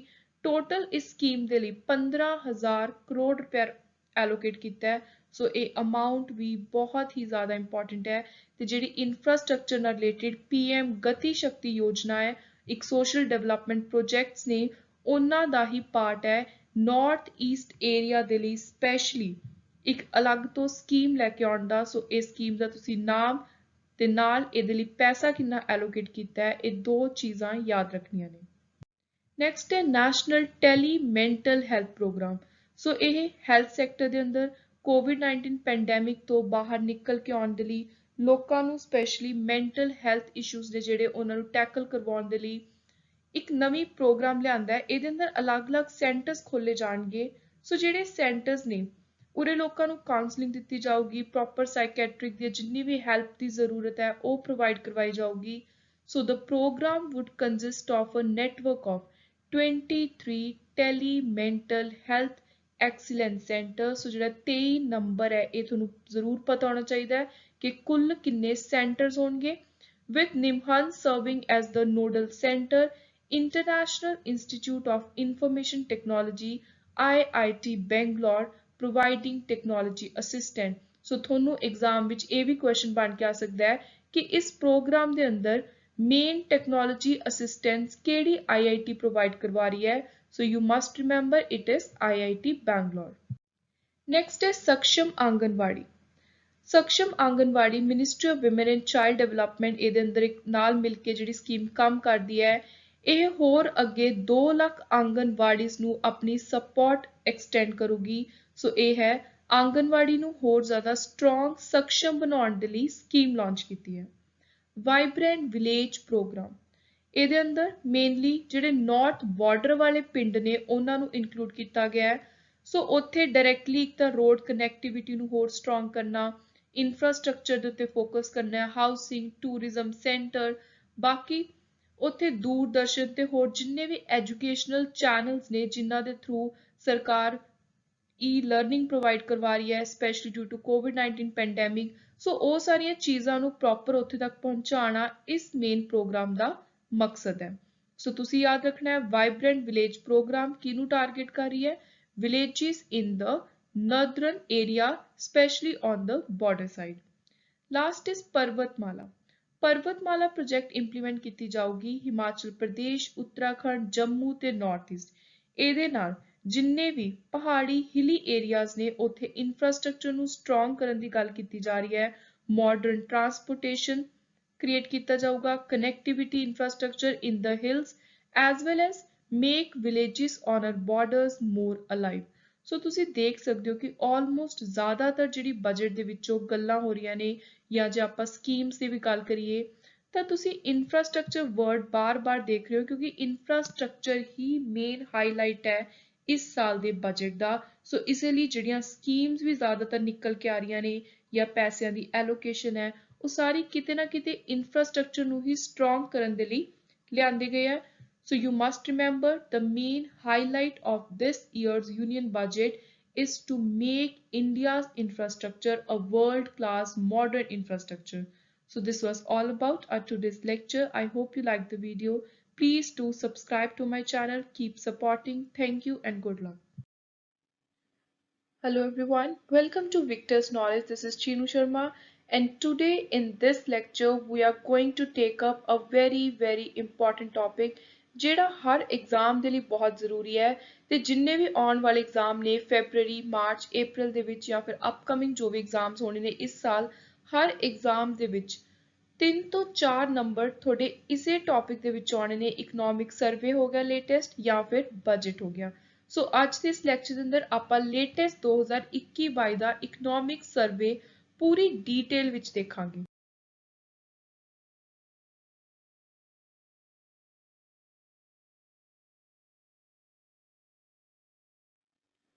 So before moving towards our important topic, I want to share something important with you guys. So I have specifically prepared important notes for GS for the examination of Naib Tehsildar and also for cooperative inspector exam. ਤੇ ਨਾਲ ਹੀ 5 complete mock test ਨੇ ਜਿਨ੍ਹਾਂ ਦੇ ਅੰਦਰ ਜਿਹੜਾ reasoning mental ability ਵਾਲਾ part ਹੈ ਉਹਦੇ ਸਾਰੇ ਤੁਹਾਨੂੰ ਸੋਲੂਸ਼ਨਸ ਵੀ ਮਿਲਣਗੇ। ਸੋ ਜੇ ਤੁਸੀਂ ਇਕੱਲੇ ਨੋਟਸ ਬਾਏ ਕਰਨੇ ਨੇ ਜਾਂ ਫਿਰ mock test or you want to buy both then you can send email on legalvictor02896@gmail.com and also ਅਲੱਗ ਤੋਂ ਇੱਕ crash course ਜਿਹਦੇ ਅੰਦਰ recorded video lectures available ਨੇ that is also there। so ਜੇ ਤੁਹਾਨੂੰ ਪੂਰੇ ਕੋਰਸ ਲੈਣਾ ਹੈ ਜਾਂ ਫਿਰ ਇਕੱਲੇ ਨੋਟਸ ਟੈਸਟ ਕਿਸੇ ਵੀ ਚੀਜ਼ ਦੇ ਨਾਲ ਰਿਲੇਟਡ ਕੋਈ ਕੁਐਰੀ ਹੈ, ਤੁਸੀਂ ਕੋਈ ਡੀਟੇਲ ਜਾਣਨਾ ਚਾਹੁੰਦੇ ਹੋ, ਕੋਈ ਕੰਟੈਂਟਸ ਦੇ ਨਾਲ ਤੁਸੀਂ ਡੀਟੇਲ ਜਾਣਨਾ ਚਾਹੁੰਦੇ ਹੋ or you want to avail sample of these notes then you can send email on this mentioned address। So now starting with our today's important topic economic survey। ਸਭ ਤੋਂ ਪਹਿਲਾਂ ਜਦੋਂ ਆਪਾਂ economic survey ਇਹ word ਸੁਣਦੇ ਹਾਂ ਆਪਣੇ ਦਿਮਾਗ ਚ ਆਉਂਦਾ ਕਿ ਇਹ economic survey ਹੈ ਕੀ? What is an economic survey? So economic survey ਇੱਕ ਸਰਕਾਰ ਦੀ ਇੱਕ ਦੇਸ਼ ਦੀ ਆਰਥਿਕ ਹਾਲਤ ਦੀ economic ਦਾ annual report card ਹੈ। ਜਿਵੇਂ ਆਪਾਂ ਪੇਪਰ ਦਿੰਦੇ ਆ ਪੂਰਾ ਸਾਲ ਪੜ੍ਹਦੇ ਆ ਤਾਂ ਐਂਡ ਤੇ ਆਪਣਾ ਰਿਜ਼ਲਟ ਆਉਂਦਾ ਉਸੇ ਤਰ੍ਹਾਂ ਇਹ ਜੋ ਇੱਕ ਸਾਲ ਲੰਘ ਚੁੱਕਿਆ ਉਹਦਾ ਆਪਣੇ ਸਾਹਮਣੇ ਰਿਜ਼ਲਟ ਹੈ। ਇਹ 'ਚ ਐਗਜ਼ਾਮਿਨ ਕੀਤਾ ਜਾਂਦਾ ਹੈ ਹਰ ਸੈਕਟਰ ਕਿ ਉਹਨੇ ਕਿਸ ਤਰੀਕੇ ਦੀ ਪਰਫਾਰਮੈਂਸ ਕੀਤੀ ਫਿਊਚਰ ਦੇ ਵਿੱਚ ਨਾਲ ਪਰਫਾਰਮੈਂਸ ਨੂੰ ਦੇਖਦੇ ਹੋਏ ਸੁਜੈਸਟ ਕੀਤਾ ਜਾਂਦਾ ਹੈ ਕਿ ਕੀ ਤਬਦੀਲੀਆਂ ਲੈ ਕੇ ਆਉਣ ਦੀ ਜ਼ਰੂਰਤ ਹੈ। ਸੋ ਸੇਮ ਜਿਵੇਂ ਆਪਣਾ ਰਿਜ਼ਲਟ ਆਉਂਦਾ ਉਸੇ ਤਰ੍ਹਾਂ ਜੋ ਇੱਕ ਸਾਲ ਦੀ ਆਰਥਿਕ ਹਾਲਤ ਦਾ ਸਰਕਾਰ ਦੀ ਨੀਤੀਆਂ ਦੇ ਆਧਾਰ ਉੱਤੇ ਰਿਜ਼ਲਟ ਆਉਂਦਾ ਹੈ ਉਹਨੂੰ ਆਪਾਂ ਕਹਿੰਦੇ ਆ ਆਰਥਿਕ ਸਰਵੇਖਣ ਜਾਂ ਫਿਰ ਇਕਨੋਮਿਕ ਸਰਵੇ। ਸੋ ਹੁਣ ਆਪਾਂ ਇਹਦੀ ਸਿੰਪਲ ਲੈਂਗੁਏਜ ਦੇ ਵਿੱਚ ਇੰਗਲਿਸ਼ ਦੇ ਵਿੱਚ ਮੀਨਿੰਗ ਵੀ ਪੜ੍ਹ ਲੈਂਦੇ ਆ। The economic survey is an annual report card of the economy which examines the performance of each and every sector, then suggest future move released by Ministry of Finance। ਹੁਣ economic survey ਆਪਾਂ ਨੂੰ ਸਮਝ ਆ ਗਿਆ, ਇਹਨੂੰ ਤਿਆਰ ਕੌਣ ਕਰਦਾ ਹੈ? ਸੋ ਜੋ ਇਕਨੋਮਿਕ ਡਿਵੀਜ਼ਨ ਹੈ ਇੰਡੀਆ ਦੇ ਇਕਨੋਮਿਕ ਅਫੇਅਰ ਡਿਪਾਰਟਮੈਂਟ ਦੀ, ਉਹਦੇ ਦੁਆਰਾ ਤਿਆਰ ਕੀਤਾ ਜਾਂਦਾ। ਕਿਹਦੀ ਗਾਈਡੈਂਸ ਦੇ ਅੰਦਰ? ਚੀਫ ਇਕਨੋਮਿਕ ਐਡਵਾਈਜ਼ਰ ਦੀ ਗਾਈਡੈਂਸ ਦੇ ਅੰਦਰ। ਸੋ ਕਾਫੀ ਸਮੇਂ ਤੋਂ ਜਿਹੜੀ ਚੀਫ ਇਕਨੋਮਿਕ ਐਡਵਾਈਜ਼ਰ ਦੀ ਪੋਜੀਸ਼ਨ ਸੀ ਉਹ ਖਾਲੀ ਸੀ, ਪਰ ਰੀਸੈਂਟਲੀ ਇੱਕ ਨਵੇਂ ਅਪਾਇੰਟ ਕੀਤੇ ਗਏ ਨੇ ਜਿਨ੍ਹਾਂ ਦਾ ਨਾਮ ਹੈ ਡਾਕਟਰ ਵੀ ਅਨੰਥਾ ਨਾਗੇਸ਼ਵਰਨ। ਸੋ ਜੋ ਤੁਹਾਨੂੰ ਪਿੱਛੇ ਬੈਕਗ੍ਰਾਉਂਡ ਵਿੱਚ ਪਿਕਚਰ ਦੇਖ ਰਹੀ ਹੈ, ਇਹ ਆਪਣੇ ਨਵੇਂ ਚੀਫ ਇਕਨੋਮਿਕ ਐਡਵਾਈਜ਼ਰ ਦੀ ਪਿਕਚਰ ਹੈ। ਹੁਣ ਆਪਾਂ ਨੂੰ ਇਹ ਸਮਝ ਆ ਗਿਆ ਕਿ ਇਹਦਾ ਮੀਨਿੰਗ ਕੀ ਹੈ, ਇਹਨੂੰ ਤਿਆਰ ਕੌਣ ਕਰਦਾ, ਇਹਨੂੰ ਲੋਕਾਂ ਦੇ ਅੱਗੇ, ਪਾਰਲੀਮੈਂਟ ਦੇ ਅੱਗੇ ਰੱਖਦਾ ਕੌਣ ਹੈ? ਹੂ ਟੇਬਲ ਦ ਇਕਨੋਮਿਕ ਸਰਵੇ। ਸੋ 2022 ਦਾ ਜਿਹੜਾ ਇਕਨੋਮਿਕ ਸਰਵੇ ਹੈ ਉਹ ਆਪਣੇ ਇੰਡੀਆ ਦੇ ਫਾਈਨੈਂਸ ਮਿਨਿਸਟਰ ਨਿਰਮਲਾ ਸੀਤਾਰਮਨ ਜੀ ਦੇ ਦੁਆਰਾ ਟੇਬਲ ਕੀਤਾ ਗਿਆ। ਕਿਸ ਡੇਟ ਨੂੰ? 31 ਜਨਵਰੀ। ਇਸ ਡੇਟ ਤੋਂ ਇੱਕ ਦਿਨ ਪਹਿਲਾਂ ਕੀ ਹੁੰਦਾ? ਜਿਸ ਦਿਨ ਇਕਨੋਮਿਕ ਸਰਵੇ ਪੇਸ਼ ਕੀਤਾ ਜਾਂਦਾ ਉਸ ਤੋਂ ਇੱਕ ਦਿਨ ਪਹਿਲਾਂ ਜਿਹੜਾ ਬਜਟ ਸੈਸ਼ਨ ਹੁੰਦਾ ਉਹਨੂੰ ਐਡਰੈਸ ਕਰਦੇ ਨੇ, ਦੋਨੋਂ ਪਾਰਲੀਮੈਂਟ ਦੇ ਹਾਊਸਿਸ ਨੂੰ ਐਡਰੈਸ ਕਰਦੇ ਨੇ ਦੇਸ਼ ਦੇ ਰਾਸ਼ਟਰਪਤੀ। So what happens a day before? President's address to both houses of parliament। ਹੁਣ ਇਸ ਦਿਨ ਤੋਂ ਬਾਅਦ ਕੀ ਹੁੰਦਾ? What happens a day after economic survey is presented? Economic survey present ਕਰਨ ਤੋਂ ਬਾਅਦ ਵਿੱਚ ਇਹਦੂ ਅਗਲੇ ਦਿਨ ਆਲਮੋਸਟ ਜਿਹੜਾ ਦੇਸ਼ ਦਾ ਬਜਟ ਹੈ, ਯੂਨੀਅਨ ਬਜਟ ਹੈ, ਉਹ ਪ੍ਰੈਜ਼ੈਂਟ ਕੀਤਾ ਜਾਂਦਾ ਹੈ। So the survey presented a day before union budget details the state of economy reform that should be undertaken to accelerate growth। So economic survey ਨੂੰ ਲੈ ਕੇ ਇਹਦਾ ਮੀਨਿੰਗ, ਇਹਦੇ ਨਾਲ ਜੋ important basic details examination point of view ਤੋਂ important ਨੇ, I hope ਉਹ ਤੁਹਾਨੂੰ ਹੁਣ ਕਲੀਅਰ ਹੋ ਗਿਆ ਹੋਣਗੀਆਂ। ਸੋ ਹੁਣ ਨੈਕਸਟ ਇੰਪੋਰਟੈਂਟ ਚੀਜ਼ ਆਉਂਦੀ ਹੈ, ਇਸ ਸਾਲ ਦੇ ਇਕਨੋਮਿਕ ਸਰਵੇ ਦਾ ਥੀਮ ਕੀ ਸੀ? ਮੇਨ ਕਿਹੜੀ ਚੀਜ਼ ਨੂੰ ਫੋਕਸ ਕਰਦੇ ਹੋਏ, ਕਿਹੜੀ ਚੀਜ਼ ਨੂੰ ਦਿਮਾਗ 'ਚ ਰੱਖਦੇ ਹੋਏ ਇਹ ਸਰਵੇ ਤਿਆਰ ਕੀਤਾ ਗਿਆ? ਇਸ ਸਾਲ ਦਾ ਥੀਮ ਸੀ ਅਜਾਈਲ ਅਪਰੋਚ। ਅਜਾਈਲ ਅਪਰੋਚ ਦਾ ਮਤਲਬ ਹੈ ਕਿ ਤੁਹਾਨੂੰ ਕਿਸੇ ਵੀ ਤਰ੍ਹਾਂ ਦੀ ਐਕਸਟ੍ਰੀਮ ਅਨਸਰਟੇਨਟੀ ਸਿਚੁਏਸ਼ਨ ਆ ਸਕਦੀ ਹੈ, ਇਹੋ ਜਿਹੀ ਸਿਚੁਏਸ਼ਨ ਆ ਸਕਦੀ ਹੈ ਜਿਹਦੇ ਅਨੁਸਾਰ ਤੁਹਾਡੀਆਂ ਨੀਤੀਆਂ ਨਾ ਤਿਆਰ ਹੋਣ, ਜਿਹੜੀ ਤੁਹਾਡੀ ਪਾਲਿਸੀ ਮੇਕਿੰਗ ਹੈ ਉਹਨੂੰ ਇਸ ਤਰ੍ਹਾਂ ਦੀ ਐਕਸਟ੍ਰੀਮ ਕੰਡੀਸ਼ਨ ਦਾ ਸਾਹਮਣਾ ਕਰਨਾ ਪੈ ਸਕਦਾ ਜਿਹਦੇ ਲਈ ਤੁਸੀਂ ਤਿਆਰ ਨਾ ਹੋਵੋ। ਪਰ ਸਰਕਾਰ ਨੂੰ ਆਪਣੀ ਜਿਹੜੀ ਕਲਾ ਹੈ, ਇੱਕ ਸਾਇੰਸ ਹੈ ਪਾਲਿਸੀ ਮੇਕਿੰਗ ਦੀ, ਉਹਨੂੰ ਇੰਨੀ ਜ਼ਿਆਦਾ ਸਟਰੋਂਗ ਰੱਖਣਾ ਪਊਗਾ ਕਿ ਦੇਸ਼ ਵਿੱਚ ਜਿਹੋ ਜਿਹੀ ਮਰਜ਼ੀ ਹਾਲਾਤ ਹੋਣ, ਜਿਹੋ ਜਿਹੀ ਮਰਜ਼ੀ ਕੰਡੀਸ਼ਨ ਆ ਜਾਵੇ, ਜਿਹੜੀ ਦੇਸ਼ ਦੀ ਸਰਕਾਰ ਹੈ ਉਹ ਉਸ ਕੰਡੀਸ਼ਨ ਦੇ ਨਾਲ ਆਪਣੀ ਪਾਲਿਸੀਜ਼ ਨੂੰ, ਦੇਸ਼ ਦੀ ਇਕਨੋਮੀ ਨੂੰ ਲਾਸ ਦੇ ਵਿੱਚ ਨਾ ਜਾਣ ਦੇਵੇ, ਉਸ ਤਰੀਕੇ ਦੇ ਨਾਲ ਆਪਣੀ ਪਾਲਿਸੀਜ਼ ਨੂੰ ਟਾਈਮ ਨੂੰ ਦੇਖਦੇ ਹੋਏ ਨਾਲ ਦੀ ਨਾਲ ਉਹਦੇ ਵਿੱਚ ਢਾਲ ਲਵੇ। ਸੋ ਇਹ ਮੇਨ ਕਿਉਂ ਇਸ ਤਰੀਕੇ ਦਾ ਥੀਮ ਰੱਖਿਆ ਗਿਆ? ਕਿਉਂਕਿ ਆਪਾਂ ਸਾਰਿਆਂ ਨੂੰ ਪਤਾ ਹੈ ਕਿ ਜਿਹੜੀ ਕੋਵਿਡ ਦੀ ਸਿਚੁਏਸ਼ਨ ਆਈ ਸੀ ਉਹ ਇਸੇ ਤਰ੍ਹਾਂ ਦੀ ਅਨਸਰਟੇਨ ਸਿਚੁਏਸ਼ਨ ਆਈ ਸੀ, ਕਿਸੇ ਨੇ ਸੋਚਿਆ ਨਹੀਂ ਸੀ ਹੋਇਆ। ਸਰਕਾਰਾਂ ਨੇ ਉਹਦੇ ਨਾਲ ਇੱਕ ਜੂਝਣ ਦੇ ਲਈ, ਉਹਨੂੰ ਫੇਸ ਕਰਨ ਦੇ ਲਈ ਕੋਈ ਵੀ ਪਾਲਿਸੀ ਨਹੀਂ ਸੀ ਤਿਆਰ ਕੀਤੀ ਹੋਈ, ਪਰ ਫਿਰ ਵੀ ਕਿਤੇ ਨਾ ਕਿਤੇ ਜਿਹੜੀ ਲਾਸ ਵਿੱਚ ਇਕਨੋਮੀ ਗਈ ਉਹਨੂੰ ਹੌਲੀ ਹੌਲੀ ਹੁਣ ਸਰਕਾਰ ਰਿਕਵਰ ਕਰ ਰਹੀ ਹੈ। ਸੋ ਅੱਗੇ ਆਉਣ ਵਾਲੇ ਸਮੇਂ ਦੇ ਵਿੱਚ ਇਹ ਹੋਰ ਹੋਪ ਕੀਤੀ ਜਾ ਸਕਦੀ ਹੈ ਕਿ ਇੰਡੀਅਨ ਇਕਨੋਮੀ ਜ਼ਿਆਦਾ ਗਰੋ ਕਰੇ। ਸੋ ਜਿਹੜਾ ਸੈਂਟਰਲ ਥੀਮ ਹੈ of this year economic survey is the agile approach. ਤੁਹਾਨੂੰ ਹੁਣ ਇਹ ਸਮਝ ਆ ਗਿਆ ਹੋਊਗਾ ਕਿ ਇਹ ਵਰਡ ਅਜਾਈਲ ਮਤਲਬ ਕਿਉਂ ਰੱਖਿਆ ਗਿਆ। ਸੋ ਇਹਦਾ ਮਤਲਬ ਹੈ economic survey relates to art and science of policy making under condition of extreme uncertainty ਤੇ ਇਹਦੀ biggest example ਹੈ COVID-19 pandemic। ਸੋ COVID-19 ਕਰਕੇ ਹੀ ਇਸ ਤਰ੍ਹਾਂ ਦਾ ਥੀਮ ਰੱਖਿਆ ਗਿਆ। ਇੱਕ ਹੋਰ ਇੰਪੋਰਟੈਂਟ ਚੀਜ਼ ਜੋ ਇਕਨੋਮਿਕ ਸਰਵੇ ਦੇ ਨਾਲ ਰਿਲੇਟਡ ਜ਼ਰੂਰੀ ਹੈ ਉਹ ਇਹ ਹੈ ਕਿ ਸਭ ਤੋਂ ਪਹਿਲਾ ਇਕਨੋਮਿਕ ਸਰਵੇ ਭਾਰਤ ਦੇ ਵਿੱਚ ਕਦੋਂ ਪ੍ਰੈਜ਼ੈਂਟ ਕੀਤਾ ਗਿਆ ਸੀ? So the first economic survey in India was presented in the year 1950-51। 1964 ਤੱਕ ਜਿਹੜਾ ਯੂਨੀਅਨ ਬਜਟ ਹੈ ਉਹਦੇ ਨਾਲ ਹੀ ਇਕਨੋਮਿਕ ਸਰਵੇ ਨੂੰ ਪ੍ਰੈਜ਼ੈਂਟ ਕੀਤਾ ਜਾਂਦਾ ਸੀ, ਪਰ 1964 ਤੋਂ ਇਹਨੂੰ ਡੀਲਿੰਕ ਕਰਤਾ। ਹੁਣ ਇਕਨੋਮਿਕ ਸਰਵੇ ਪਹਿਲਾਂ ਆਉਂਦਾ, ਬਜਟ ਬਾਅਦ ਵਿੱਚ। ਸੋ ਇਹ ਤੁਸੀਂ ਦੇਖ ਸਕਦੇ ਹੋ ਪੂਰਾ ਸਨੈਪਸ਼ਾਟ ਹੈ ਭਾਰਤ ਦੀ ਇਕਨੋਮੀ ਦਾ, ਜਿਹਦੇ ਵਿੱਚ ਸਾਰੇ ਸੈਕਟਰਸ ਦੀ ਗੱਲ ਕੀਤੀ ਗਈ ਹੈ, GDP growth, fiscal deficit, then inflation, foreign exchange reserve, ਇਹ ਸਾਰੇ ਜਿਹੜੇ ਏਰੀਆਜ਼ ਨੇ ਇਹਨਾਂ ਨੂੰ ਹੁਣ ਆਪਾਂ ਅੱਗੇ ਇਸ ਲੈਕਚਰ ਦੇ ਅੰਦਰ ਵਨ ਬਾਏ ਵਨ ਟੱਚ ਕਰਾਂਗੇ। ਤੇ ਇੱਕ ਹੋਰ ਇੰਪੋਰਟੈਂਟ ਚੀਜ਼, ਜਿਹੜਾ ਹੁਣ ਆਪਾਂ 75th ਈਅਰ ਆਫ ਇੰਡੀਪੈਂਡੈਂਸ ਇੱਕ ਥੀਮ ਲੈ ਕੇ ਚੱਲ ਰਹੇ ਹਾਂ, ਇਹਨੂੰ ਲੈ ਕੇ ਹੀ ਸਰਕਾਰ ਅਲੱਗ-ਅਲੱਗ ਸਕੀਮਸ ਵੀ ਕੱਢ ਰਹੀ ਹੈ। ਸੋ ਇਹ ਥੀਮ ਵੀ ਤੁਸੀਂ ਯਾਦ ਰੱਖਣਾ ਹੈ, ਜਿਹੜਾ ਇਕਨੋਮਿਕ ਸਰਵੇ ਦੇ ਵਿੱਚ ਸਪੈਸ਼ਲੀ ਮੈਂਸ਼ਨ ਕੀਤਾ ਗਿਆ ਹੈ, ਆਜ਼ਾਦੀ ਕਾ ਅੰਮ੍ਰਿਤ ਮਹੋਤਸਵ।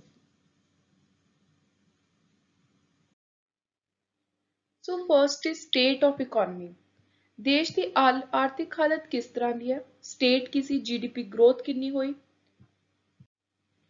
ਜੇ ਆਪਾਂ ਪਿਛਲੇ ਸਾਲ ਦੀ ਗੱਲ ਕਰੀਏ 2020-21 ਦੀ, ਤਾਂ ਉਦੋਂ ਜਿਹੜੀ ਇਕੋਨਮੀ ਸੀ ਉਹ ਆਪਣੇ ਕੰਟਰੈਕਟ ਹੋਈ ਸੀ, ਉਹ ਗਰੋ ਨਹੀਂ ਸੀ ਕੀਤੀ 7.3% ਦੇ ਨਾਲ।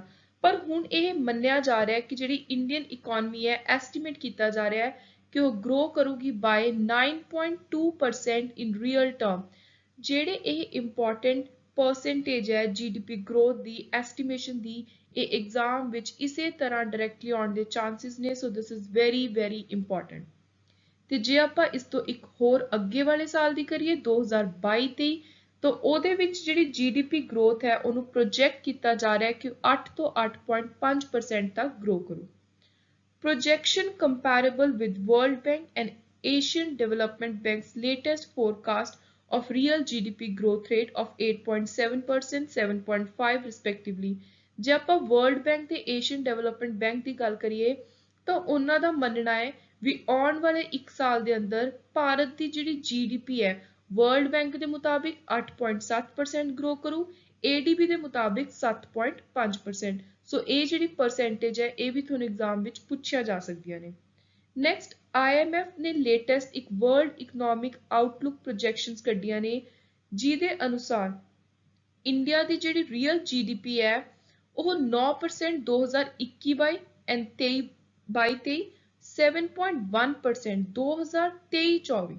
ਸੋ ਇੱਕ ਸਾਲ ਤੋਂ ਅਗਲੇ ਸਾਲ ਦੀ ਗੱਲ ਹੋ ਰਹੀ ਹੈ। ਜਿਹੜੀਆਂ ਇਹ ਪਰਸੈਂਟੇਜ ਨੇ ਇਹ ਵੀ ਤੁਹਾਨੂੰ ਪਤਾ ਹੋਣੀ ਚਾਹੀਦੇ ਨੇ। ਇਹ ਟੋਟਲ 3 ਸਾਲਾਂ ਦੀ ਜਿਹੜੀ ਗਰੋਇੰਗ ਰੇਟ ਦੱਸਿਆ ਹੋਇਆ ਹੈ। ਤੇ IMF ਦਾ ਇਹ ਵੀ ਮੰਨਣਾ ਹੈ ਵੀ ਜਿਹੜੀ ਇੰਡੀਆ ਹੈ ਉਹ 3 ਸਾਲਾਂ ਦੇ ਵਿੱਚ ਜਾਂ ਆਉਣ ਵਾਲੇ ਸਮੇਂ ਵਿੱਚ ਵੀ one of the most fastest growing economy ਦੇ ਤੌਰ ਤੇ ਖੜੀ ਹੋਊਗੀ ਵਰਲਡ ਲੈਵਲ ਉੱਤੇ, which would make India fastest growing major economy in the world for all 3 years। Combination of high foreign exchange reserve, sustained foreign direct investment, rising export earning will provide an adequate buffer against possible global liquidity tapering in 2022-23। ਸੋ ਇਹ ਕਹਿ ਰਿਹਾ ਕਿ ਜਿਹੜਾ ਆਉਣ ਵਾਲਾ ਇੱਕ ਸਾਲ ਹੈ ਉਹਦੇ ਵਿੱਚ ਇਹ ਮੰਨਿਆ ਜਾ ਰਿਹਾ ਹੈ ਵੀ ਜਿਹੜੀ ਗਲੋਬਲ ਲਿਕੁਇਡਿਟੀ ਟੈਪਰਿੰਗ ਹੈ, ਜਿਹੜੇ ਗਲੋਬਲ ਲੈਵਲ ਦੇ ਉੱਤੇ ਲਿਕੁਇਡਿਟੀ ਘਟ ਰਹੀ ਹੈ, ਰਿਡਿਊਸ ਹੋ ਰਹੀ ਹੈ, ਇਹਦੇ ਅਗੇਂਸਟ ਵੀ ਬਹੁਤ ਸਟਰੋਂਗਲੀ ਇੰਡੀਆ ਸਟੈਂਡ ਕਰੂਗਾ, ਆਪਣੇ ਫੋਰਨ ਐਕਸਚੇਂਜ ਰਿਜ਼ਰਵਸ ਨੂੰ ਹਾਈ ਕਰਕੇ, FDI ਨੂੰ ਹੋਰ ਜ਼ਿਆਦਾ ਸਸਟੇਨ ਕਰਕੇ, ਐਕਸਪੋਰਟ ਅਰਨਿੰਗਸ ਦੇ ਵਿੱਚ ਇਨਕਰੀਜ਼ ਕਰੂਗਾ। ਤੇ ਜਿਹੜਾ ਟੈਪਰਿੰਗ ਵਰਡ ਪਹਿਲੀ ਵਾਰੀ ਇਕਨੋਮਿਕ ਸਰਵੇ ਦੇ ਅੰਦਰ ਯੂਜ਼ ਕੀਤਾ ਗਿਆ ਹੈ, ਇਸੇ ਲਈ ਇਹਦਾ ਆਪਾਂ ਨੂੰ ਮੀਨਿੰਗ ਦੇਖਣਾ ਵੀ ਬਹੁਤ ਜ਼ਿਆਦਾ ਜ਼ਰੂਰੀ ਹੈ, ਕਿਉਂਕਿ ਕਾਫੀ ਵਾਰੀ ਇਹ ਦੇਖਿਆ ਗਿਆ ਕਿ ਜਦੋਂ ਵੀ ਇਕਨੋਮਿਕ ਸਰਵੇ ਜਾਂ ਬਜਟ ਆਉਂਦਾ ਉਹਦੇ ਵਿੱਚ ਜੋ ਨਵੀਆਂ ਇਕਨੋਮਿਕ ਟਰਮਸ ਹੁੰਦੀਆਂ ਨੇ ਉਹਨਾਂ ਨਾਲ related as it is exam ਵਿੱਚ ਕੁਐਸਚਨ ਆਉਂਦਾ ਉਹਨਾਂ ਦੇ ਮੀਨਿੰਗ ਨੂੰ ਲੈ ਕੇ। ਸੋ ਟੈਪਰਿੰਗ ਜੋ ਭਾਰਤ ਦਾ ਸੈਂਟਰਲ ਬੈਂਕ ਹੈ RBI ਹੈ ਉਹਦੇ ਦੁਆਰਾ ਇੱਕ ਕੁਆਂਟੀਟੇਟਿਵ ਈਜ਼ਿੰਗ ਪਾਲਿਸੀ ਹੈ, ਉਹਦਾ ਉਲਟਾ ਹੈ ਟੈਪਰਿੰਗ। ਟੈਪਰਿੰਗ ਦਾ ਮਤਲਬ ਹੁੰਦਾ ਹੈ ਕਿ ਰਿਡਿਊਸ ਕਰਨਾ, ਲੈਸਨ ਕਰਨਾ। ਸੋ ਉਸੇ ਰਿਵਰਜਲ ਹੈ ਕੁਆਂਟੀਟੇਟਿਵ ਈਜ਼ਿੰਗ ਪਾਲਿਸੀ ਦਾ, ਜਿਹਨੂੰ ਇੰਪਲੀਮੈਂਟ ਕੀਤਾ ਗਿਆ by reserve bank of India, central bank. ਤੇ ਇਹਦਾ ਮੇਨ ਮਕਸਦ ਹੈ ਕਿ ਇਕਨੋਮਿਕ ਗਰੋਥ ਹੈ ਜਿਹੜੀ ਉਹਨੂੰ ਹੋਰ ਜ਼ਿਆਦਾ ਸਟਿਮੂਲੇਟ ਕੀਤਾ ਜਾ ਸਕੇ। So now we talk about fiscal deficit. ਤੇ ਇਹਦੇ ਵਿੱਚ ਸਭ ਤੋਂ ਪਹਿਲਾਂ ਇੰਪੋਰਟੈਂਟ ਚੀਜ਼ ਆਪਣੇ ਜਾਣਨੀ ਜ਼ਰੂਰੀ ਹੈ ਕਿ ਫਿਸਕਲ ਡੈਫਿਸਿਟ ਦਾ ਮਤਲਬ ਕੀ ਹੈ। ਫਿਸਕਲ ਡੈਫਿਸਿਟ ਦਾ ਮਤਲਬ ਹੈ ਸਰਕਾਰ ਨੇ ਇੱਕ ਸਾਲ ਦੇ ਅੰਦਰ, ਇਹਨੂੰ ਬਜਟਰੀ ਡੈਫਿਸਿਟ ਵੀ ਕਹਿ ਦਿੰਦੇ ਆ। ਸੋ ਟੋਟਲ ਖਰਚਾ ਕਿੰਨਾ ਕੀਤਾ, expenditure minus total income ਐਕਸਕਲੂਡਿੰਗ borrowings ਨੂੰ ਛੱਡ ਕੇ।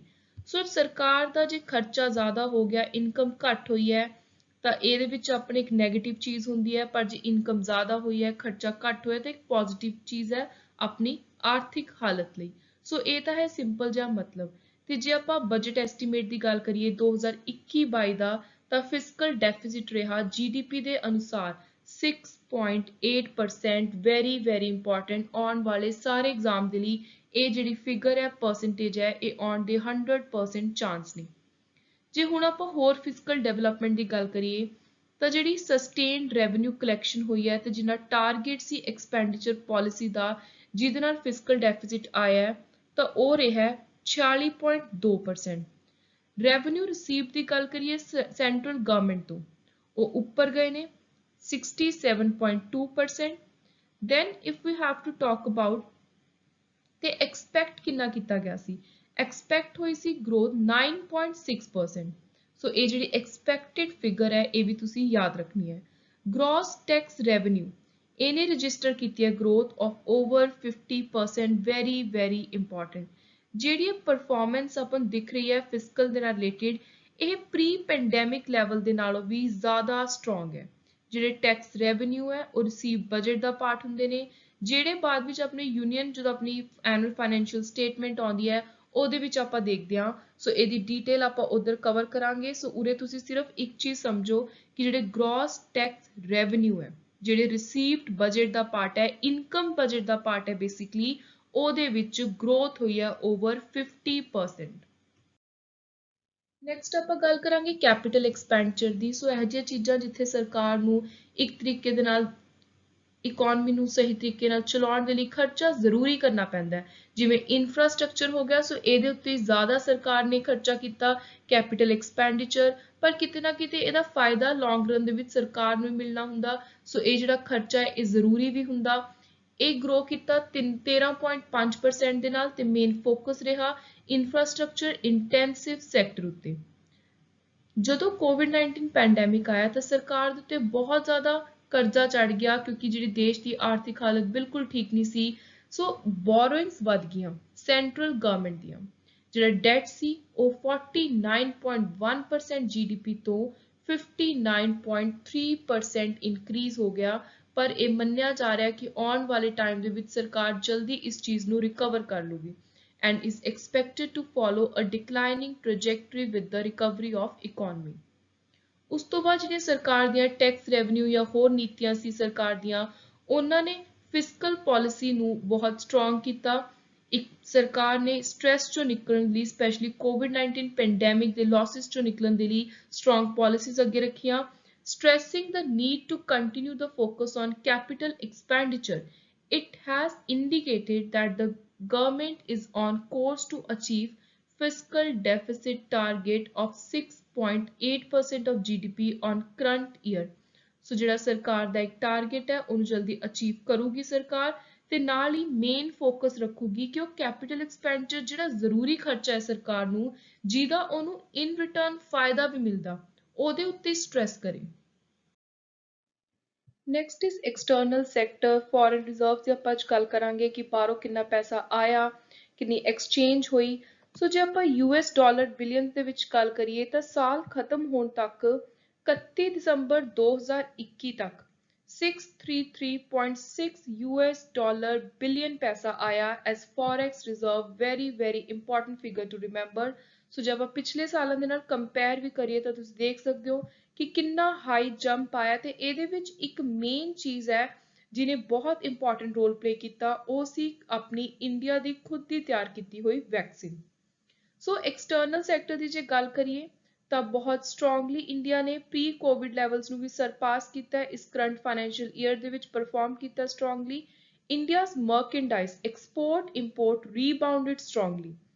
There was significant pickup in net service with both receive payment crossing the pre-pandemic level। ਚਾਹੇ tourism revenue ਘਟ ਰਿਹਾ ਪਰ ਫਿਰ ਵੀ ਇੰਡੀਆ ਨੇ ਕਿਤੇ ਨਾ ਕਿਤੇ ਬਹੁਤ brilliantly perform ਕੀਤਾ ਤੇ ਇਸ ਸੈਕਟਰ ਦੇ ਵਿੱਚ ਆਪਣੇ ਆਪ ਨੂੰ strongly stand out ਕੀਤਾ। Net capital flow were higher at USD 65.6 billion in first half of 2021-2022। ਉਸ ਤੋਂ ਬਾਅਦ ਜੇ ਆਪਾਂ ਗੱਲ ਕਰੀਏ ਨਵੰਬਰ 2021 ਖਤਮ ਹੋਣ ਤੱਕ ਇੰਡੀਆ ਵਰਲਡ ਲੈਵਲ ਦੇ ਉੱਤੇ ਚੌਥੇ ਨੰਬਰ ਤੇ ਸੀ in the category of largest forest reserve holder. very important point। ਇਹ ਤੁਹਾਨੂੰ ਆਉਣ ਵਾਲੇ ਸਾਰੇ ਐਗਜ਼ਾਮ ਦੇ ਲਈ ਬਹੁਤ ਇੰਪੋਰਟੈਂਟ ਫੈਕਟ ਹੈ। ਸਭ ਤੋਂ ਪਹਿਲੇ ਨੰਬਰ ਤੇ ਹੈ ਚਾਈਨਾ, ਦੂਜੇ ਨੰਬਰ ਤੇ ਜਾਪਾਨ, ਜਿਨ੍ਹਾਂ ਦੇ ਕੋਲ 2021 ਨਵੰਬਰ ਖਤਮ ਹੋਣ ਤੱਕ ਸਭ ਤੋਂ ਜ਼ਿਆਦਾ ਬਾਹਰਲੇ ਰਿਜ਼ਰਵ ਸੀ ਫੋਰੈਕਸ ਰਿਜ਼ਰਵ। ਤੀਜੇ ਨੰਬਰ ਤੇ ਸਵਿਟਜ਼ਰਲੈਂਡ। ਸੋ ਚੌਥੇ ਨੰਬਰ ਤੇ ਆਪਣੇ ਕੋਲ ਇੰਡੀਆ। ਸੋ ਇੰਡੀਆ ਦੀ ਜਿਹੜੀ ਫੋਰਥ ਪੋਜੀਸ਼ਨ ਹੈ ਇਹ ਤੁਸੀਂ ਯਾਦ ਰੱਖਣੀ ਹੈ। Next, talking about monetary management and financial intermediation. So, ਪੈਸੇ ਨਾਲ ਲੈ ਕੇ ਜੇ ਆਪਾਂ ਫਾਈਨੈਂਸ ਦੀ ਗੱਲ ਕਰੀਏ ਤਾਂ ਇੰਡੀਆ ਵਿੱਚ ਕਿਸ ਤਰ੍ਹਾਂ ਦੀ ਹਾਲਤ ਰਹੀ, ਤਾਂ ਜਿਹੜੀ ਲਿਕੁਇਡਿਟੀ ਹੈ, ਜਿਹੜਾ ਕੈਸ਼ ਦੀ ਫਾਰਮ ਦੇ ਵਿੱਚ ਚੱਲਦਾ ਹੋਇਆ ਪੈਸਾ ਹੁੰਦਾ ਇੱਕ ਇਕਨੋਮੀ ਦੇ ਅੰਦਰ, ਉਹ ਕਾਫੀ ਜ਼ਿਆਦਾ ਸਟੇਬਲ ਰਿਹਾ, ਉਹ ਸਰਪਲਸ ਦੇ ਵਿੱਚ ਰਿਹਾ, ਉਹਦੀ ਕੋਈ ਕਮੀ ਨਹੀਂ ਆਈ। ਰੈਪੋ ਰੇਟ 4% ਤੇ ਰਹੀ। ਜਿਹੜੀਆਂ ਇਹ ਰੇਟਸ ਨੇ ਇਹ ਵੀ ਐਗਜ਼ਾਮ ਦੇ ਵਿੱਚ ਡਾਇਰੈਕਟਲੀ ਪੁੱਛੇ ਜਾਂਦੀਆਂ ਨੇ, ਸੋ ਇਹ ਵੀ ਬਹੁਤ ਹੀ ਜ਼ਿਆਦਾ ਇੰਪੋਰਟੈਂਟ ਹੈ। ਰੈਪੋ ਰੇਟ ਜੋ ਆਰਬੀਆਈ ਤੈਅ ਕਰਦੀ ਹੈ ਇਹ 4% ਸੀ। Then reserve bank of India ਨੇ ਬਹੁਤ ਸਾਰੇ ਅਲੱਗ-ਅਲੱਗ ਮੈਜਰਸ ਲਏ ਜਿਹਦੇ ਨਾਲ ਇਕਨੋਮੀ ਦੇ ਵਿੱਚ ਜਿਹੜੀ ਲਿਕੁਇਡਿਟੀ ਹੈ, ਪੈਸੇ ਦੀ ਕਮੀ ਨਾ ਆਵੇ, ਉਸੇ ਤਰ੍ਹਾਂ ਚੱਲਦਾ ਰਹੇ ਸਹੀ ਤਰੀਕੇ ਦੇ ਨਾਲ, ਉਹਦੇ ਲਈ ਅਲੱਗ-ਅਲੱਗ ਮੈਜਰਸ ਅਪਣਾਏ, ਜਿਹਦੇ ਵਿੱਚੋਂ ਇੱਕ ਪ੍ਰੋਗਰਾਮ ਸੀ GSEC ਐਕੁਜੀਸ਼ਨ ਪ੍ਰੋਗਰਾਮ, ਦੂਜਾ ਸੀ special long term repo operation. So ਇਹ ਨਾਮ ਵੀ ਤੁਹਾਨੂੰ ਪਤਾ ਹੋਣੇ ਚਾਹੀਦੇ ਆ। ਇਕਨੋਮੀ ਸੀ ਜਿਹੜੀ ਦੇਸ਼ ਦੀ ਆਰਥਿਕ ਹਾਲਤ ਸੀ ਉਹਨੂੰ ਪੈਂਡੈਮਿਕ ਨੇ ਪੂਰੀ ਤਰ੍ਹਾਂ ਖਰਾਬ ਕਰਤਾ ਸੀ, ਪਰ ਕਿਤੇ ਨਾ ਕਿਤੇ ਜਿਹੜੀ ਬੈਂਕਿੰਗ ਸਿਸਟਮ ਸੀ ਦੇਸ਼ ਦਾ, ਉਹਨੇ ਇਸ ਆਰਥਿਕ ਹਾਲਤ ਨੂੰ ਦੁਬਾਰਾ ਤੋਂ ਐਕਸੈਲਰੇਟ ਕਰਨ ਦੇ ਲਈ, ਦੁਬਾਰਾ ਤੋਂ ਸਪੀਡ ਅਪ ਕਰਨ ਦੇ ਲਈ ਬਹੁਤ ਹੀ ਜ਼ਿਆਦਾ ਸਟਰੋਂਗਲੀ ਕੰਮ ਕੀਤਾ। ਬੈਂਕ ਕ੍ਰੈਡਿਟ ਗਰੋਥ ਦੀ ਜੇ ਗੱਲ ਕਰੀਏ ਤਾਂ 31 ਦਸੰਬਰ 2021 ਤੱਕ ਇਹਨੇ ਬਹੁਤ ਹੀ ਜ਼ਿਆਦਾ ਸਟਰੋਂਗਲੀ ਐਕਸੈਲਰੇਟ ਕੀਤਾ। ਸੋ 5.3% ਅਪ੍ਰੈਲ 2021 ਤੋਂ ਸਿੱਧਾ 9.2% ਗਰੋ ਕੀਤਾ 31 ਦਸੰਬਰ 2021 ਤੱਕ। Then talking about gross non-performing advances ratio to scheduled commercial bank ਜੋ RBI ਦੇ listed bank ਹੁੰਦੇ ਨੇ, ਉਹ ਡਿਕਲਾਈਨ ਹੋਈ 11.2% ਤੋਂ 6.9%. Non-performing advances ratio declined from 6 to 2.2% during the same period. ਉਸ ਤੋਂ ਬਾਅਦ ਜੇ ਆਪਾਂ ਗੱਲ ਕਰੀਏ, ਇਹ ਉੱਪਰਲੀ ਸੀ ਗ੍ਰੋਸ ਤੇ ਇਹ ਸੀ ਨੈਟ। ਇਹ ਵੀ ਤੁਹਾਨੂੰ ਅਲੱਗ-ਅਲੱਗ ਪਤਾ ਹੋਣੇ ਚਾਹੀਦੇ ਨੇ, ਤੁਸੀਂ ਉੱਥੇ ਕਨਫਿਊਜ਼ ਨਹੀਂ ਹੋਣਾ। ਧਿਆਨ ਦੇ ਨਾਲ ਇਹ ਦੇਖਣਾ ਕਿ ਤੁਹਾਨੂੰ gross non performing advance ratio ਪੁੱਛੀ ਹੋਈ ਹੈ ਜਾਂ ਫਿਰ net. So then talking about capital to risk weighted asset ratio of scheduled commercial banks, ਇਹਦੇ ਵਿੱਚ ਵੀ ਕਾਫੀ ਜ਼ਿਆਦਾ ਇਨਕਰੀਜ਼ ਦੇਖਣ ਨੂੰ ਮਿਲਿਆ 13% ਤੋਂ 16.54% at the end of September 2021. Then talking about return on asset and return on equity for public sector bank, ਇਹਦੇ ਵਿੱਚ ਵੀ positive trend ਦੇਖਣ ਨੂੰ ਮਿਲਿਆ ending the period September 2021. ਅੱਗੇ ਆਪਾਂ ਗੱਲ ਕਰਾਂਗੇ ਮਹਿੰਗਾਈ ਦੀ, ਪ੍ਰਾਈਸਿਸ ਦੀ, ਇਨਫਲੇਸ਼ਨ ਦਾ ਕੀ ਰਿਜ਼ਲਟ ਦੇਖਣ ਨੂੰ ਮਿਲਿਆ। So average headline consumer price index almost moderate ਰਿਹਾ, ਜ਼ਿਆਦਾ ਇਹਦੇ ਵਿੱਚ ਕੋਈ ਅਪ ਡਾਊਨ ਨਹੀਂ ਦੇਖੇ, 5.2% ਰਿਹਾ 2021-22, ਬਲਕਿ ਪਿਛਲੇ ਜਿਹੜੇ ਸਾਲ ਸੀ ਉਹਨਾਂ ਨਾਲੋਂ ਘਟਿਆ। ਉਸ ਤੋਂ ਬਾਅਦ ਜੇ ਆਪਾਂ ਖਾਣੇ ਦੀ ਮਹਿੰਗਾਈ ਦੀ ਗੱਲ ਕਰੀਏ, ਜਿਹੜਾ ਸਭ ਤੋਂ ਮੇਨ ਮੁੱਦਾ ਹੁੰਦਾ ਹੈ ਫੂਡ ਇਨਫਲੇਸ਼ਨ, ਉਹ ਐਵਰੇਜ ਜੇ ਆਪਾਂ ਰੇਟ ਦੀ ਗੱਲ ਕਰੀਏ ਤਾਂ ਲੋ ਰਿਹਾ 2.9% ਐਜ਼ ਅਗੇਂਸਟ ਪਿਛਲੇ ਸਾਲ ਜੇ ਆਪਾਂ ਸੇਮ ਪੀਰੀਅਡ ਦੀ ਗੱਲ ਕਰੀਏ ਅਪ੍ਰੈਲ ਤੋਂ ਦਸੰਬਰ ਤਾਂ ਬਹੁਤ ਜ਼ਿਆਦਾ ਹਾਈ ਸੀ 9.1%, ਤੇ ਇਸ ਸਾਲ ਫੂਡ ਇਨਫਲੇਸ਼ਨ ਸੇਮ ਪੀਰੀਅਡ 2.9%। ਸੋ ਇਹ ਪਰਸੈਂਟੇਜ ਵੀ ਐਗਜ਼ਾਮ ਦੇ ਲਈ ਬਹੁਤ ਜ਼ਿਆਦਾ ਇੰਪੋਰਟੈਂਟ ਹੈ। Then effective supply side management ਰਹੀ, ਇਹਨੇ ਕੰਟਰੋਲ ਵਿੱਚ ਰੱਖਿਆ ਸਾਰੀ ਕਮੋਡਿਟੀ ਦੀ ਪ੍ਰਾਈਸ ਨੂੰ, ਬਹੁਤ ਜ਼ਿਆਦਾ ਹਾਈ ਇਨਕਰੀਜ਼ ਨਹੀਂ ਹੋਣ ਦਿੱਤਾ। ਦੈਨ ਪਲਸਿਸ, ਐਡੀਬਲ ਆਇਲ, ਇਹਨਾਂ ਦੇ ਜਿਹੜੇ ਪ੍ਰਾਈਸਿਸ ਨੇ ਇਹਨਾਂ ਨੂੰ ਕੰਟਰੋਲ ਕਰਨ ਦੇ ਲਈ ਵੀ ਟਾਈਮ ਟੂ ਟਾਈਮ ਮੈਜਰਸ ਲਏ ਗਏ, ਚਾਹੇ ਕਦੇ ਪ੍ਰਾਈਸ ਰਾਈਜ਼ ਕੀਤੇ ਪਰ ਫਿਰ ਉਹਨਾਂ ਨੂੰ ਰਿਡਿਊਸ ਕਰਨ ਦੀ ਅਲੱਗ-ਅਲੱਗ ਮੈਜਰ ਸਰਕਾਰ ਨੇ ਲਏ। Reduction in central excise and subsequent cut in VAT by most state, ਇਹਦੇ ਨਾਲ ਹੈਲਪ ਹੋਈ ਪੈਟਰੋਲ ਤੇ ਡੀਜ਼ਲ ਪ੍ਰਾਈਸ ਦੇ ਘਟਣ ਦੇ ਵਿੱਚ। ਸੋ ਆਪਾਂ ਨੂੰ ਪਤਾ ਹੈ ਕਿ ਪਿਛਲੇ ਕੁਝ ਸਮੇਂ ਦੇ ਵਿੱਚ ਜਿਹੜੀਆਂ ਸਟੇਟਸ ਨੇ ਉਹਨਾਂ ਨੇ ਖੁਦ ਜਿਹੜੇ ਵੈਲਿਊ ਐਡਡ ਟੈਕਸ ਹੈ ਉਹਦੇ ਵਿੱਚ ਕੱਟ ਕੀਤਾ ਹੈ, ਜਿਹਦੇ ਨਾਲ ਪੈਟਰੋਲ ਤੇ ਡੀਜ਼ਲ ਦੇ ਪ੍ਰਾਈਸਿਸ ਹੁਣ ਘੱਟ ਹੋਏ ਨੇ। Then wholesale inflation based on WPI ਇਹ ਇਨਕਰੀਜ਼ ਹੋਈ 12.5% ਡਿਊਰਿੰਗ 2021-22, ਤੇ ਇਹਦੇ ਕਾਰਨ ਸੀ ਮੇਨ ਐਟਰੀਬਿਊਸ਼ਨ ਸੀ ਪਿਛਲੇ ਸਾਲ ਲੋ ਬੇਸ ਰੱਖਿਆ ਗਿਆ ਸੀ। ਉਸ ਤੋਂ ਬਾਅਦ ਜਿਹੜੇ ਇੰਟਰਨੈਸ਼ਨਲ ਲੈਵਲ ਤੇ ਜੇ ਆਪਾਂ ਗੱਲ ਕਰੀਏ, ਕਰੂਡ ਆਇਲ ਦੇ ਪ੍ਰਾਈਸਿਸ ਦੇ ਵਿੱਚ ਬਹੁਤ ਜ਼ਿਆਦਾ ਸ਼ਾਰਪਲੀ ਇਨਕਰੀਜ਼ ਹੋਇਆ।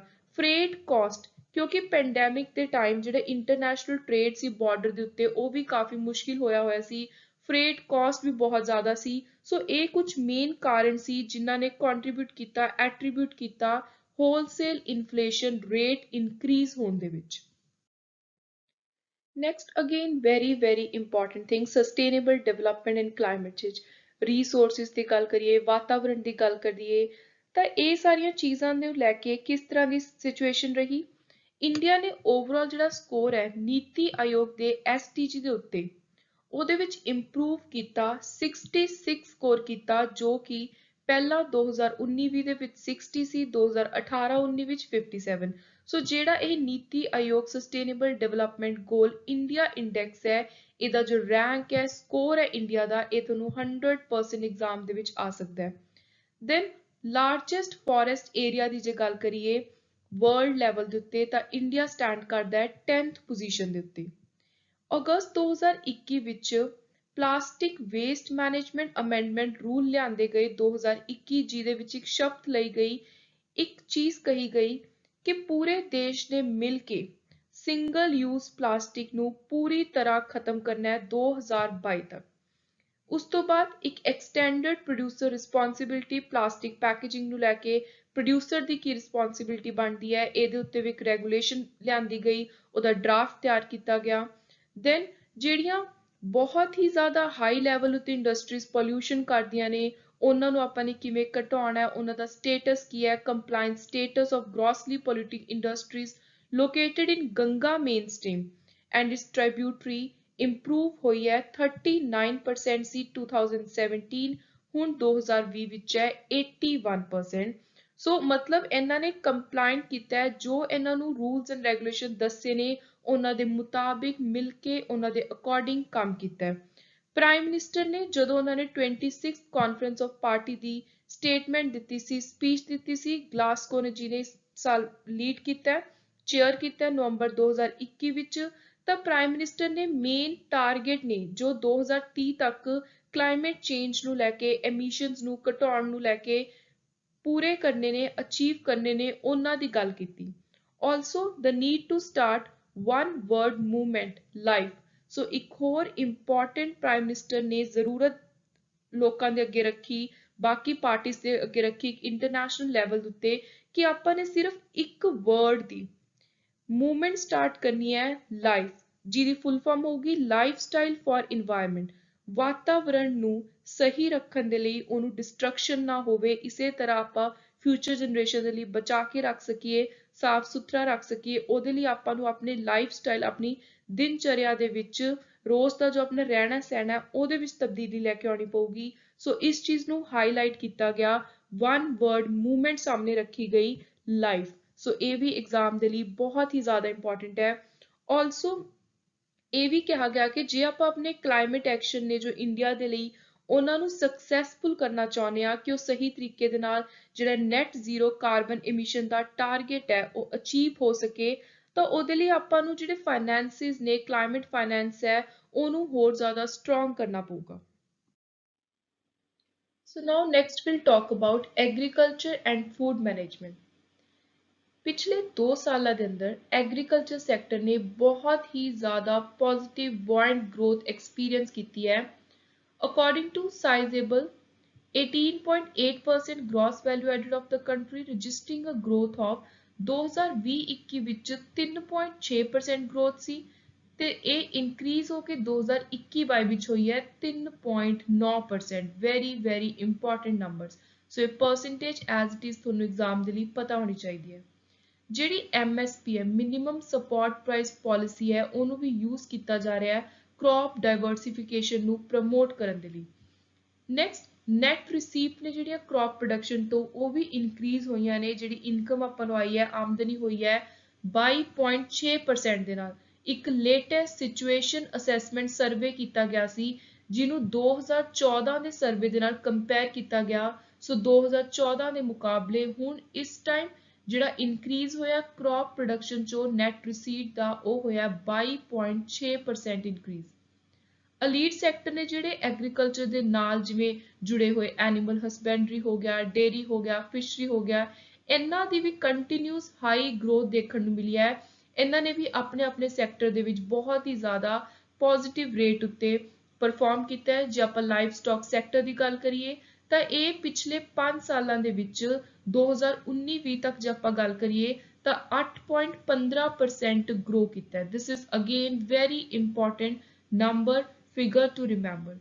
Government facilitate food processing through various measures of infrastructure development, subsidized transportation, support for formalization of micro food enterprise। सरकार ने भी टाइम टू टाइम ये ਜਿਹੜੇ भी सैक्टर ने एग्रीकल्चर फूड मैनेजमेंट ਦੇ एलीट सैक्टर ने ਇਹਨਾਂ ਦੀ ਮਦਦ ਕਰਨ ਦੇ ਲਈ ਆਪਣੇ ਮੈਜਰਸ ਕੱਢੇ ਨੇ, ਸਕੀਮਸ ਕੱਢੀਆਂ ਨੇ। ਇੰਡੀਆ ਇੱਕ one of the largest food management program run करता है पूरे वर्ल्ड के अंदर। दैन जी सरकार है फूड सिक्योरिटी नैटवर्क है जिमें PM गरीब कल्याण योजना इस तरह की स्कीम्स के नाल टाइम टू टाइम इनक्रीज किया है, एक्सटेंड किया है कवरेज। सो जे हुण आपां मिलियन टन्स दे विच गल करिए नंबर्स दी फिगर्स दी तो जिहड़े 4th एडवांस एस्टीमेट आया उहदे अनुसार फूड ग्रेन प्रोडक्शन होया मिलियन टन्स के अंदर 2020-21 308.6 वेरी वेरी इंपॉर्टेंट फिगर। ਇਹਦੇ ਅੰਦਰ ਆਉਂਦਾ ਰਾਈਸ, ਵੀਟ, ਕੋਰਸ ਸੀਰੀਅਲ ਤੇ ਪਲਸਿਸ। ਸੋ ਤੁਹਾਨੂੰ ਇਹ ਵੀ ਪੁੱਛਿਆ ਜਾ ਸਕਦਾ ਹੈ ਕਿ ਫੂਡ ਗ੍ਰੇਨ ਪ੍ਰੋਡਕਸ਼ਨ ਦਾ ਜਿਹੜਾ ਇਕਨੋਮਿਕ ਸਰਵੇ ਦੇ ਅੰਦਰ ਫਿਗਰ ਹੁੰਦੀ ਹੈ ਜੋ ਇਹ 308.6 ਮਿਲੀਅਨ ਟਨ ਫਿਗਰ ਹੈ, ਇਹਦੇ ਅੰਦਰ ਕਿਹੜੀਆਂ-ਕਿਹੜੀਆਂ ਕ੍ਰੌਪਸ ਆਉਂਦੀਆਂ ਨੇ। ਸੋ ਤੁਹਾਨੂੰ ਇਹ ਚਾਰੋਂ ਕ੍ਰੌਪਸ ਦੇ ਨਾਮ ਵੀ ਪਤਾ ਹੋਣੇ ਚਾਹੀਦੇ ਆ। Next is industry and infrastructure. So ਹੁਣ ਆਪਾਂ ਨੇ ਐਗਰੀਕਲਚਰ ਦੀ ਗੱਲ ਦੇਖੀ ਹੈ, ਉੱਥੇ ਕਾਫੀ ਬ੍ਰਿਲੀਅੰਟਲੀ ਪਰਫਾਰਮ ਕੀਤਾ ਹੈ। सो इंडस्ट्री ते infrastructure index of industrial production IIP ये बहुत ही ज़्यादा ग्रो किया है पिछले साल नाल। 2020 की जे गल करिए तो माइनस विच गया सी 15.3%, पर हुण इन्हें 2021 दे विच ग्रो किया है 17.4%, which is a very very important and strong figure. Capital expenditure Indian railways दे उत्ते वधाया है। उस तो बाद जे आपां गल करिए रोड कंस्ट्रक्शन दी तो उहदे उत्ते जिहड़ा एरिया है उहनूं इनक्रीज कीता है, उहनूं एक्सटेंड कीता है कवरेज नूं। उस तो बाद जिहड़े लग तो एलोकेशन हुंदी है बजट दी पैसे दी वो भी इनक्रीज हुई है। Net profit to sale ratio of large corporation reached an all time high. हुण तक दी एक RBI स्टडी के मुताबिक पैंडेमिक दे विच बहुत ही ज़्यादा आपां लॉस दे विच चले गए सी। जिन्नियां वड्डियां कॉरपोरेशन सी उन्हां ने जिहड़ा प्रॉफिट अर्न किया अपनी सेल्स चों ਉਹ ऑल टाइम हाई कह सकते हो। काफ़ी समय तो बाद इन्ना स्ट्रॉन्ग इन्नी गुड परसेंटेज देखने को मिली है। सो वो है 10.6%। Then production linked incentive scheme introduce की है जिहदे अंदर इंफ्रास्ट्रक्चर नूं फिजिकली डिजिटली अलग अलग तरह की इंपॉर्टेंट मैजर्स के नाल इंप्रूव किया गया, इंफ्रास्ट्रक्चर नूं स्ट्रॉन्ग किया गया। सो ये तुहानूं स्कीम का नाम भी पता होना चाहिए कि ये किहड़े-किहड़े एरियाज नूं टारगेट कर रही है। सो मेन बूस्ट कर रही है इंफ्रास्ट्रक्चर नूं। So next we'll talk about service sector. So we have seen agriculture sector, industry उन्हां दे विच काफ़ी वधिया इंप्रूवमेंट हुई है, पर हुण जिहड़ा सर्विस सैक्टर है उरे प्री पैंडेमिक लैवल दे नालों भी बिलो रहा पॉइंट, क्योंकि मेन उरे की हुंदा सर्विस सैक्टर दे विच ट्रेड ट्रांसपोर्टेशन ये चीज़ां ठप रही ने। आपां नूं पता है ट्रांसपोर्टेशन बिल्कुल बंद रही है क्योंकि लॉकडाउनस लगते रहे ने कंटीन्यूसली, एयर ट्रांसपोर्ट बिल्कुल रद्द रही है। सो ये चीज़ां करके जिहड़ा सर्विस सैक्टर है काफ़ी ज़्यादा नुकसान का सामना करना पिया है। सो GVA of service cross pre pandemic level in July September quarter. However जिहड़ा ग्रॉस वैल्यू एडिड सी कंटैक्ट इंटेंसिव सैक्टर जिथे कॉन्टैक्ट मेन हुंदा ओह जिहा सैक्टर जिवें ट्रांसपोर्टेशन होगी, ट्रेड, उन्हां दा जिहड़ा रेट है वो लो रहा mainly below pre pandemic level. पर जे आपां ओवरऑल गल करिए कल्ले कॉन्टैक्ट इंटेंसिव सैक्टर नूं नहीं पूरे सर्विस सैक्टर नूं देखदे होए तां एक्सपैक्ट किया जा रहा है कि 2021-22 दे विच ग्रो किया है 8.2%। नैक्सट फॉरेन डायरैक्ट इन्वेस्टमेंट जिहड़ा पहला हाफ है 2021-22 दा ਉਹਦੇ ਵਿੱਚ सर्विस सैक्टर ਨੂੰ रिसीव होया over $16.7 billion. So foreign direct investment accounting for almost 54% of total FDI inflow in India। 54% एक परसेंटेज भी थोनू एज इट इज याद होनी चाहिए है। रिफॉर्म सरकार ने बहुत सारी तब्दीलियां लियांदियां। ਸੋ ਮੇਨਲੀ ਰਿਮੂਵ ਕੀਤੀ telecom regulation in IT BPO sector ਤੇ ਪ੍ਰਾਈਵੇਟ ਪਲੇਅਰਸ ਨੂੰ ਓਪਨ ਕੀਤਾ ਕਿ ਉਹ ਆਪਣੀ ਇਨਵੋਲਵਮੈਂਟ ਦਿਖਾ ਸਕਣ, ਉਹ ਜ਼ਿਆਦਾ ਤੋਂ ਜ਼ਿਆਦਾ ਇਨਵੈਸਟ ਕਰ ਸਕਣ ਸਪੇਸ ਸੈਕਟਰ ਦੇ ਅੰਦਰ। ਸੋ ਇਸ ਤਰੀਕੇ ਦੇ ਨਾਲ ਕੁਝ ਇੰਪੋਰਟੈਂਟ ਮੇਜਰ ਗਵਰਨਮੈਂਟ ਰਿਫਾਰਮਸ ਆਈਆਂ। Then if we have to talk about export, ਤਾਂ ਸਰਵਿਸ ਸੈਕਟਰ ਨੇ ਜੇ ਐਕਸਪੋਰਟ ਦੀ ਗੱਲ ਕਰੀਏ ਤਾਂ ਪ੍ਰੀ ਪੈਂਡੈਮਿਕ ਲੈਵਲ ਨੂੰ ਸਰਪਾਸ ਕੀਤਾ ਹੈ, ਗਰੋ ਕੀਤਾ ਹੈ ਪਹਿਲੇ ਹਾਫ ਦੇ ਅੰਦਰ 2021-22 ਦੇ 21.6% ਦੇ ਨਾਲ। This is very very important figure to remember. Then ਬਹੁਤ ਸਾਰੇ ਸਟਾਰਟਅਪਸ ਖੋਲੇ ਗਏ ਨੇ ਜੋ ਸਰਵਿਸ ਸੈਕਟਰ ਦੇ ਵਿੱਚ ਇੱਕ ਬਹੁਤ ਹੀ ਜ਼ਿਆਦਾ ਇੰਪੋਰਟੈਂਟ ਪੋਜ਼ਿਟਿਵ ਚੀਜ਼ ਦੇਖਣ ਨੂੰ ਮਿਲੀ ਹੈ। ਇੰਡੀਆ ਸਟਾਰਟਅਪ ਈਕੋਸਿਸਟਮ ਦੇ ਵਿੱਚ ਜੇ ਆਪਾਂ ਪੂਰੇ ਵਰਲਡ ਦੀ ਗੱਲ ਕਰੀਏ, ਯੂਐਸ ਤੇ ਚਾਈਨਾ ਤੋਂ ਬਾਅਦ ਤੀਜੇ ਨੰਬਰ ਤੇ ਆਉਂਦਾ, ਜੋ ਇੰਡੀਆ ਦੇ ਲਈ ਬਹੁਤ ਹੀ ਜ਼ਿਆਦਾ ਇੱਕ ਪੋਜ਼ਿਟਿਵ ਚੀਜ਼ ਹੈ। India has become third largest startup ecosystem in world after US and China. ਨਵੇਂ ਸਟਾਰਟਅਪ ਕਿੰਨੇ ਖੁੱਲੇ ਨੇ? ਸੋ ਨਵੇਂ ਰੈਕੋਗਨਾਈਜ਼ ਸਟਾਰਟਅਪ ਇਨਕਰੀਜ਼ ਹੋਏ ਨੇ 2021-22 ਵਿੱਚ 14,000, ਜੋ ਕਿ 2016-17 ਵਿੱਚ ਸਿਰਫ 733 ਸੀ। ਸੋ ਤੁਸੀਂ ਦੇਖ ਸਕਦੇ ਹੋ ਕਿ ਕਿੰਨਾ ਜ਼ਿਆਦਾ ਮੇਜਰ ਇੱਕ ਕਲਾਈਮ ਕੀਤਾ ਹੈ ਇਸ ਰੇਟ ਨੇ। 44 ਨਵੇਂ ਸਟਾਰਟਅਪ ਜਿਨ੍ਹਾਂ ਨੇ ਯੂਨੀਕॉर्न ਸਟੇਟਸ ਹਾਸਲ ਕੀਤਾ ਹੈ 2021 ਵਿੱਚ। This is also very very important for exam. Next is social infrastructure and employment ਕਿਵੇਂ ਦੀ ਰਹੀ ਹੈ। ਜੇ ਆਪਾਂ ਰੁਜ਼ਗਾਰ ਦੀ ਗੱਲ ਕਰੀਏ ਤਾਂ ਜਿਵੇਂ ਇਕੋਨਮੀ ਆਰਥਿਕ ਹਾਲਤ ਦੇਸ਼ ਦੀ ਰਿਵਾਈਵ ਹੋਈ ਹੈ ਤਾਂ ਇੰਪਲੋਇਮੈਂਟ ਇੰਡੀਕੇਟਰਸ ਨੇ ਬਾਉਂਸ ਬੈਕ ਕੀਤਾ ਹੈ ਪ੍ਰੀ ਪੈਂਡੈਮਿਕ ਲੈਵਲਸ ਤੋਂ। ਸੋ ਜਦੋਂ ਪੈਂਡੈਮਿਕ ਆਇਆ, ਇੱਕਦਮ ਕੋਵਿਡ-19 ਪੈਂਡੈਮਿਕ ਆਇਆ ਤਾਂ ਕਾਫੀ ਜ਼ਿਆਦਾ ਸੈਟਬੈਕ ਦੇਖਣ ਨੂੰ ਮਿਲਿਆ, ਲੋਕਾਂ ਨੂੰ ਬਹੁਤ ਦਿੱਕਤਾਂ ਦਾ ਸਾਹਮਣਾ ਕਰਨਾ ਪਿਆ। ਪਰ ਹੁਣ ਕਿਤੇ ਨਾ ਕਿਤੇ ਆਪਾਂ ਇਸ ਚੀਜ਼ ਤੋਂ ਉੱਭਰ ਰਹੇ ਹਾਂ, ਬਾਹਰ ਨਿਕਲ ਰਹੇ ਹਾਂ। As per quarterly periodic labor force survey data up to March 2021, employment in urban sector affected by pandemic has recovered almost to pre-pandemic level। COVID-19 pandemic ਆਉਣ ਤੋਂ ਪਹਿਲਾਂ ਜਿਵੇਂ ਦੀ ਸਿਚੁਏਸ਼ਨ ਸੀ, ਹੁਣ ਮੰਨਿਆ ਜਾ ਰਿਹਾ ਵੀ ਮਾਰਚ 2021 ਤੱਕ ਦੁਬਾਰਾ ਤੋਂ ਉਸੇ ਤਰ੍ਹਾਂ ਦੀ ਸਿਚੁਏਸ਼ਨ ਹੈ ਅਰਬਨ ਸੈਕਟਰ ਦੇ ਅੰਦਰ। ਤੇ ਜੇ ਆਪਾਂ ਈਪੀਐਫਓ ਡੇਟਾ ਦੇ ਅਨੁਸਾਰ ਗੱਲ ਕਰੀਏ, ਇੰਪਲੋਇਜ਼ ਪ੍ਰੋਵੀਡੈਂਟ ਫੰਡ ਆਰਗੇਨਾਈਜੇਸ਼ਨ ਦਾ ਇੱਕ ਡੇਟਾ ਰਿਲੀਜ਼ ਹੋਇਆ ਹੈ। ਉਹਦੇ ਮੁਤਾਬਿਕ ਜਿਹੜੀ ਜੌਬਸ ਦੀ ਫਾਰਮਲਾਈਜੇਸ਼ਨ ਹੈ, ਉਹ ਜਦੋਂ ਕੋਵਿਡ ਦੀ ਸੈਕਿੰਡ ਵੇਵ ਆਈ ਤਾਂ ਉਦੋਂ ਉਸੇ ਤਰ੍ਹਾਂ ਚੱਲਦੀ ਰਹੀ। ਜਿਹੜੀ ਪਹਿਲੀ ਵੇਵ ਆਈ ਸੀ ਉਦੋਂ ਜੌਬਸ ਦੇ ਉੱਤੇ ਜ਼ਿਆਦਾ ਅਸਰ ਪਿਆ ਸੀ, ਪਰ ਦੂਜੀ ਵੇਵ ਦੇ ਵਿੱਚ ਘੱਟ ਅਸਰ ਪਿਆ। ਸੋਸ਼ਲ ਇਨਫਰਾਸਟ੍ਰਕਚਰ, ਹੈਲਥ ਹੋ ਗਿਆ, ਪੜ੍ਹਾਈ ਹੋ ਗਿਆ, ਜਿਹੜੀ ਇਸ ਤਰ੍ਹਾਂ ਦੀ ਚੀਜ਼ਾਂ ਨੇ, ਇਹਨਾਂ ਉੱਤੇ ਜਿਹੜਾ ਖਰਚਾ ਹੈ, ਐਕਸਪੈਂਡੀਚਰ ਹੈ, ਉਹ ਵੀ ਇਨਕਰੀਜ਼ ਹੋਇਆ।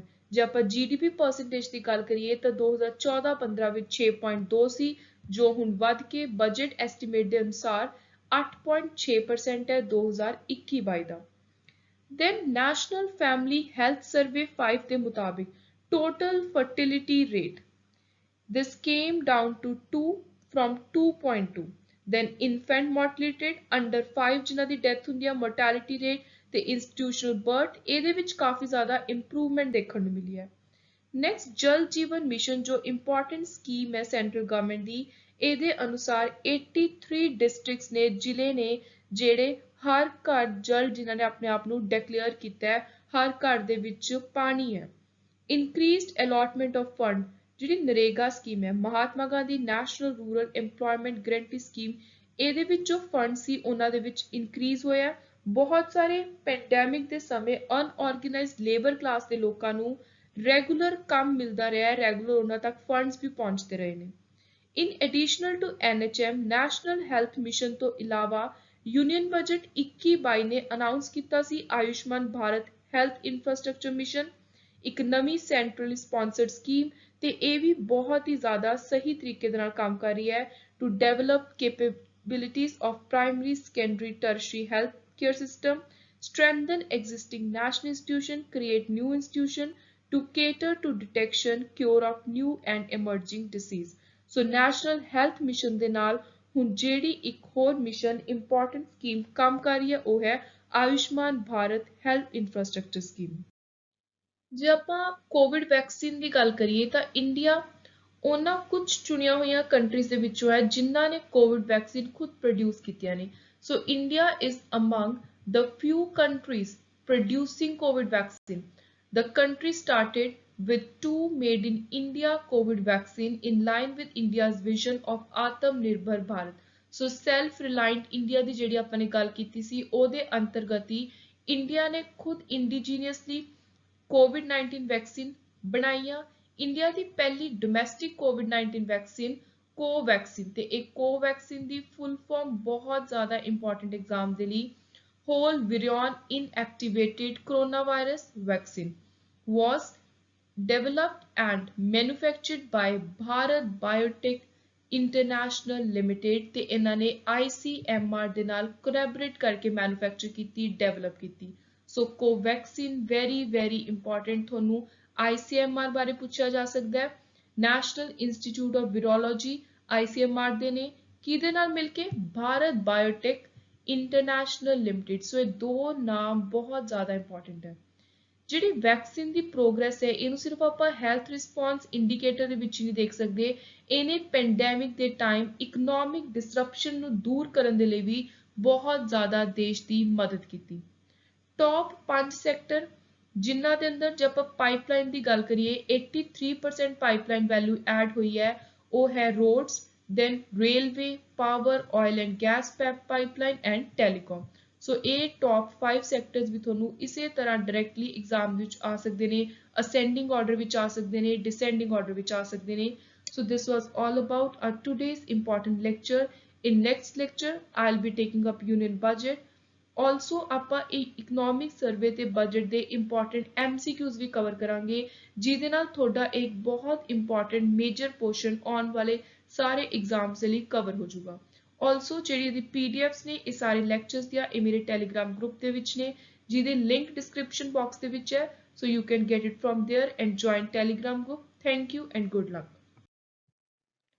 Hello everyone, welcome to Victor's Knowledge. This is Chinu Sharma and today I'm going to discuss with you a very important topic, so that is important objective questions। So ਅੱਜ ਇਸ lecture ਦੇ ਅੰਦਰ ਮੈਂ ਤੁਹਾਡੇ ਨਾਲ MCQ ਦੀ farm ਦੇ ਵਿੱਚ ਜੋ ਵੀ ਇੰਪੋਰਟੈਂਟ ਕੁਐਸਚਨ ਐਗਜ਼ਾਮ ਦੇ ਲਈ ਤੁਸੀਂ ਤਿਆਰ ਕਰਕੇ ਜਾਣੇ ਹੈ ਰੀਸੈਂਟ ਯੂਨੀਅਨ ਬਜਟ 2022-23 ਤੇ ਇਕਨੋਮਿਕ ਸਰਵੇ 2021-22 ਦੇ ਵਿੱਚੋਂ ਸੋ ਉਹ ਸਾਰੇ ਅੱਜ ਆਪਾਂ ਡਿਸਕਸ ਕਰਾਂਗੇ। ਇਹ ਦੋਨੋਂ ਇੰਪੋਰਟੈਂਟ ਟੌਪਿਕਸ ਦੇ ਮੈਂ ਤੁਹਾਡੇ ਨਾਲ ਜਿੰਨੇ ਵੀ ਇੰਪੋਰਟੈਂਟ ਹਾਈਲਾਈਟਸ ਨੇ ਉਹ ਡਿਸਕਸ ਕਰ ਚੁੱਕੀ ਹਾਂ। ਸੋ ਉਹ ਦੋਨੋਂ ਲੈਕਚਰਸ ਦਾ ਲਿੰਕ ਵੀ ਮੈਂ ਡਿਸਕ੍ਰਿਪਸ਼ਨ ਬਾਕਸ ਦੇ ਵਿੱਚ ਐਡ ਕਰ ਦੂੰਗੀ ਕਿਉਂਕਿ ਆਉਣ ਵਾਲਾ ਕੋਈ ਵੀ ਪੇਪਰ ਹੈ ਚਾਹੇ ਉਹ PPSC ਦੇ ਦੁਆਰਾ ਕੰਡਕਟ ਕੀਤੇ ਜਾਣ ਵਾਲੇ ਨਾਇਬ ਤਹਿਸੀਲਦਾਰ, ਕੋਆਪਰੇਟਿਵ ਇੰਸਪੈਕਟਰ ਜਾਂ ਪੰਜਾਬ ਸਬ ਇੰਸਪੈਕਟਰ ਐਗਜ਼ਾਮ ਹੈ ਔਰ for that matter any other central level exam चाहे कोई क्लैरिकल लेवल ਦਾ ਹੈ ਤੁਸੀਂ ਹਰ ਪੇਪਰ ਦੇ ਵਿੱਚ ਅਗਲੇ 2022 ਸਾਲ ਦੇ ਅੰਦਰ ਜੋ ਵੀ ਪੇਪਰ ਹੋਣੇ ਨੇ static GK, economics, current affair ਇਹ ਤਿੰਨੋਂ ਪੋਰਸ਼ਨਸ ਦੇ ਅੰਦਰ ਤੁਹਾਨੂੰ ਇਹਨਾਂ ਦੇ ਵਿੱਚੋਂ 2 ਤੋਂ 3 ਕੁਐਸਚਨ ਜ਼ਰੂਰ ਦੇਖਣ ਨੂੰ ਮਿਲਣਗੇ। ਸੋ ਇਸੇ ਲਈ ਇਹ ਟੌਪਿਕ ਆਪਣੇ ਲਈ ਤਿਆਰ ਕਰਨਾ ਬਹੁਤ ਹੀ ਜ਼ਿਆਦਾ ਜ਼ਰੂਰੀ ਹੋ ਜਾਂਦਾ ਹੈ। Also, before beginning with our topic, I want to share something important with you guys. So I have specifically compiled important notes for PPSC functional manager as well as also there is a crash course। ਤੇ ਇਹ ਜਿਹੜਾ crash course ਹੈ ਇਹ PPSC ਨਾਇਬ ਤਹਿਸੀਲਦਾਰ ਤੇ cooperative exam ਦੇ ਲਈ combined ਹੈ। ਇਹਦੇ ਅੰਦਰ ਤੁਹਾਨੂੰ ਰਿਕਾਰਡਡ ਲੈਕਚਰਸ ਮਿਲ ਰਹੇ ਨੇ, ਕੰਪਲੀਟ ਨੋਟਸ ਮਿਲ ਰਹੇ ਨੇ GS ਦੇ 5 ਪੂਰੇ ਕੰਪਲੀਟ ਮੌਕ ਟੈਸਟ ਨਾਲ ਹੀ ਤੁਹਾਨੂੰ ਡੀਟੇਲ ਤੇ MCQ ਫਾਰਮ ਦੇ ਵਿੱਚ ਕਰੰਟ ਇਸ਼ੂਜ਼ ਮਿਲ ਰਹੇ ਨੇ ਟਿਲ ਜਨਵਰੀ 2022। ਸੋ ਜੇ ਤੁਸੀਂ ਇਹ ਇੰਪੋਰਟੈਂਟ ਕ੍ਰੈਸ਼ ਕੋਰਸ ਬਾਏ ਕਰਨਾ ਹੈ ਤਾਂ ਤੁਸੀਂ ਮੈਨੂੰ ਇਸ ਬਿਲੋ ਮੈਂਸ਼ਨ ਈਮੇਲ ਐਡਰੈਸ ਉੱਤੇ ਮੇਲ ਕਰ ਸਕਦੇ ਹੋ or you can send direct message on Instagram page Victors knowledge. ਤੇ ਜਿਹੜਾ ਇਹ ਕੋਰਸ ਹੈ ਇਹਦਾ 올ਡ ਪ੍ਰਾਈਸ ਸੀ 3500 ਪਰ ਹੁਣ ਨਿਊ ਪ੍ਰਾਈਸ ਹੈ 2500 ਤੇ ਇਹ ਜਿਹੜਾ ਪ੍ਰਾਈਸ ਹੈ 2500 ਡਿਸਕਾਊਂਟਡ ਪ੍ਰਾਈਸ ਜਿਹਦੇ ਉੱਤੇ ਤੁਹਾਨੂੰ ₹1000 ਦਾ ਫਲੈਟ ਡਿਸਕਾਊਂਟ ਮਿਲ ਰਿਹਾ ਹੈ। ਇਹ ਸਿਰਫ ਔਰ ਸਿਰਫ ਲਿਮਿਟਿਡ ਪੀਰੀਅਡ ਦੇ ਲਈ ਆਫਰ ਮੈਂ ਸਟਾਰਟ ਕੀਤਾ ਹੋਇਆ ਸੀ from 1st February till 10th February। ਸੋ ਜਿਹੜੇ ਵੀ ਸਟੂਡੈਂਟ ਇਸ ਕੋਰਸ ਨੂੰ ਬਾਏ ਕਰਨ ਦੇ ਵਿੱਚ ਇੰਟਰਸਟਿਡ ਨੇ ਉਹ ਜਲਦੀ ਤੋਂ ਜਲਦੀ ਇਹਨੂੰ ਬਾਏ ਕਰੋ ਕਿਉਂਕਿ ਜਿਹੜਾ ਇਹਦਾ ਪ੍ਰਾਈਸ ਹੈ ਉਹ ਬਹੁਤ ਹੀ ਜ਼ਿਆਦਾ ਮੈਂ ਘਟਾ ਦਿੱਤਾ ਹੈ। ₹1000 ਦਾ ਫਲੈਟ ਡਿਸਕਾਊਂਟ ਮਿਲ ਰਿਹਾ ਹੈ ਤੇ ਇਹ ਆਫਰ ਪ੍ਰਾਈਸ ਸਿਰਫ ਔਰ ਸਿਰਫ ਕੱਲ ਤੱਕ ਹੀ ਹੈ।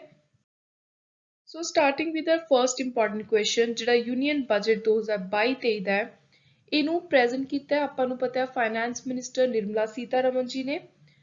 ਇਹਦੇ ਅੰਦਰ ਜਿਹੜੀ GDP growth ਹੈ ਉਹ ਐਕਸਪੈਕਟਡ ਕਿੰਨੀ ਸੀ। ਸੋ ਉਰੇ ਆਪਾਂ ਟਾਰਗੇਟਡ ਦੀ ਗੱਲ ਨਹੀਂ ਕਰ ਰਹੇ। ਤੁਸੀਂ ਐਗਜ਼ਾਮ ਦੇ ਵਿੱਚ ਜਿਹੜੇ ਵਰਡਸ ਨੇ ਇਸ ਬਜਟ ਦੇ ਕੁਐਸਚਨ ਦੇ ਉਹਨਾਂ ਨੂੰ ਧਿਆਨ ਦੇ ਨਾਲ ਪੜ੍ਹਨਾ ਹੈ ਕਿ ਉੱਥੇ ਤੁਹਾਨੂੰ ਟਾਰਗੇਟਡ ਲਿਖਿਆ ਹੋਇਆ ਹੈ ਜਾਂ ਫਿਰ ਐਕਸਪੈਕਟਡ, ਤੇ ਨਾਲ ਹੀ ਈਅਰ ਕਿਹਦੀ ਗੱਲ ਕੀਤੀ ਗਈ ਹੈ। ਸੋ ਇਸ ਈਅਰ ਦੇ ਲਈ, ਇਸ ਟਾਈਮ ਪੀਰੀਅਡ ਦੇ ਲਈ ਐਕਸਪੈਕਟਡ ਰੱਖਿਆ ਗਿਆ 9.2% ਆਪਸ਼ਨ ਸੀ।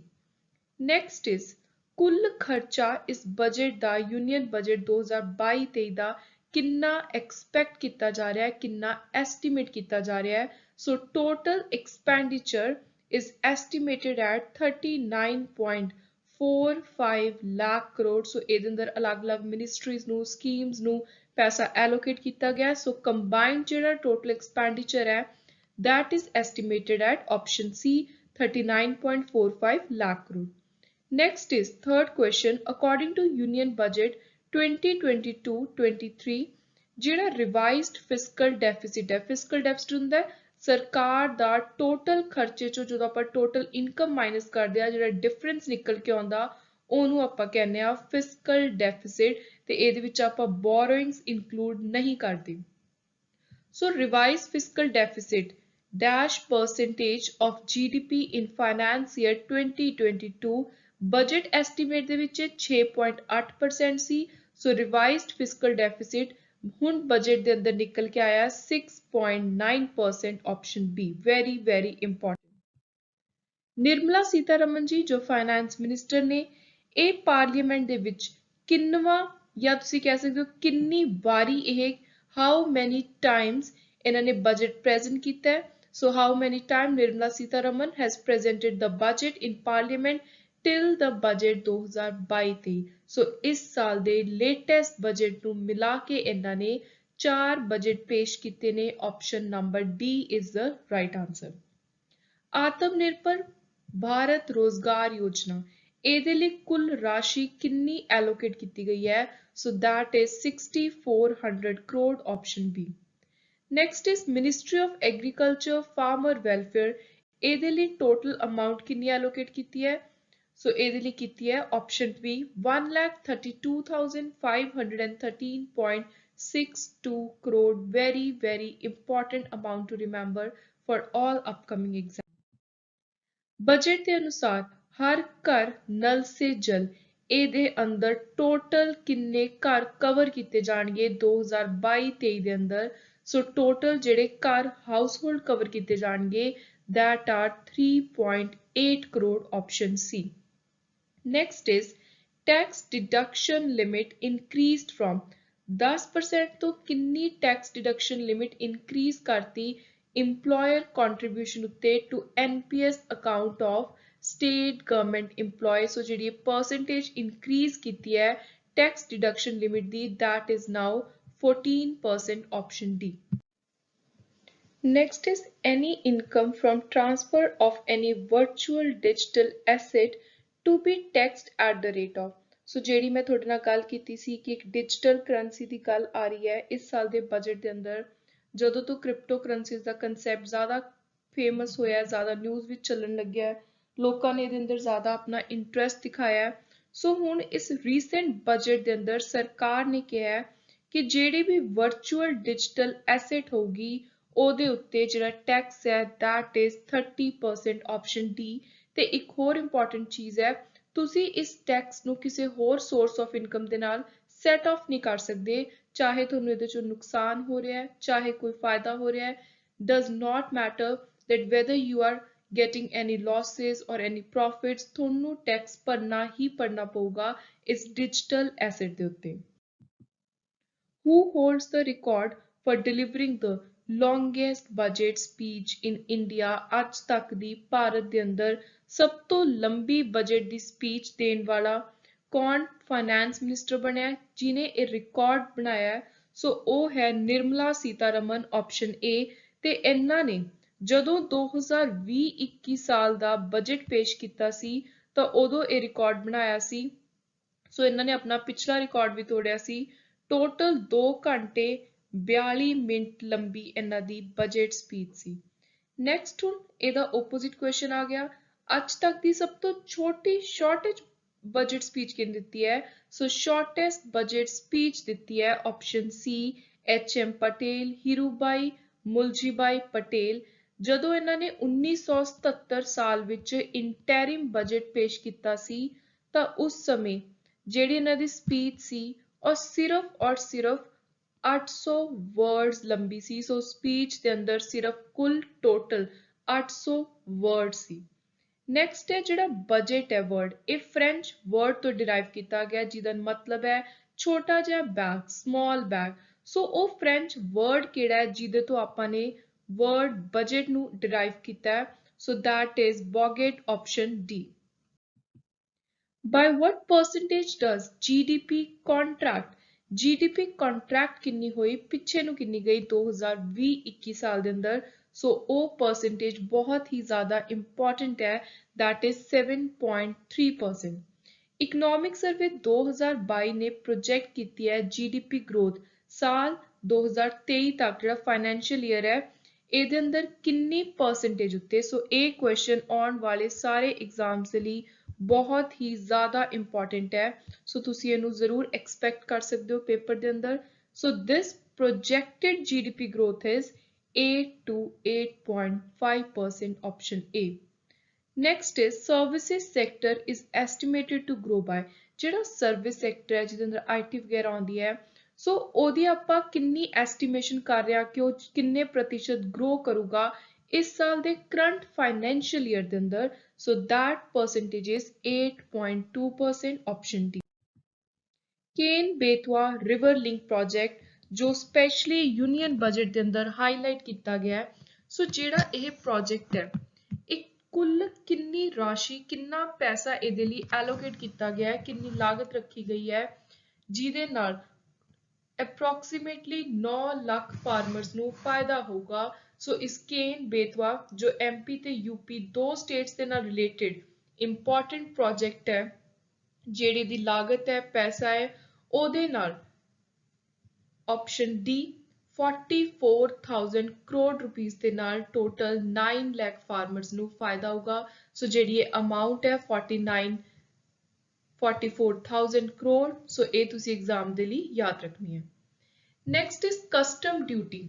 ਕੱਟ ਤੇ ਪੋਲਿਸ਼ ਡਾਇਮੰਡ ਜੈਮਸਟੋਨ ਦੇ ਉੱਤੇ ਘਟਾ ਕੇ ਕਿੰਨੀ ਕਰ ਦਿੱਤੀ ਗਈ ਹੈ? ਸੋ ਹੁਣ ਇਹ ਕਰਤੀ 5%, option C. Government of India aims to achieve the vision for. So ਸਰਕਾਰ ਨੇ ਬਜਟ ਦੀ ਸਟਾਰਟਿੰਗ ਵਿੱਚ ਹੀ ਇੰਟਰੋਡਕਟਰੀ ਪੋਰਸ਼ਨ ਦੇ ਵਿੱਚ ਹੀ ਇੱਕ ਅੰਮ੍ਰਿਤ ਕਾਲ ਦੀ ਗੱਲ ਕੀਤੀ ਹੈ। ਉਹਨਾਂ ਨੇ ਗੱਲ ਕੀਤੀ ਹੈ ਕਿ ਜਿਹੜਾ ਇੰਡੀਆ ਦਾ 100ਵਾਂ ਆਜ਼ਾਦੀ ਦਾ ਸਾਲ ਹੋਊਗਾ, ਸੋ ਉਹਨੂੰ ਆਪਾਂ ਨੇ ਦਿਮਾਗ ਵਿੱਚ ਲੈ ਕੇ ਆਪਣੇ ਸਾਰੇ ਆਉਣ ਵਾਲੇ 25 ਸਾਲਾਂ ਦੇ ਟਾਰਗੇਟਸ ਨੂੰ ਪੂਰਾ ਕਰਨਾ ਹੈ। So India at the rate 100 ਇਹ ਵਿਜ਼ਨ ਹੈ ਸਰਕਾਰ ਦੀ। Option D is the right answer. What will be the financial outlay for PM Development Initiative for North East Region scheme? ਸੋ ਇਹ ਸਕੀਮ ਮੈਂ ਤੁਹਾਨੂੰ ਬਿਲਕੁਲ ਬਜਟ ਦੇ ਲਾਸਟ ਵਿੱਚ ਦੱਸੀ ਸੀ। ਉੱਥੇ ਮੈਂ ਤੁਹਾਨੂੰ ਟੋਟਲ 5 ਇੰਪੋਰਟੈਂਟ ਸਕੀਮ ਜੋ ਬਜਟ ਦੇ ਵਿੱਚ ਨਿਕਲ ਕੇ ਆਈਆਂ ਨੇ ਉਹਨਾਂ ਦੀ ਗੱਲ ਕੀਤੀ ਸੀ ਤੇ ਪਹਿਲੀ ਸਕੀਮ ਸੀ। ਸੋ ਉੱਥੇ ਵੀ ਮੈਂ ਤੁਹਾਨੂੰ ਸਪੈਸ਼ਲੀ ਦੱਸਿਆ ਸੀ ਕਿ ਇਹਦੇ ਵਿੱਚ ਅਮਾਉਂਟ ਕਿੰਨੀ ਹੈ, ਇਹ ਤੁਹਾਨੂੰ ਐਗਜ਼ਾਮ ਦੇ ਅੰਦਰ ਜ਼ਰੂਰ ਕੁਐਸਚਨ ਬਣ ਕੇ ਆ ਸਕਦੀ ਹੈ। ਸੋ ਇਹ ਅਮਾਉਂਟ ਹੈ 1500 crore, option B. Next is total ਰਿਸੀਟ, ਜਿਹੜੀ ਇਨਕਮ ਹੋਈ ਹੈ ਸਰਕਾਰ ਨੂੰ ਬੋਰਿੰਗਸ ਤੋਂ ਇਲਾਵਾ ਇਨ 2022 ਤੇ ਕਿੰਨੀ ਐਸਟੀਮੇਟ ਕਰ ਰਹੇ ਆਪਾਂ? At rupees 22.84 lakh crore. So ਇਹ ਐਸਟੀਮੇਟਡ ਟੋਟਲ ਰਿਸੀਵਡ ਅਮਾਉਂਟ ਹੈ।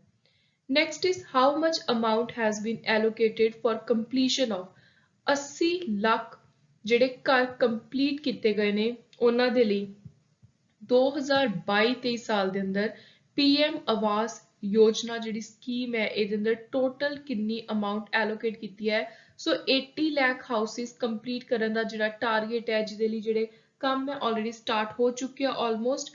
ਸੋ PM ਆਵਾਸ ਯੋਜਨਾ ਦੇ ਅੰਦਰ ਇਹਨੂੰ ਕੰਪਲੀਟ ਕਰਨ ਦੇ ਲਈ ਇਹਨਾਂ ਦੀ ਘਰਾਂ ਦੀ 80 ਲੱਖ ਘਰਾਂ ਦੀ ਟੋਟਲ ਜਿਹੜੀ ਅਮਾਉਂਟ ਹੈ, ਲਾਗਤ ਹੈ, ਐਲੋਕੇਟ ਕੀਤੀ ਗਈ ਹੈ ਇਸ ਸਾਲ ਦੇ ਬਜਟ ਦੇ ਅੰਦਰ separately, that is 48,000 crore, option D. What percentage of 5 lakh post office to come on the core banking system? ਸੋ ਜਿਹੜੇ 5 ਲੱਖ ਪੋਸਟ ਬੈਂਕ ਨੇ ਉਹਨਾਂ ਦੀ ਕਿੰਨੇ ਪ੍ਰਤੀਸ਼ਤ ਉਹਨਾਂ ਵਿੱਚੋਂ पोस्ट बैंक ऑफिस ने जिन्हां नूं मेन बैंकिंग सिस्टम का काम दिता जाऊगा उन्हां नूं फ्रंट फुट ते लिया के काम करवाया जाऊगा to come on the core banking system. So ਇਹਦਾ आंसर है 100%। 5 ਲੱਖ ਦੇ 5 ਲੱਖ टोटल ਇੰਨੇ ही पोस्ट ऑफिसेस ਨੂੰ फ्रंट फुट ਤੇ ਲਿਆ के कोर बैंकिंग सिस्टम का काम करवाया जाऊगा। So right answer here is 100%। Name the program for the development of border village with sparse population, limited connectivity, infrastructure on northern border। So ਇਹ ਵੀ scheme ਆਪਾਂ ਨੇ ਡਿਸਕਸ ਕੀਤੀ ਸੀ ਤੇ ਇਹਦਾ ਨਾਮ ਹੈ Vibrant Village Program option A। One class, one TV channel। So we have discussed this also under the head of education। So PME ਵਿਦਿਆ ਦਾ ਜਿਹੜਾ programme ਹੈ ਇਹਨੂੰ ਐਕਸਪੈਂਡ ਕਰਨ ਦੀ ਗੱਲ ਕੀਤੀ ਹੈ। ਪਹਿਲਾਂ ਇਹਦੇ ਅੰਦਰ 12 ਟੀਵੀ ਚੈਨਲ ਸੀ। ਸੋ ਹੁਣ ਜ਼ਿਆਦਾ ਇਹਦੇ ਨਾਲ ਜਿਹੜੇ ਬੱਚੇ ਨੇ ਉਹਨਾਂ ਦਾ ਏਰੀਆ ਕਵਰ ਹੋਵੇ, ਜ਼ਿਆਦਾ ਬੱਚੇ ਇਹਦੇ ਅੰਦਰ ਆ ਸਕਣ, ਉਹਨਾਂ ਨੂੰ ਪ੍ਰੋਪਰ ਸਿੱਖਿਆ ਮਿਲ ਸਕੇ ਇਸ ਕੋਵਿਡ-19 ਪੈਂਡੈਮਿਕ ਤੋਂ। ਹੁਣ ਜਦੋਂ ਆਪਾਂ ਬਾਹਰ ਨਿਕਲ ਰਿਹਾ ਉੱਭਰ ਰਿਹਾ ਤਾਂ ਫਿਰ ਵੀ ਕਿਤੇ ਨਾ ਕਿਤੇ ਬਾਰ-ਬਾਰ ਆਪਾਂ ਦੇਖਦੇ ਹਾਂ ਅਲੱਗ-ਅਲੱਗ ਵੇਵਸ ਆਈ ਜਾ ਰਹੀਆਂ ਨੇ, ਫੇਜ਼ਿਸ ਆਈ ਜਾ ਰਹੇ ਨੇ ਕੋਵਿਡ-19 ਦੇ, ਤਾਂ ਆਨਲਾਈਨ ਐਜੂਕੇਸ਼ਨ ਨੂੰ ਇੱਕ ਪ੍ਰਾਇੋਰਟੀ ਮੰਨ ਕੇ ਚੱਲਿਆ ਜਾ ਰਿਹਾ ਹੈ। ਸੋ ਇਹਦੇ ਲਈ ਜਿਹੜੇ ਬੱਚੇ ਚਾਹੁੰਦੇ ਨੇ ਕਿ ਅਸੀਂ ਘਰੇ ਬੈਠ ਕੇ ਆਰਾਮ ਦੇ ਨਾਲ ਆਪਣੀ ਪੜ੍ਹਾਈ ਕੰਟੀਨਿਊ ਕਰ ਸਕੀਏ ਬਿਨਾਂ ਕਿਸੇ ਰੁਕਾਵਟ ਤੋਂ, ਸੋ ਉਹਨਾਂ ਦੇ ਲਈ ਇੱਕ ਫੈਸਿਲਿਟੀ ਹੈ, ਇੱਕ ਪ੍ਰੋਗਰਾਮ ਹੈ। ਪਹਿਲਾਂ ਇਹਦੇ ਅੰਦਰ 12 ਚੈਨਲ ਸੀ, ਸੋ ਹੁਣ ਇਹਨਾਂ ਨੂੰ ਐਕਸਪੈਂਡ ਕਰਕੇ ਕਰਤਾ 200 ਟੀਵੀ ਚੈਨਲ ਆਪਸ਼ਨ ਸੀ।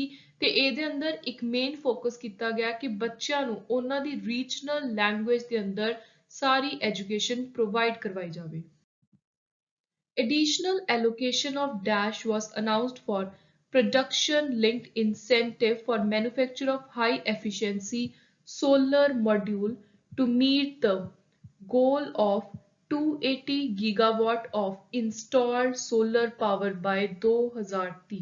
ਸੋ ਇਹ ਸੋਲਰ ਮੋਡਿਊਲਸ ਦੀ ਹੋਰ ਜ਼ਿਆਦਾ ਐਫੀਸ਼ੀਐਂਟ ਤਰੀਕੇ ਦੇ ਨਾਲ ਤਿਆਰ ਕਰਨ ਦੇ ਲਈ ਜਿਹੜਾ ਇੱਕ ਸੋਲਰ ਪਾਵਰ 2030 ਤੱਕ 280 ਗੀਗਾਵਾਟ ਦਾ ਗੋਲ ਹੈ ਆਪਣਾ, ਇਹਨੂੰ ਅਚੀਵ ਕਰਨ ਦੇ ਲਈ ਅਲੱਗ ਤੋਂ ਪੈਸਾ ਐਲੋਕੇਟ ਕੀਤਾ ਹੈ ਇਸ ਸਾਲ ਦੇ ਬਜਟ ਦੇ ਅੰਦਰ 19,500 crore option B. Effective capital expenditure of central government estimated।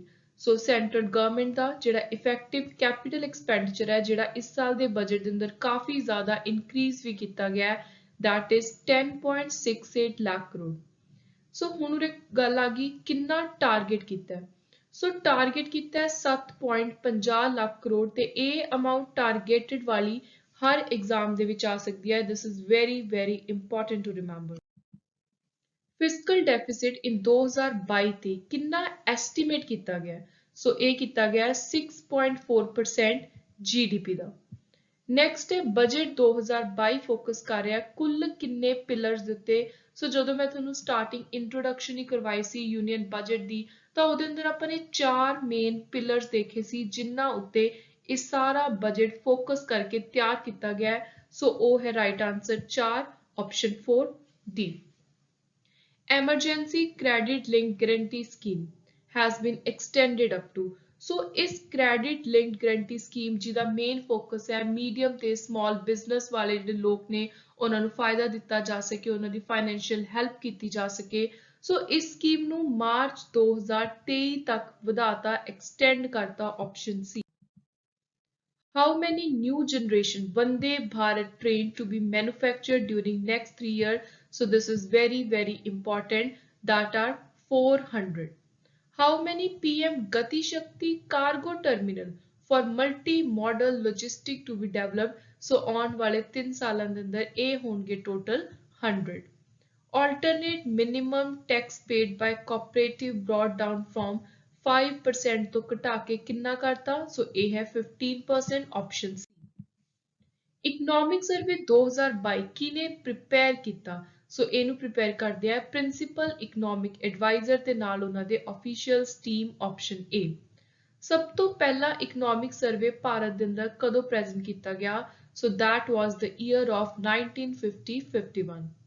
Economic survey parliament ਦੇ ਅੰਦਰ ਪ੍ਰੈਜ਼ੈਂਟ ਕਦੋਂ ਕੀਤਾ ਜਾਂਦਾ ਹੈ, ਪੇਸ਼ ਕਦੋਂ ਕੀਤਾ ਜਾਂਦਾ ਹੈ? So this is presented a working day before the budget। So budget ਪੇਸ਼ ਕਰਨ ਤੋਂ ਪਹਿਲਾਂ ਜਿਹੜਾ ਵਰਕਿੰਗ ਡੇ ਹੁੰਦਾ ਹੈ ਉਸ ਦਿਨ ਇਕਨੋਮਿਕ ਸਰਵੇ ਪ੍ਰੈਜ਼ੈਂਟ ਕੀਤਾ ਜਾਂਦਾ ਹੈ।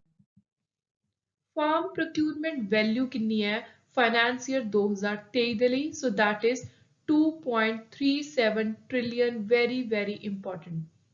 Unblended fuel to attract an additional differential excise duty of rupees 2 per litre from the dash to encourage blending of fuel. So ਇਹਦੇ ਲਈ ਜਿਹੜੀ ਡੇਟ ਰੱਖੀ ਗਈ ਹੈ ਜਿੱਥੋਂ ਇਹਦੀ ਸ਼ੁਰੂਆਤ ਹੋਗੀ, that is 1st October 2022. So this is again very important thing to remember. Budget 2022 parliament ਦੇ ਅੰਦਰ ਕਿਹਨੇ ਪ੍ਰੈਜ਼ੈਂਟ ਕੀਤਾ ਹੈ? So very common repetitive but most important question. So ਇਹ ਹੈ ਆਪਣੇ ਫਾਈਨੈਂਸ ਮਿਨਿਸਟਰ ਨਿਰਮਲਾ ਸੀਤਾਰਮਨ।